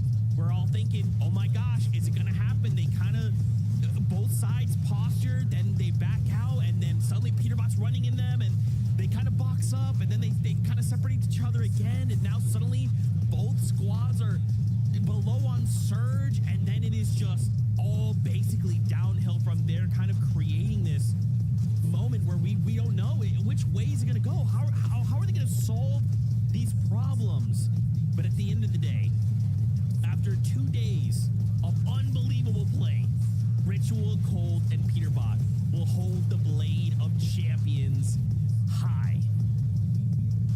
I feel like Levin and even Quanti, when I interviewed him, put it best that the best thing for Peterbot's trio to win Major 2 was losing Major 1. Peterbot has had such an incredible run from the start of this season, whether that was Season 1, Season 2, all the Div Cups they won, all the records they broke, but getting that second place was what Peterbot needed to lock in and prove to himself and to prove to everyone else that I am still the best player, not just in NA, but the best player in the world. And Cold and Ritual stepped up this weekend. They proved that when Peterbot does go down, that they are there to have his back. They are there to make sure that they reclaim their former glory, and they are your Major 2 champions. Peterbot, Cold, and Ritual. The question was poised back to back or back to Pete. And looky here, right back in the hands of Peter Ba. The trophy did not leave for long, but the fact that it did, like Kelly mentioned, a little bit of motivation there for the trio to go ahead and say, listen, we got to go ahead and take this one back. We got to go ahead and get an FNCS win. Peter Ba now 5-time FNCS champion. Amazing feat for him. He's had such an incredible time just rising up the ranks, proving that he is currently the best player in the world. Cold with one heck of a performance, maybe one that was even more valuable than Peter Bot's in some circumstances for sure. And then Ritual, I mean, the improvement out of him for Major 1 was without a doubt noticeable here in Major number 2 and definitely made the difference. But man, was it close. Man, was it close. Okay, obviously, I am thankful that we just got, an amazing show, right? This could have just been the Peter Bot show. He could have been 500 points ahead of everybody else. We could okay, Peter Bot, you're good, awesome. But it was so close all the way up into game number 12. Obviously, my heart breaks for Clicks coming so close. And, we kind of pulled up his stream there for just a moment. And, what's difficult is in the moment when he goes down, Iamzo comes flying around the corner. And rather than splashing his body, he kind of pops the half pot. Obviously, we as viewers, to us, it's clear, right? Just splash the body, make sure everything's cool. But in those chaotic moments, we're not those players, right? We're not them in those heated moments. Was that the right call? Who knows? Who knows if they actually splash Clicks, get him up? Would they have made it? We really don't know. But at the end of the day, this was the outcome. I'm happy that Clicks broke the 4th place streak, got a 3rd place, Major 1, got a 2nd place, Major 2. So now we go on to win Major 3. I mean, after what we saw this weekend, Vivid, I think that Clix's trio could easily win Major 3. They have proven time and time again that they are easily the top competitors against Peter Bot's trio, and it came down to those final moments. So although I know 11 points difference between first and second, that's gotta hurt. They should be so proud of themselves for what they did against the likes of the Big 7 in NAC. Yeah, and we got to think about how pretty much the difference here.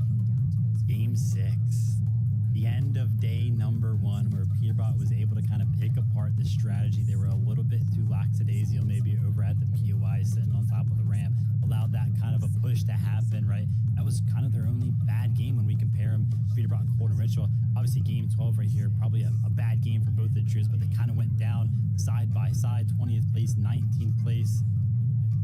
I can't believe that's how Game 12 ended. I can't believe that's how Major 2 ended towards the top of the leaderboard. Fortnite fam, are we happy with that ending? I don't know. You guys let me know. Well, I am happy because guess what? We actually have an interview with none other than Ritual, who just went ahead, claimed themselves the Blade of Champions, looking crispy. Ritual, I would expect you to be going crazy, but you're just calm, cool, and collected, ice in the veins. So how's it feel, man? How's it feel knowing you just gone on to win Major 2? Yeah, it actually feels really good, especially coming on after the last major. I didn't play too good, and we were supposed to win that one, so I had to bounce back for this one, and I'm glad I could lock in and get the win. It feels awesome. I love that you say you were supposed to win Major 1, and honestly, I think a lot of people could agree, but luckily we see you guys claiming back that spot, winning Major 2, but I love that you say that for you personally, you wanted to lock in between Majors 1 and 2, so tell me a little bit about what that means for you. What was locking in, what was practicing like for you to make sure that you won Major 2? Yeah, so, after Major 1, I didn't really like how I performed. I wasn't really listening to what, other people were telling me.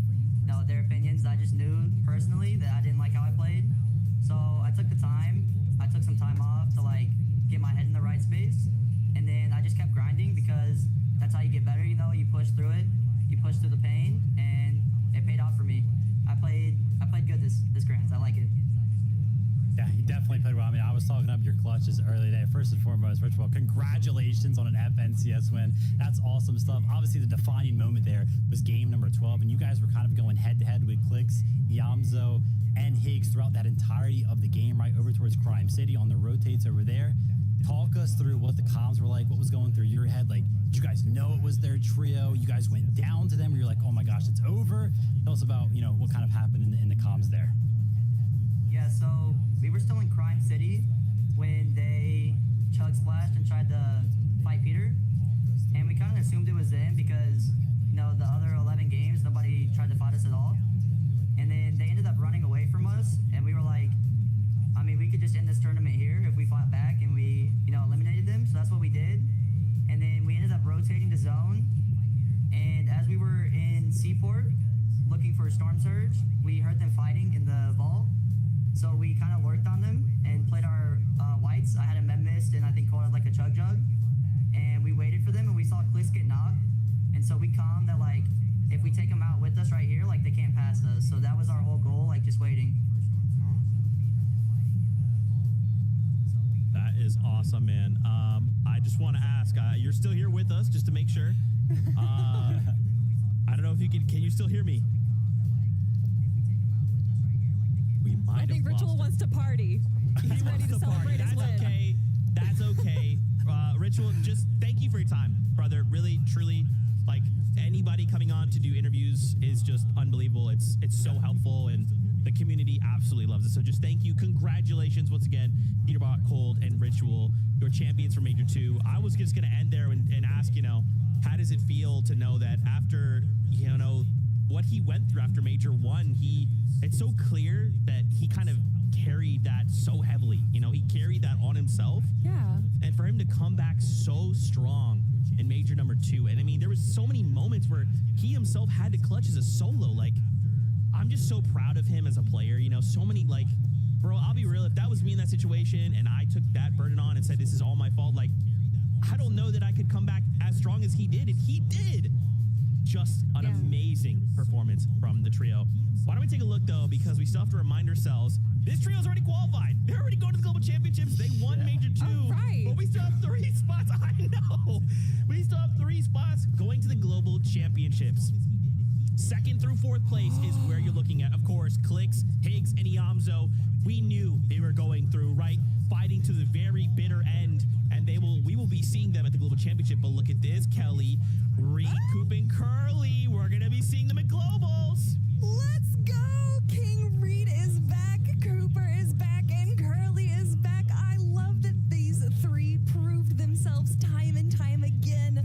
Whether that was controlling the low ground, going for high ground, every part of their play was just so impressive to me. A lot of people didn't even have them in their top 5 lists. So I love that we got Coop, Curly, and Reed to prove to everyone that they deserve their spot in the Global Championships. Did they have to stress us out, though? They didn't have a bad game at all, right? And then we get to game 10, they go down early. Game 12, they go down early again. But that's just how well they played throughout every single one of the other games. They created such a nice, comfy, cozy blanket for themselves all the way up there in 3rd place. So much so that even with those 2 bad games towards the end of the day, they still ended up in 3rd place. Love to see it out of, Cooper, obviously storyline there, amazing. Curly joining up with this trio, even forming in the first place. Reed kind of going through it with peripherals, like, oh man, this controller stuff, it stinks. I don't want to do it anymore. I'm going to keyboard and mouse. No, never mind. Keyboard and mouse stinks. I'm going back to controller, back on the controller, instantly qualifying to the globals. Love to see that. Shout out to Reed, Cooper, and Curly. Congratulations, guys. Can't forget Visual, Braids, and Aminish as well. And what I think is, in some ways, poetic. We get bookended, right, between Peterbot and Poyo. Your 3 trios moving on to the Global Championships, having to look on either side and think, yeah, we're going to have to go against you at Globals if we want to secure a Global Championship title. But for Visual, Braids, and Aminish, I am just excited to see these guys perform. They've just been so impressive all weekend long, all season long, right? And I'm starting to just kind of think through, like, what do we have to improve? Guys, they only had a single game outside of the top 10. They have consistency on lock.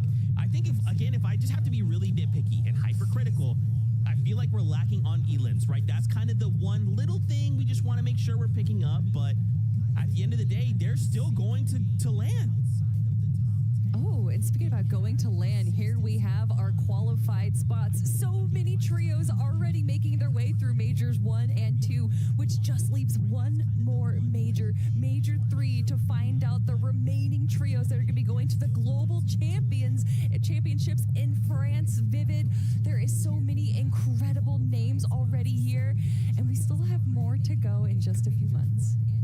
Oh, yeah. I mean, crazy stuff how all of this kind of panned out. Yeah, congratulations to all of our teams that have kind of qualified global so far this major. We still got one more region to kind of make sure we go ahead and close that one up with NA West, which will happen on just a little bit. But I mean, wow. I was just, on socials talking amongst everybody here, and the entire time, everybody just kept saying this is like one of the most entertaining finals ever. And I gotta say, I agree. 12 games full of action, high ground, low ground, popping off first and second place, photo finish to the very end. Shout out to everybody for participating, competing. This is awesome. Yeah, I mean, we cannot do this without pros. We cannot do this without the community. We cannot do this without everybody celebrating, the watch parties, Legends Landing. Everybody involved has made this just an amazing weekend of Fortnite. As Kelly pointed out, we still have major number 3. The difference will be we only have 2 spots on the line, and now 5 trios have spots. What will that mean for us in the future? What will that new season look like, bro? I have no idea. What I do know, though, is Pro-Am is coming. May 10th. We'll be there in Los Angeles. We hope to see you all there. It's going to be a fantastic time. Reload on Slurp Rush. Wild. Tickets are still available, but for now, we must say goodbye. Before we do, Kelly, Vivid, any final thoughts? You guys have already said the thank yous to the community, to all the players and everything, but I want to thank you too. Zeke, Vivid, it's always a pleasure to be on the analyst desk. It has been so fun watching all 12 games with you guys, and I hope we get another incredible 12 games in Major 3 finals. Yeah, awesome stuff there. One big last shout out to Click, Figs, and Yum. So the improvement is there, guys. That one was a rough one, but congratulations on the second place. Congratulations to all our competitors for placing the Major 2 finals and even making it here, because that's an incredible feat in its own. And yeah, I'm going to follow up on Kelly here. Thank you, Kelly. Thank you, Zeke. Thank you, Jacob. Thank you, MDF, for an awesome grand finals. That's right. And of course, don't forget the EU crew.